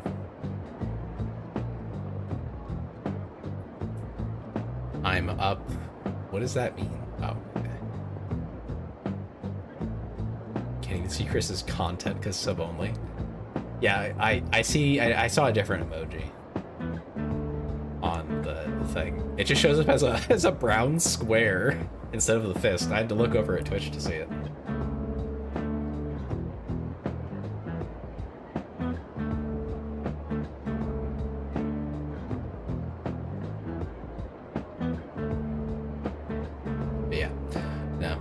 When it comes to guys, I'm generally not interested. Generally speaking. Not even in an experimental sense. Under just the right circumstances, maybe. Maybe. That's about all you'll ever get out of me. And even then, I'm gonna be honest and say odds are still low. Even if you're in the maybe category, odds are still very low. I don't like to lie to people about stuff like that, so you know. But hey, you know, I did say odds are low. Because dating back in high school was so simple. I wish my high school dating was simple. It was very complicated. It's like throwing a hook in a pond of piranhas. That was my experience in high school. I can team up with Tiefling on you, Tay. If you say so. I feel like it's always been throwing a hook at a pond of piranhas. You just don't realize that they're piranhas until you're older. I think that's how that actually goes. Would it surprise you if I said that I got cheated on like many times? Not most of them by one woman, but not all by one. I probably only dated like 10 or 15 girls total through high school and college. Some of them not for very long. Like they didn't go very far. But just counting them all, somewhere around there. And I think at least 2 of them cheated. It's more like it's a hit or miss with who's into you and who's into your money or who has baby daddies. That's huge for me, is the baby daddy thing. It's like, as I get older, like, I don't want to deal with that shit. Hi, certified. Welcome in. Yeah, stalker exes, yeah, you know. I mean, at least the stalker ex thing is like, you'll suck them and get cats. No, don't get cats, you'll find somebody. At the very least, I think you'd be able to find roommates who you can get along with, or a roommate, to be like a friend. You know, if you can't find love, eventually, you know, just get a roommate who's about your age. Basically, find a friend who will move in with you. You can be one of my cats. Why don't you make Frisky your cat? I hear he's single too. I mean, you never know. You never know. I joke. The shadowy figure in the corner of my vision keeps stalking me. Does it? Yeah. That'll happen. That's you should take your medicine. He is, but you want 3? You're needy.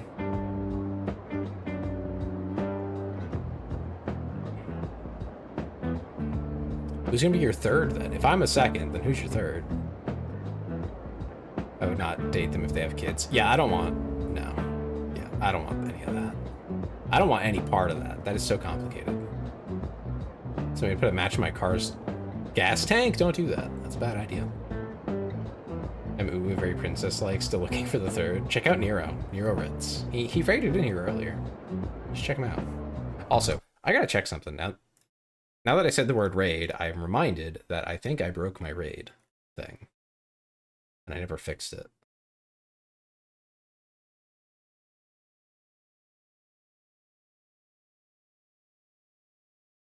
Let's see. Yes, I did.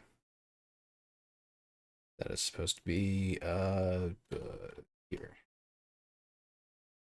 Something like that.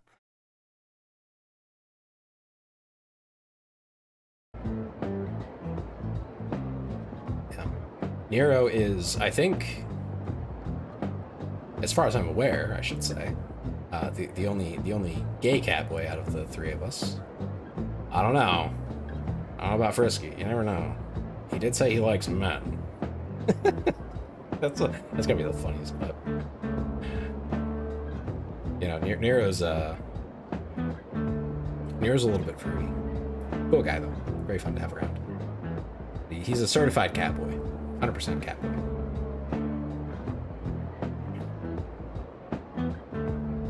But I don't know. At the rate that people seem to be interested, maybe I should just start a harem. I mean, you know, get a compound and I don't know, turn it into some kind of cult personality.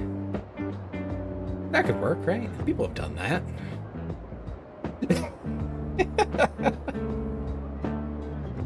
Joking, obviously.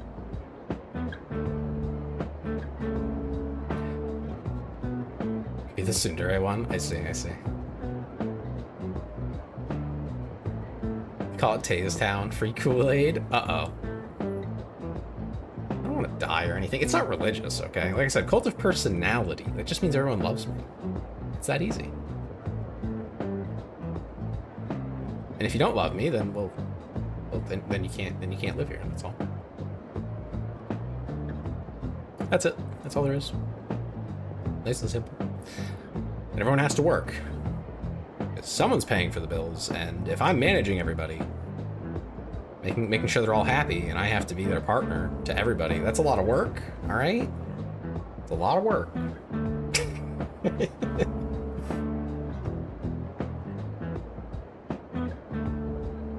Yandere. Uh-oh.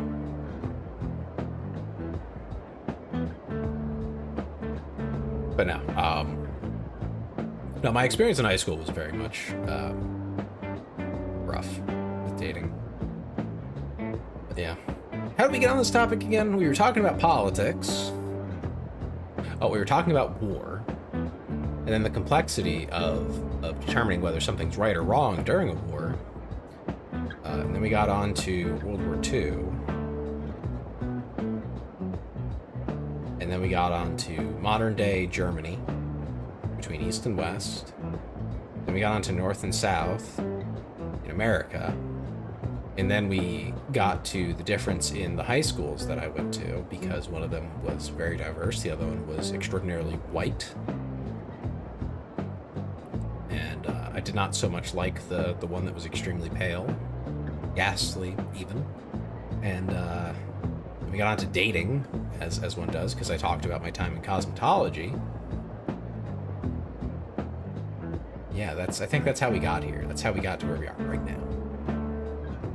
Dating a yandere is the definition of, like, don't stick it in crazy. Yeah. Yeah, don't do that, but also a little bit of crazy is appealing. All right? The problem is finding out where to draw the line.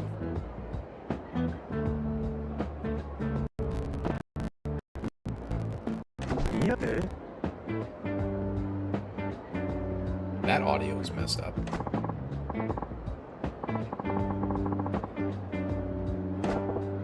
Okay. I should continue playing the game. Okay. It seems better now. I think when you draw the line, it's too late. Well, you find out where the line is, right? And then it informs you in the future.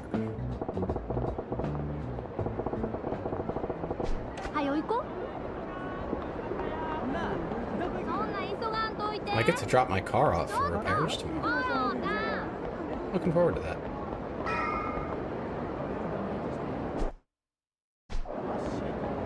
Once it gets fixed, I'll finally get paid back for all the costs from that little accident.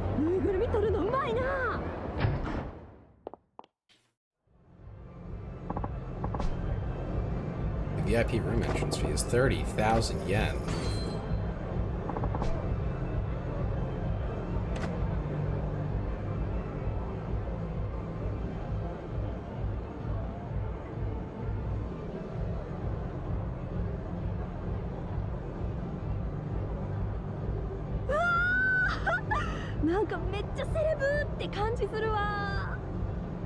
言うても2人で来たってしゃあないやろが。こないなとこはもっと大人数でシャンパン開けてパーッと楽しむもんやで。そんな友達おらんもん。そうなんだ。Much 30k yen. それ意外やな。In 80s cash, quite a 親と bit. 喧嘩して家出するような不良 In today's cash, 仲良 not して as 止めて much. くれる子はめった Couple におら hundred ん bucks. おってもその子の親に追い返されるし、今のバイトで知り合うた子とかもおるけど、普段から連絡取って遊ぶような友達とちゃうし、せやからみんな仕方なく街で男捕まえてホテル泊まったりするけど、やっぱり危ないことの方が多いし。牧村誠っちゅうやつはそないな行き場のない子が夜の街で妙なやつに悪さされんように仕切ってるっちゅうことか。せやけど中には危ない客もおるやろが。せやからそないな人に会うた時はすぐに誠さんのポケベルに連絡入れんねん。 1980s, yeah. そしたらすぐに飛んできてくれは Literally るから。 1986. ああ、そういえばさっきもそないなことを言うとったな。牧村っちゅんはそない喧嘩が強いんか。強いなんてもんやないって。筋肉もりもりで背もめっちゃ高いし、大抵の人はカッコ見ただけで謝って逃げるわ。ほう、そらごっついの。あ、うち踊ってくる。I was like, なん hi, や pretty girl. ビップルームはもうええんか？ディスコに来たらやっぱり踊らな損やろ。うちお酒飲めへんし。そういうとこはまだまだやな。 She doesn't drink, but she wanted to go to a private room at a disco. Crazy. ちょっと話してえな。やっと見つけたで。自分の出入りしそうなとこ片っ端から張ってたらいつか会えると思ってた Uh-oh, わ。 creeper. 何？うちに一体何の用や？とぼけても無駄やで。この前の礼させてもらおう思てな。俺に散々おごらせた挙句、そろそろホテルに行く頃やっちゅう時にごっつい男呼んで俺をボコボコにしてくれたやんな。あんたが悪いんやろ。うち見たんやで。あんたが飲み物に睡眠薬混ぜてたの。そんな男についてくはずないやん。 He tried to drug her. な That's ん fucked や up. 今日はこの前の男はおらんのか。おらんのやったら読んでもかまへんで。そん代わりこっちも人連れてきとるからな。あんた最低やな。なんとでもいいや。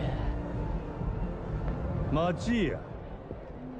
What are you used to with his voice? あ Is he like あ different in other games or something? なんやわれ。自分もこの天のおもりなんか。何勘違いしとるんや。俺はそない女のことなんて全然知らへんで。ただお前らが邪魔やから言うとるんや。なんやと？ディスコ言うたら踊る場所やろ。女ナンパしたいんやったらダンスでええとこ見せたらええやないか。今から俺 Are we が gonna dance off with this guy? そこどいて場所あげや。 Oh my god, we're gonna have a dance アホ off. 抜かすのも大概にしとけやこのボケ。そない踊りたいんやったら踊らしたるわ。ただし俺らのサンドバッグとしてな。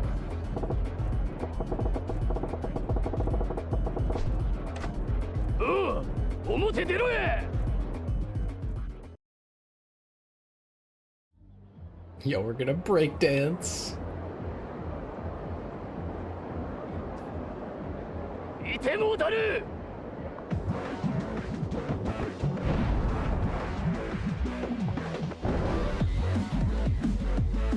To breaker style. Ready B at audio, yeah. Trigger X attack followed by Y combo to finish with a freeze pose. From this pose, you can unleash an additional attack. Finishing blow called the double.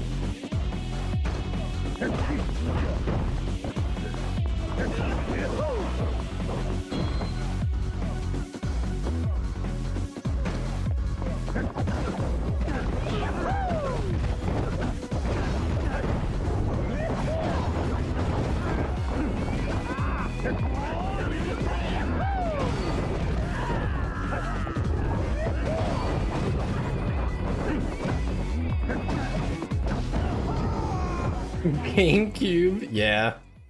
Girl.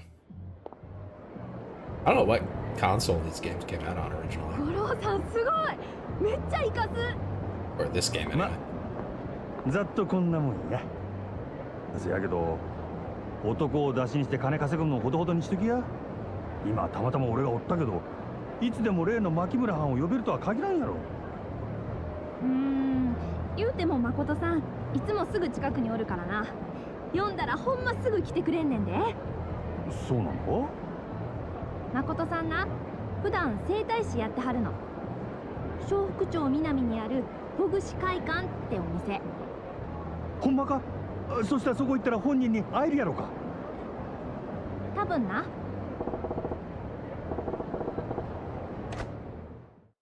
I get the feeling he's not gonna kill him because he hasn't done anything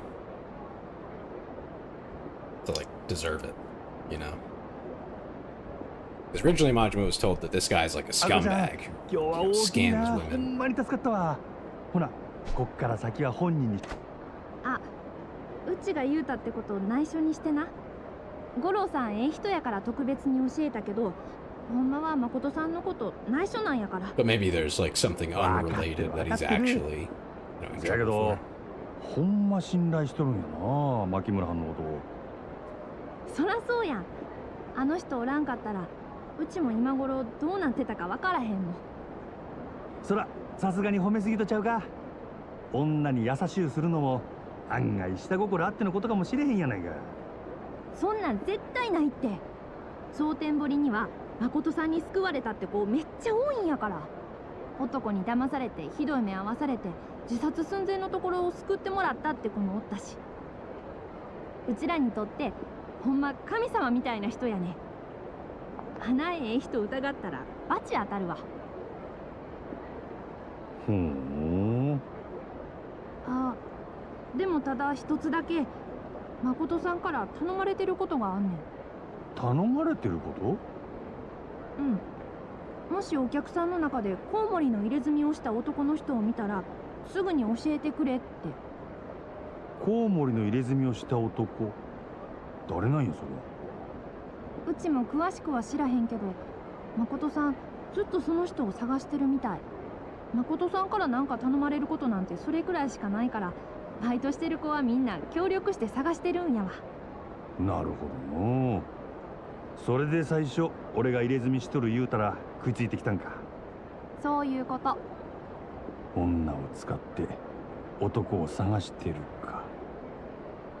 あかん。そろそろ次の人と待ち合わせの時間や。次やと？まだ遊ぶんか。ほなうちはこれでバイバーイ。たまにはうちに帰れや。気が向いたらな。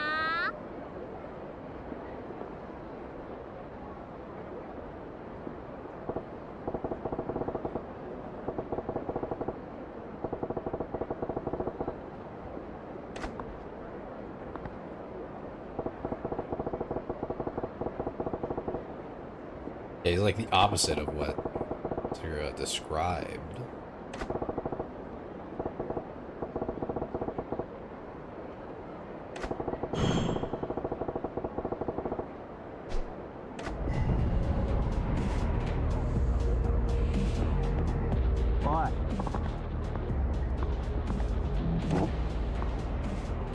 Immediately into an event.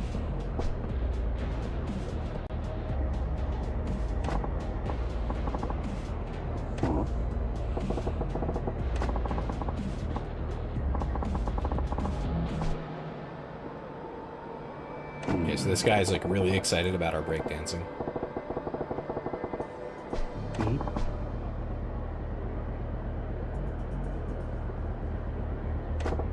He wants us to join his breakdancing crew.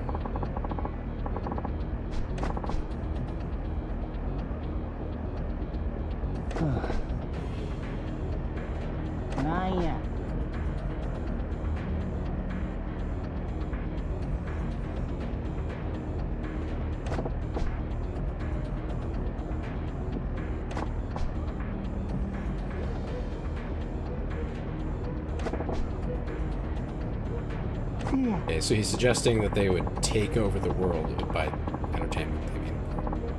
And that's his goal?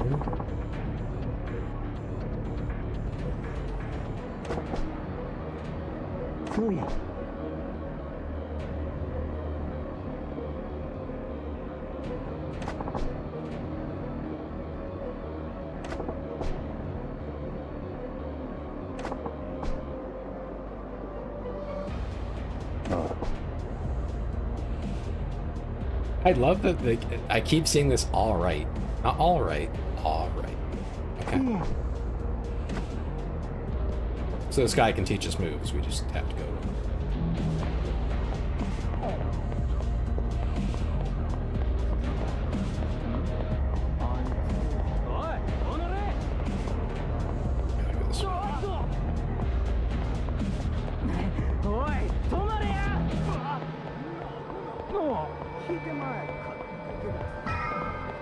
Yeah, run away. Uh-huh.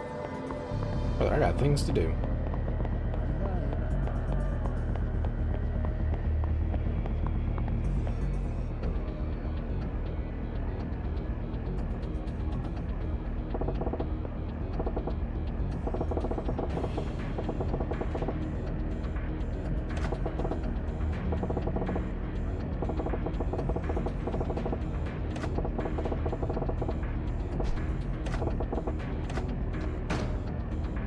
get in there. See what we're dealing with.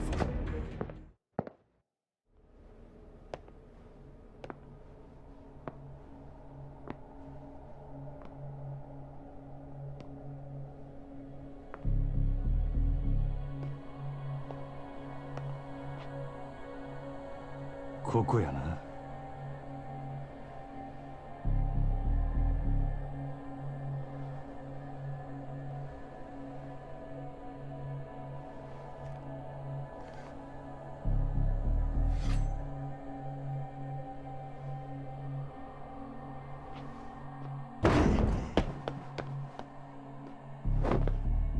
負けぶりゃどこや。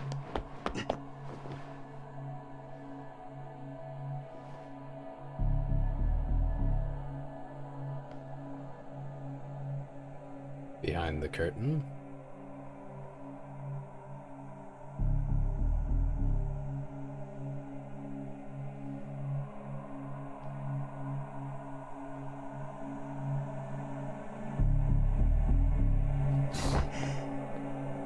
Oh, guess not. なんや、誰もおらんのかい。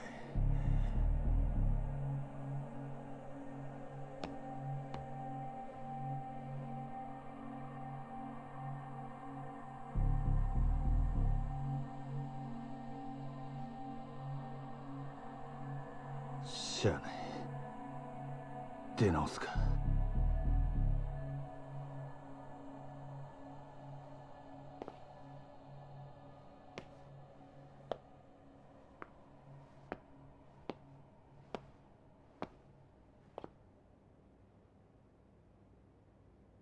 こいつが牧村か。何がこったんで。どなたですか？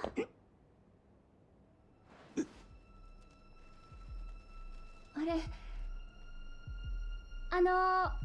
お客様ですか？ Wait, is she blind?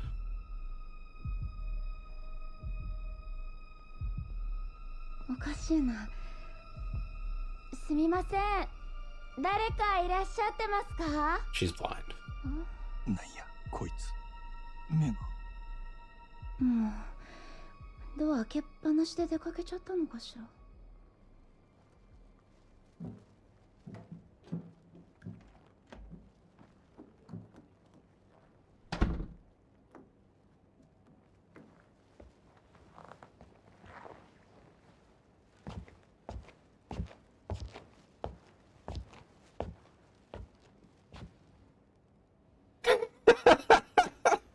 Terrified, absolutely terrified of a woman.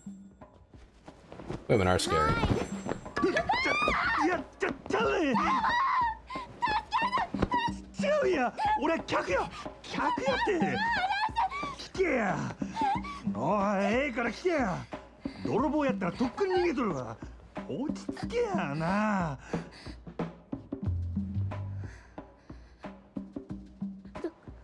どこにいたんですか？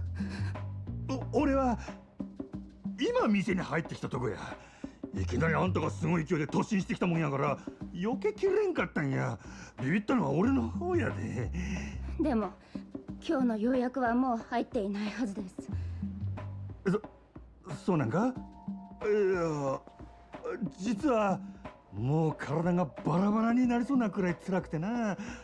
そしたら知り合いにこの店の店長の話聞いてな。なんや、ゴッドハンドっちゅう噂らしいやんか。せやから飛んできたっちゅうわけなんやけど。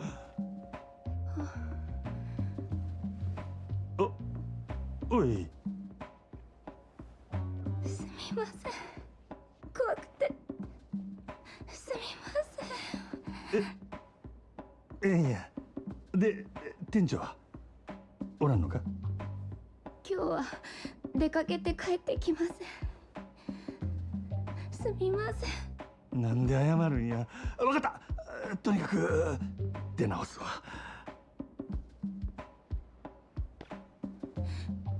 本当にすみ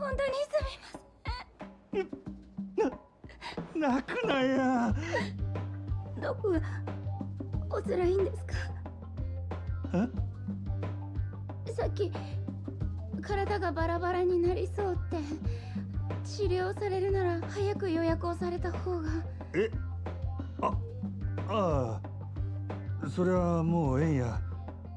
ほなまだな。やっぱり。やっぱり違う言うとるやろが。ほら分かった。お姉ちゃんにやってもらおうかな。それなら納得してもらえるか。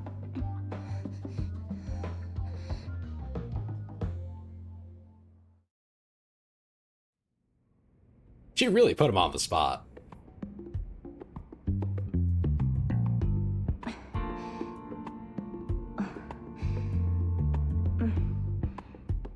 お客さん、本当に凝ってますね。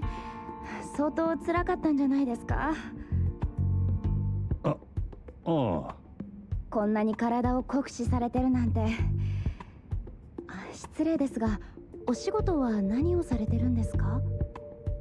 仕事？俺は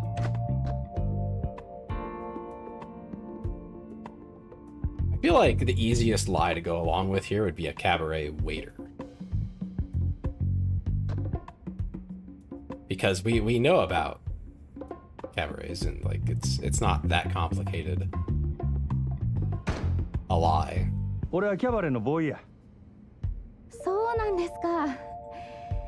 同業の方たくさんいらっしゃいますよ。やっぱり大変なお仕事みたいですね。この前もグランドって有名なお店の人が来て、支配人がむちゃくちゃバカりするから毎日すごい大変だってぼやいてました。ほう、誰や一体。よく貧乏暇なしって言いますけど、私は忙しい方がいろんなお客さんと知り合えるから全然苦にならないんですよね。私、お客さんから仕事のこととか街のこととか聞くのが好きなんです。お客さんが普段どんな仕事をしてて、それで体がこんな風に凝ってるんだなって施術をしながら頭の中で想像したりするんです。ほう。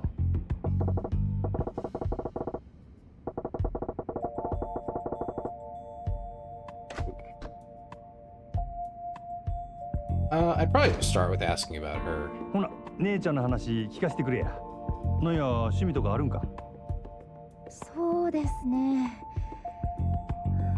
展示の本を読んだりもしますけど、ラジオを聞く方が好きかな。ラジオか。最近はテレビの方がええって思ってたけど、目見えへん人でも楽しめるっちゅうんはラジオのええところやな。ええ。でも一方的に話を聞くより、こうしてお客さんと直接お話をする方が好きなんです。だから仕事が趣味みたいなものかもしれません。人と話すのが好き言うんやったら、あんたホステスなんか向いとるんとちゃうか。私がですか。さすがにそれは。いやいや、ああいう店に来る男っちゅうのは誰かに自分の話がしたいんや。せやからホステスっちゅうのは何よりもまず聞き上手でなきゃあかん。 This is そ true. ういうものなんですか。そんなもんや。その点姉ちゃんはいい線いっとると思うで。しかし仕事が好きか。そら羨ましいの。お仕事好きじゃないんですか。うん、まあ上司がちょっとな。そうなんですか。じゃあきっと私は上司に恵まれてるんですね。店長に出会えて私本当に助かったんです。店長のお店だったから今までやってこれたけど、他のお店だったらとても。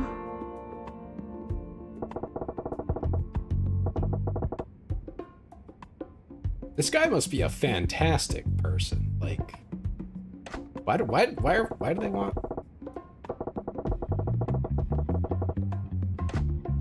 Why do we want to hurt this guy?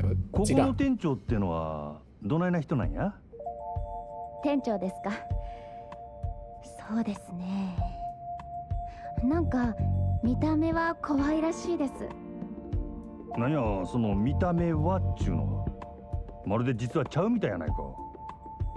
だってあんなに優しい人他にいませんよ。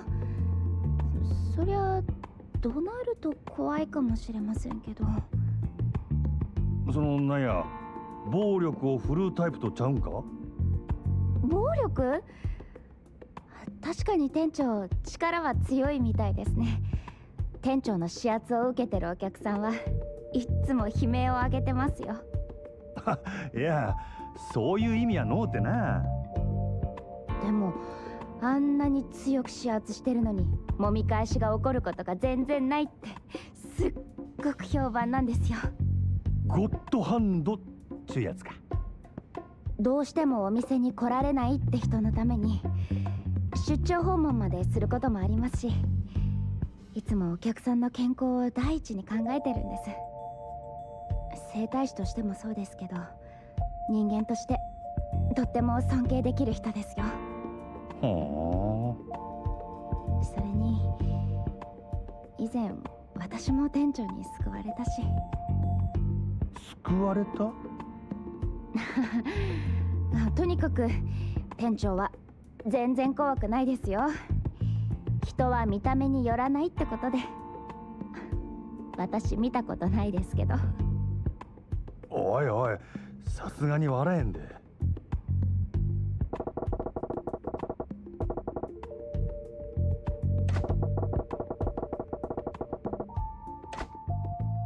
I'm very curious about this guy now.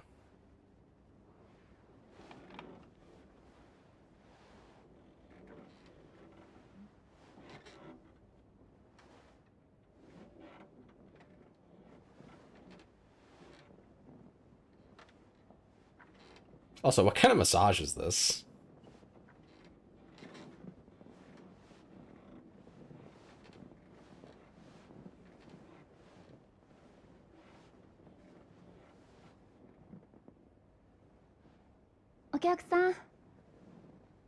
Okyaksan.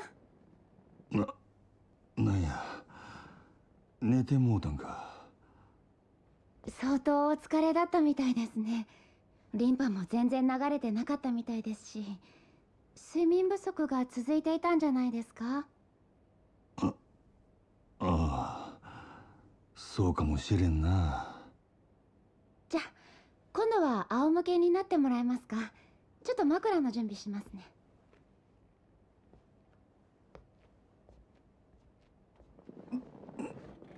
ったく何してんねん俺は。あれ？店長？いやー、参った参った。財布忘れたまま飯食うてもうたわ。また忘れ物ですか、店長？おお、戦術中か。いらっしゃい。ほう、これはお邪魔やったかな。この方、店長をご指名でいらっしゃったんですよ。お仕事が大変みたいで体中カチカチで、私が無理って施術させてもらったんです。ですよね。ああ、そうや。ほう、そない体痛めつける仕事っちゅうんも興味ありますな。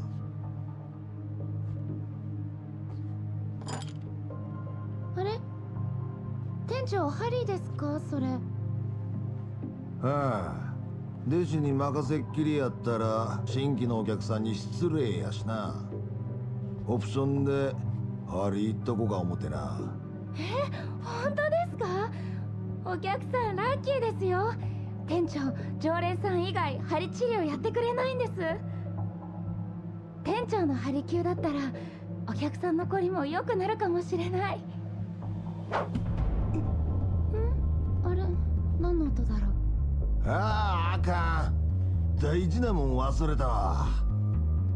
お前タバコ買うてこいや。私？春やるときわしがタバコで急に火つけるんは知っとるやろ。あ、早く買うてきて。でも私だと時間かかりますよ。大丈夫や。それまでゆっくりこのお客はんのツボチェックせなあかんからな。じゃあ行ってきます。ああ、気ぃつけてな。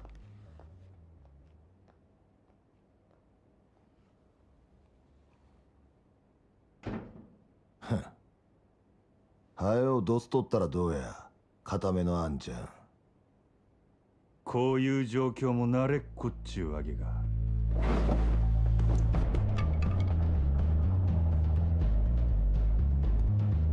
牧村誠さんよ。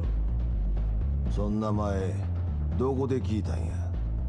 どこもかしこもあるかい。テレクラで引っ掛けた女使うて派手なリサーチかましとりゃ名も売れるわ。ほう、いろいろ調べてきたようやな。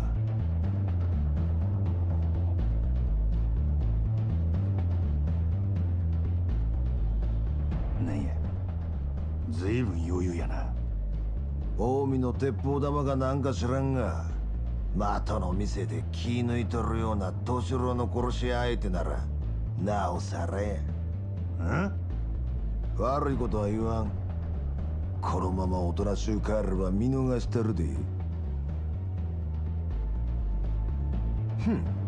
引く気はないか。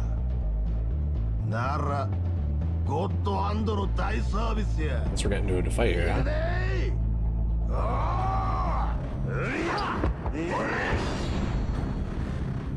The massive man. Okay.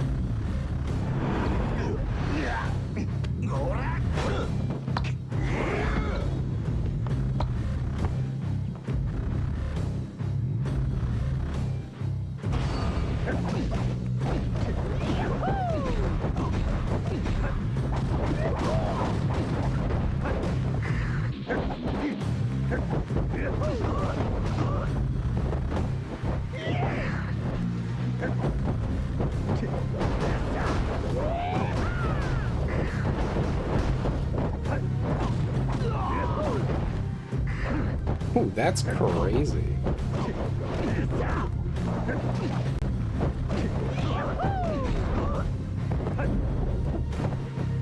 Grab this.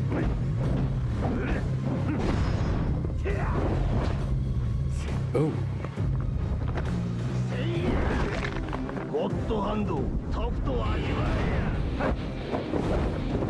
I'd rather not find out about the God Hand. Thank you very much.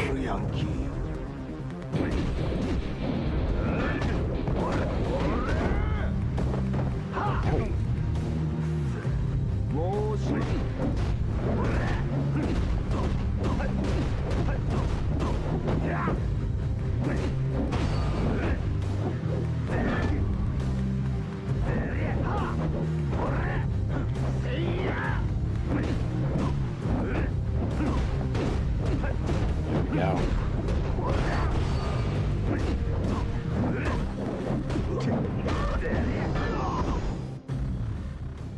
Man, that moveset is insanely powerful.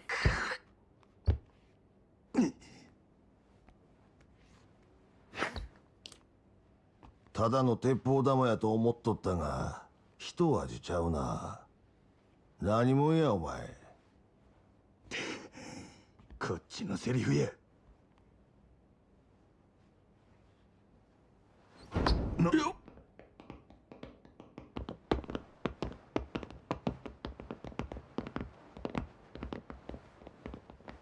邪魔すんで。やっぱりちんけなチンピラかい。ちゃんとお仲間呼んどったっちゅうわけか。なおか、お前の仲間とちゃうんか。なんやと？取り込み中すんまへんな。あんたが店長のリー・ウェンハイやな。牧村誠はどこや？リーやと？何言うてんねん。わしが牧村誠や。ああ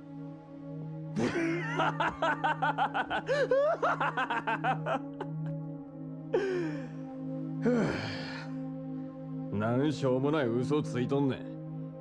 今までそれで乗り切ってきたんかもしれんが、うちらには通用せんで。なんやと？せやったら。はい、店長、買ってきましたよ。あれ、店長？誠、なんやと？おお、ええタイミングや。おかえり、牧村誠ちゃん。お客さんですか？おい、さっさと連れてけや。逃げろ、誠。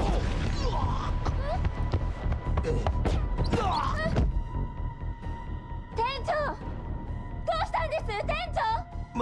誠、ええから逃げろ。なんなの？店長どこ？牧村、この子が。邪魔すんな、おっさん。おら、おさっとすんな。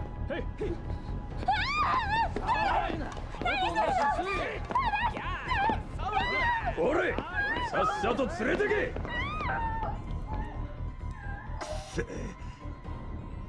なんやこりゃ。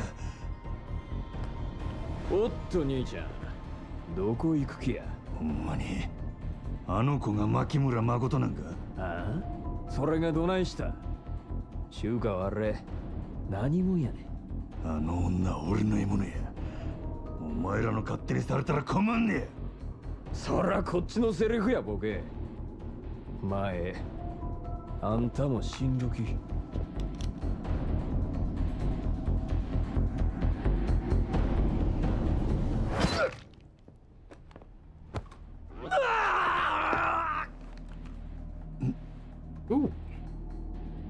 あいつを逃がしたってくれ。なんやと？あんたしか頼れんのや。あよいかんかい。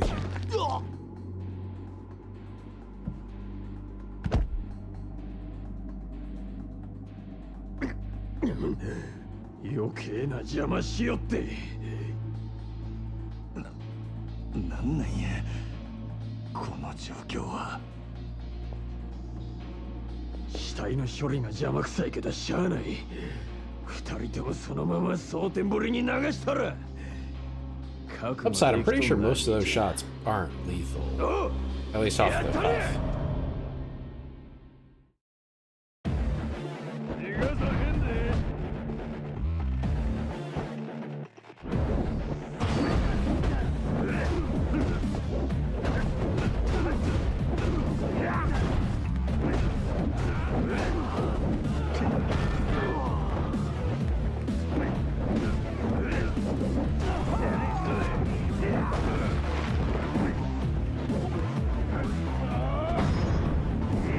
There we go. Let's get it, buddy.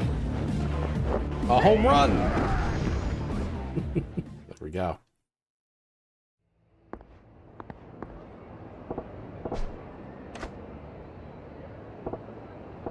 Yep, there they go.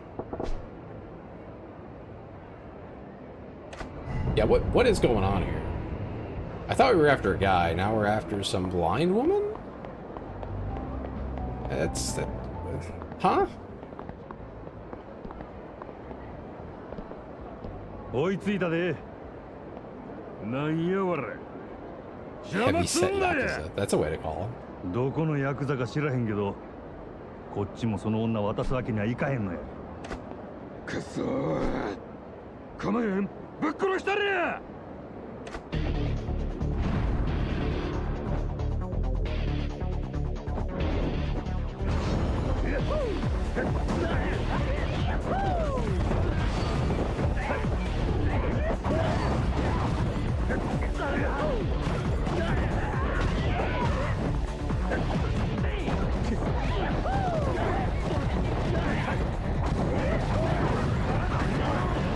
This breakdancing style is crazy for dealing with groups, guys.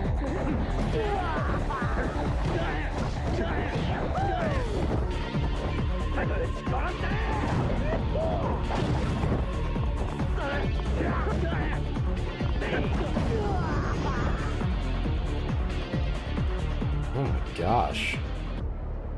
Up to the floor with all of them. おい、立てるか。その声、さっきのお客さんですか？一体何がどうなって。 Oh look, a video game and not a just chatting stream. Hey, wait a second. Those are the same thing for me. Hey, Fergie. その女は渡さへんで。すぐに仲間が駆けつける。さかい。しつこいな。説明後や。とにかくここを離れるで。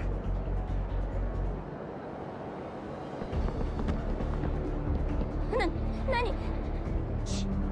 静かにせ。ああ、兄貴。くそ、どないなっとんねん。兄貴、大丈夫でっか。おい、女はまだ近くにおるはずや。すぐに探すで。応援呼ばんかい。おい。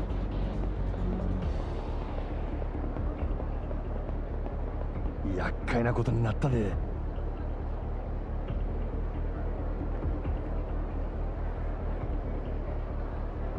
Approach groups of people standing in the streets and press A to blend in and hide yourself. Places you can hide are marked on your map with the mark. Putting out pursuers, keeping Makoto safe should be your top priority. If they grab hold of her and try to drag her off, she'll spend her energy to resist. If she loses all her energy, it's game over. Move through the streets carefully and stay hidden.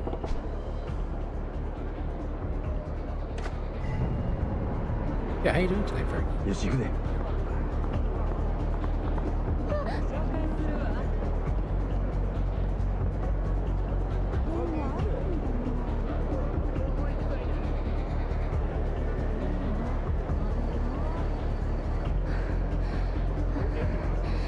行くで。ついてこいや。はい。 Just winding down for the night. Nice.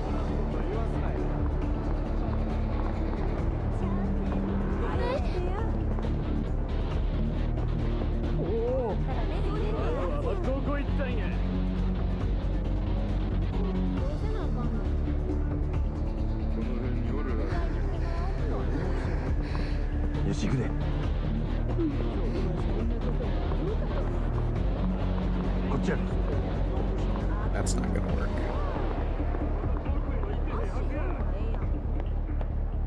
Hey, what's this? Another card. Oh my goodness. おい、危ないから後ろにおれ。わかった。 Okay, we just wait for these guys to turn back around. 何なの？一体どうなって。おとなしくしとれ、また襲われるで。おい、危ないから後ろにおれ。うん、わかった。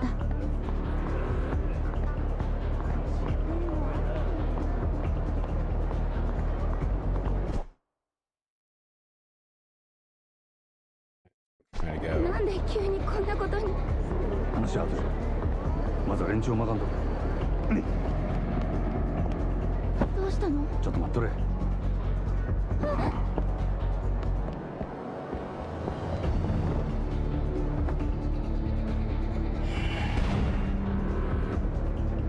I don't know what I'm doing exactly, but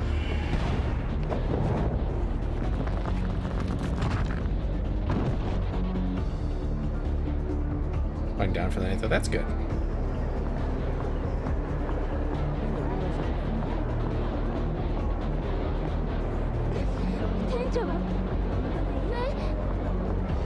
Oh, he dead. Yeah, I don't know if he survived that. I don't know if we just gave him like a really aggressive adjustment or if we just murdered a man. But this whole thing is like, this is gonna be our first time killing someone if we did go through with this hit. So I'm gonna assume that he's alive. Oh, I meant to run, but that I was trying. Yeah, same button. We have to wait now. I want to get over to the group that's right behind them. It's really funny the way they look around. They just like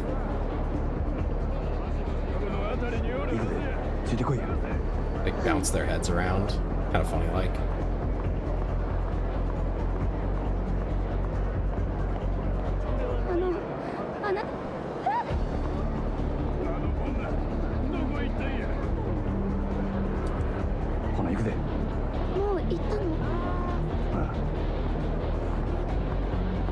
Let's go.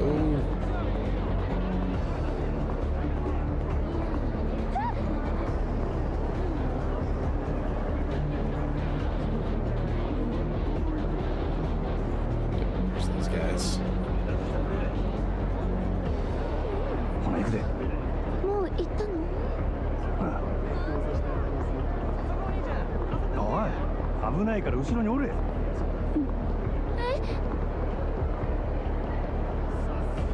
We're at like the mecca of these guys. There's so many of them.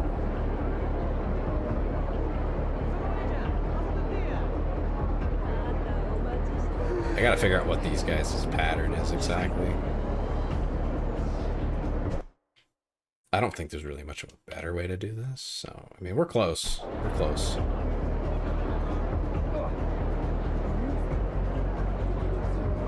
I'm gonna guess those guys are gonna turn around in a sec.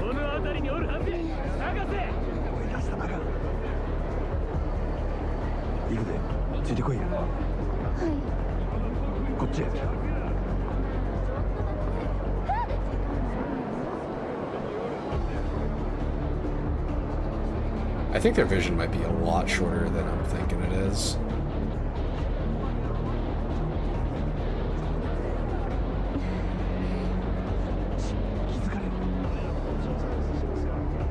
But I need them to be looking off to the side there for this to work out.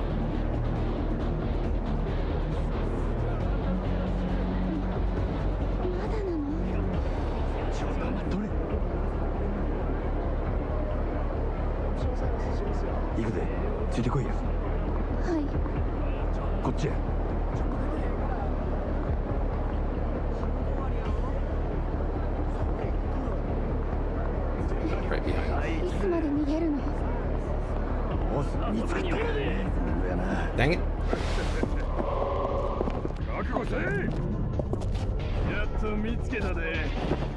They picked me up pretty easily.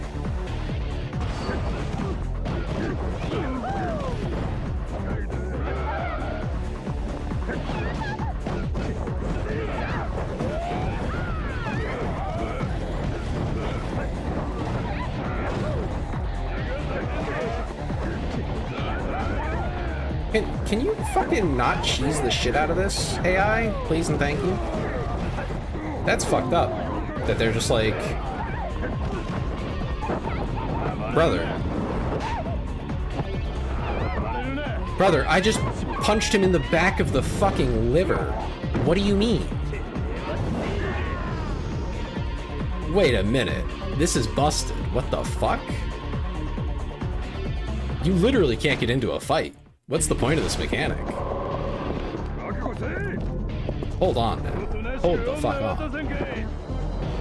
There's a guy from behind who will come up and grab her. So even if I'm dealing with all these guys...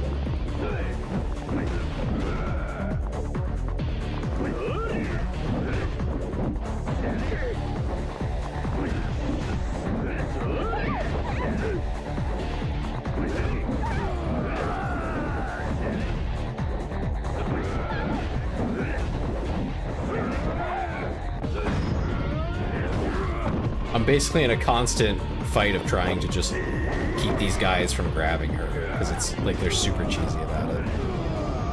It's so stupid. I'm sorry, this is really poorly done. Can I freaking...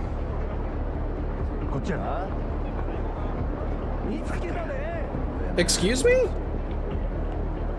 How are you seeing me? Not clocking the earth with the baseball bat, even though... No, I absolutely am. It's just, it's such a poorly built mechanic.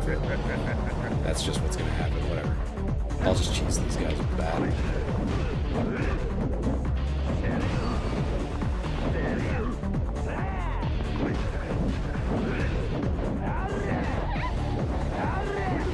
Look at this guy, he's actually cheesing it.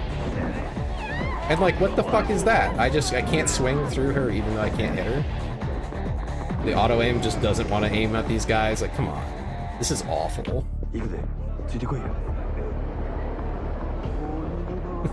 This is such a poorly put together little stealth game. Game is not built for this. And they just used like the normal hit detection for like whether or not she's gonna get a grab.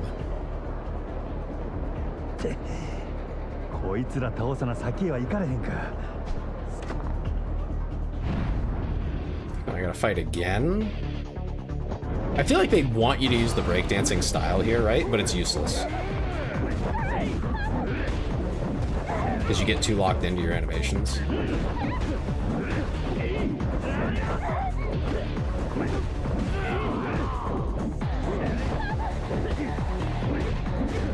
And they like hyper focus the crap out of you. They do not want to fight you at all. Oh my goodness. We just not do this ever again. That'd be great. ねえ、もう大丈夫なの？待て、もっと遠くへ逃げなあかん。もたもたしてる暇はないで。行くで。Oh my god, there's more to this freaking thing.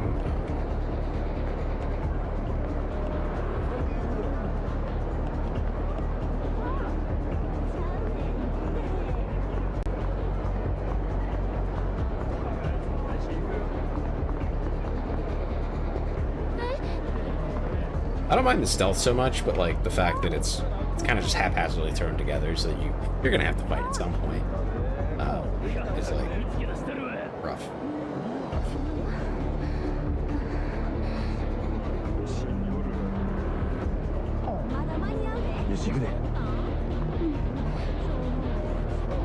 You know, I've roughed her up pretty bad with that baseball bat. I don't know how she's gonna ever recover. Is what it is, I guess. And the guys who turn their back to me, spotting me from the back of their head, that really irritated me. Like, just because they heard me walking, they were like, oh yeah. Oh yeah, we hear them. We know they're there. In a city? こっちや。階段降り。え？階段？ちょっと待って。んな余裕ないわ。しっかり捕まってろや。よし行くで。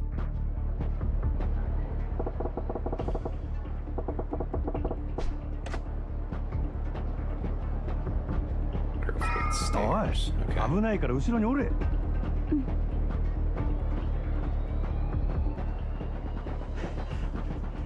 あとはここを突っ切れば奴らを振り切れるはずや。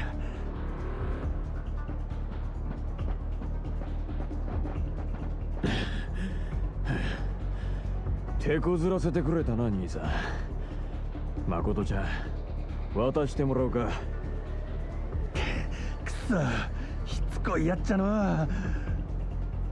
お前はここでじっとしとけ。はい。誠ちゃん、先逃がしてもええで。どうせ一人やったら遠くまで行かれへん。すぐに追いつけるんやからな。その代わりここでお前を確実にぶっ殺す。それからゆっくりと誠ちゃん捕まえて連れて行かせてもらう。Gotta fight these guys a second time.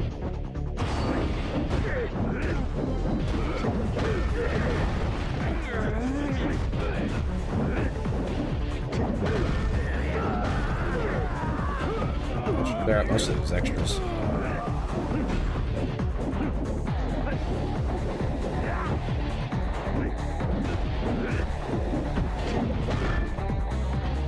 Brother, a bush blocked my baseball bat.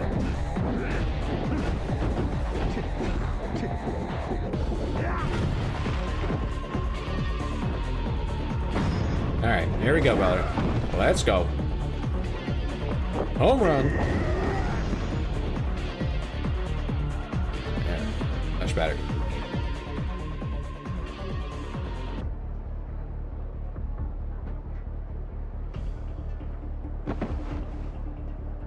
Omaeら何もんや。なんであの女狙うとる？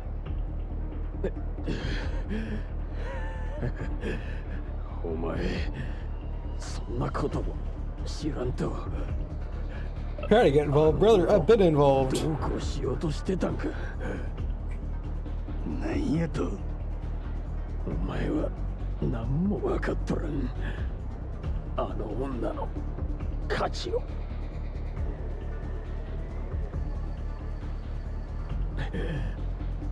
とんだ間抜けや。お前は自分が何に足を突っ込んでんのか分かって。おい、どういうことや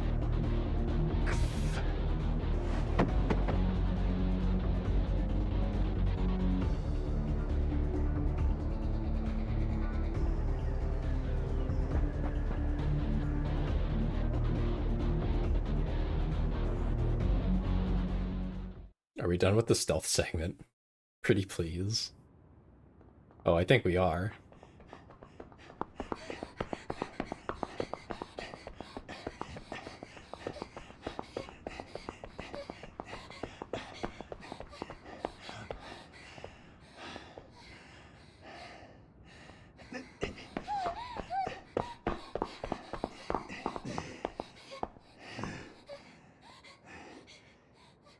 ここまで来たら大丈夫やろ。お前大丈夫か？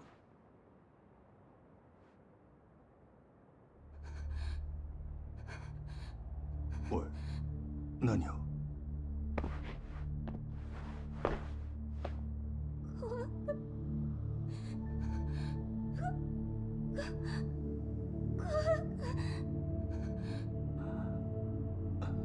なんや？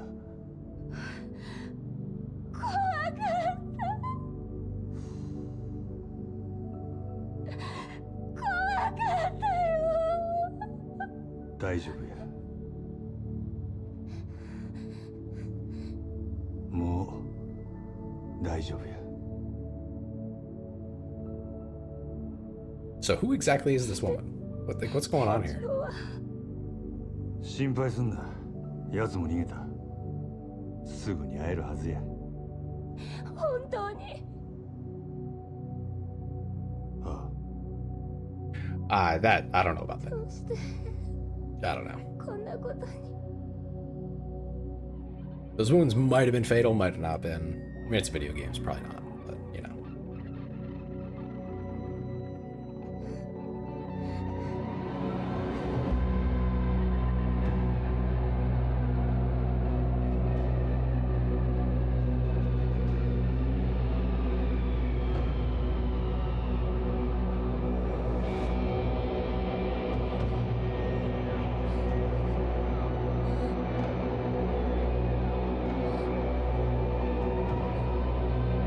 Brother would never.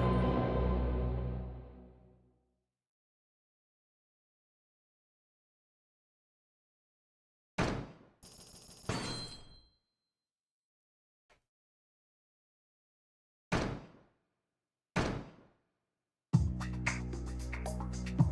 始まりはアジア最大の陥落だ。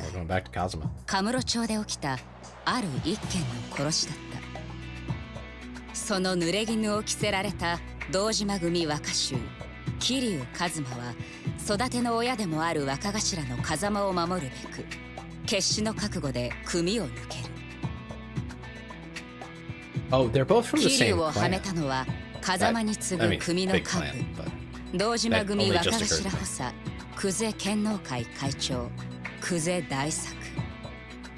その最終的な狙いは殻の一坪と呼ばれる土地にあった。巨大な利権の絡むカムロ町再開発計画にとって欠くことのできない殻の一坪。そのわずかな土地をめぐる極道たちの熾烈な争奪戦にある一人の男が桐生を巻き込んでいく。橘不動産社長橘哲。その背後に隠された風間の意志が桐生の運命を大きく変えようとしていた。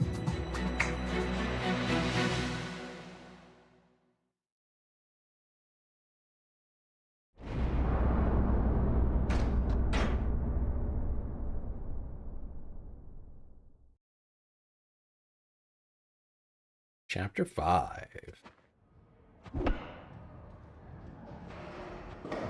Ah, batting cages.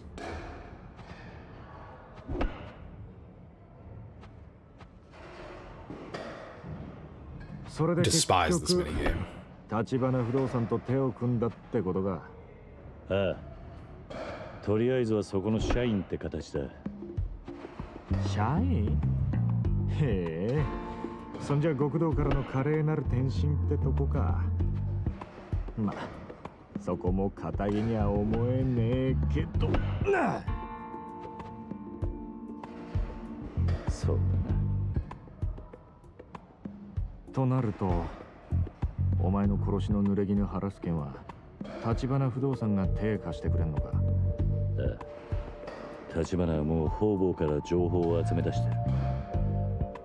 立花不動産の情報網を使ってな。期待できそうか。多分な。ただ立花が掴んだ話じゃ、薩の方でももう俺のこと嗅ぎつけてるらしい。殻の一粒の死体から俺の指紋が出てる。Well, yeah, of course your prints are there. You beat the crap out of the guy. それじゃお前すぐ薩に手配されちまうんじゃねえか。いや、それについちゃ立花が薩に鼻薬効かせてる。完全に捜査止めるのは無理としても、いくらか遅らせることはできるって話だ。それでも真犯人を見つけない限りはいずれ薩に追われる。俺が街を自由に動き回れるのはもってあと3日ってとこだ。なるほど。でもやっぱり立花ってのは結構な力持ってんな。札にも太いコネがあるってわけだ。そうらしいな。その件 This feels more like a visual novel with minigames. で、お前は今何してんだよ。だから不動産屋の仕事だ。はあ？殻の一粒の持ち主がはっきり見つかるまでの間だけどな。もう一息ってとこまで来てるらしいが、それまでは不動産屋の普段の仕事を手伝えって言われてんだ。仕方ね。お前が堅気の仕事するって？ああ。小田っていう立花不動産の幹部が俺の教育係にいてな。そいつとこの後喫茶アルプスって店で待ち合わせてる。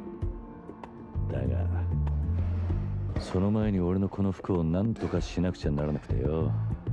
服？極道丸出しじゃ仕事になんねんだと。まっとうな堅気に見える服を仕立ててこいとさ。ああ、お前もしかしてそれで俺のことを呼び出したのか？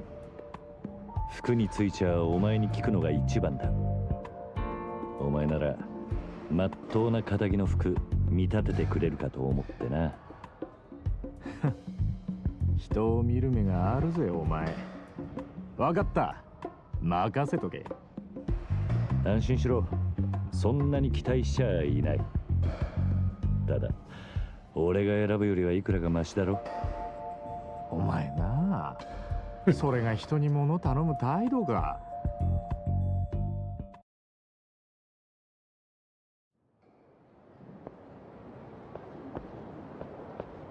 Oh, on Japanese, since that's the language we're hearing. I saw, I think it was a TikTok. Someone was like, "Oh, the different ways that you can use the phrase hi, you know, yes, in Japanese," and they like contextualized it with people just giving tone. I thought that was very interesting that someone felt the need to say that. It's like, yeah, same way you go, yeah, whatever. You know, that kind of a thing, as opposed to, yeah, like, yeah, it's just tone. It's just tone of voice, dude. 新米のホストがスーツ買いに行くような店だ。高級ブランドなんかは置いてねえが、まあ、とりあえずの間に合わせにはちょうどいいだろう。贅沢は言わねえさ。それじゃ行くか。It's kind of goofy if you need someone to explain to you what tone of voice is. Good examples of tone of voice, great idea, but having to be like, that's what that tone means. It's like, it literally means the same exact thing. センスねえって自覚があったんだな。余計なお世話だ。ほら別に無難に済ませてだけだよ。お前の敵と Yakuza guy. 後悔するなよ。 Gotta complain about it.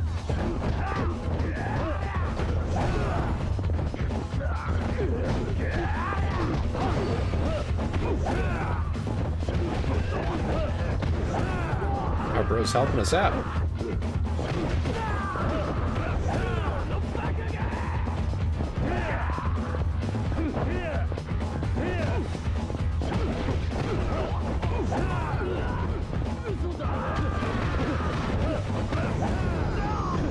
Pretty nice to have him around. He keeps one of them busy. I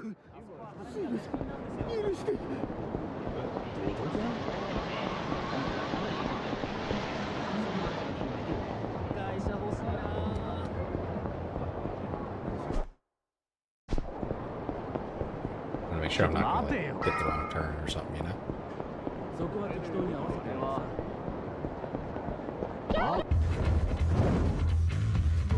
What do these guys want? Delinquents. Yeah, they really are. Coming after me. Trying to start a fight with a guy like me in the streets. You're crazy.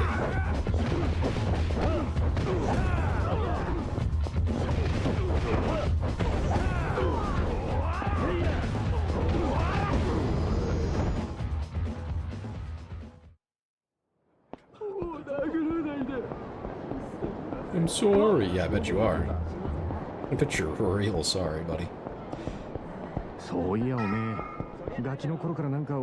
with this place? All the lights and everything. What is it? Oh, it's women. I see. 着いたぞ。ここだ。本当にこんなとこにあるんだな。そんじゃ入ろうぜ。気に入ったのがあったら言えよ。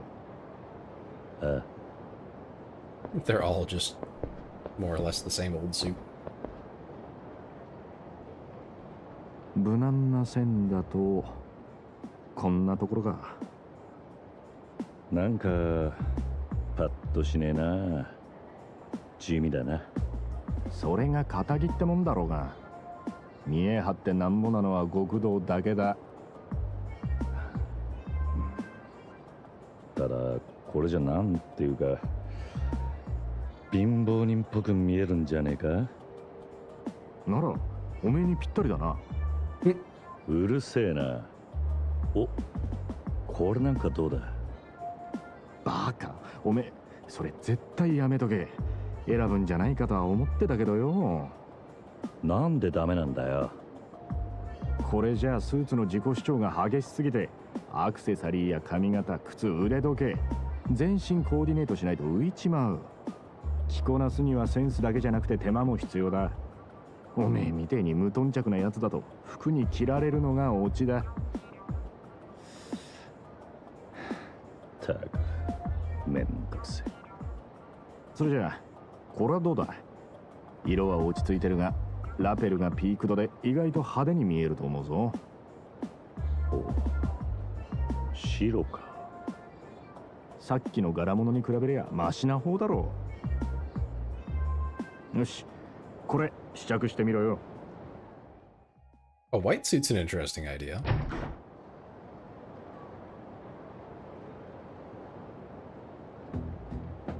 Ooh, look at that. That's something. I don't know about the wide open chest, but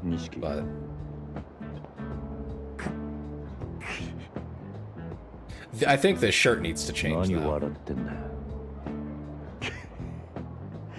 いや、やっぱ何着てもまるで堅気に見えねえと思ってよ。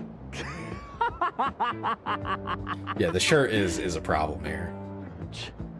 お前の見立てた服じゃねえか。分かってるって。いやでもよ。お前がどう言おうが、俺はこの服が気に入った。これでいい。え？おい、いいのか？全然リーマンっぽくなってねえぞ。小田には服を何とかしろと言われただけだ。やることはやった。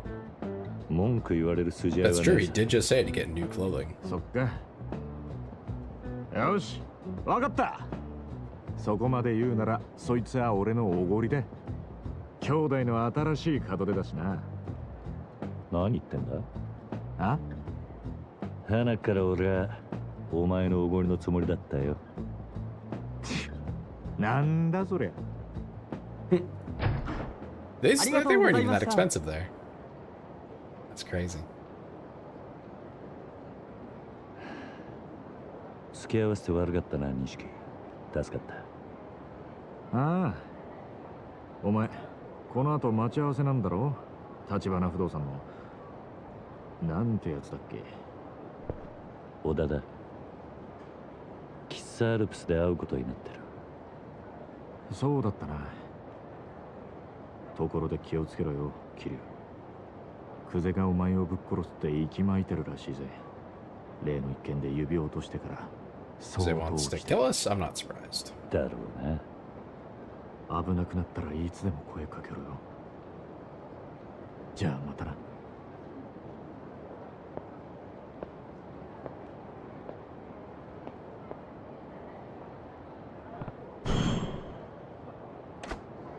Alright, let's see.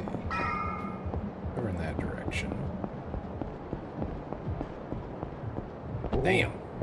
That is a bright white. The only thing I don't really care for is the shirt. The shirt's a bit much. Like a dark gray or a black would probably go well. There's Mr. Moneybags right there. Alright, I think that's where we're going to call it here, though. I'll rate out here. If anyone has any suggestions or recommendations for rating, let me know. Otherwise, I'm going to find somebody. And we'll be back on Tuesday. Probably with War Thunder. I haven't made a schedule yet, but that's probably what we're doing. Alright, let's see. Oh, Vi's playing Yakuza. We can go raid Vi. That works out perfectly. All right, I'll send you guys over there in a second. Hope you all had a wonderful night. I know I did. Thank you all for being here. And I'll see you next time.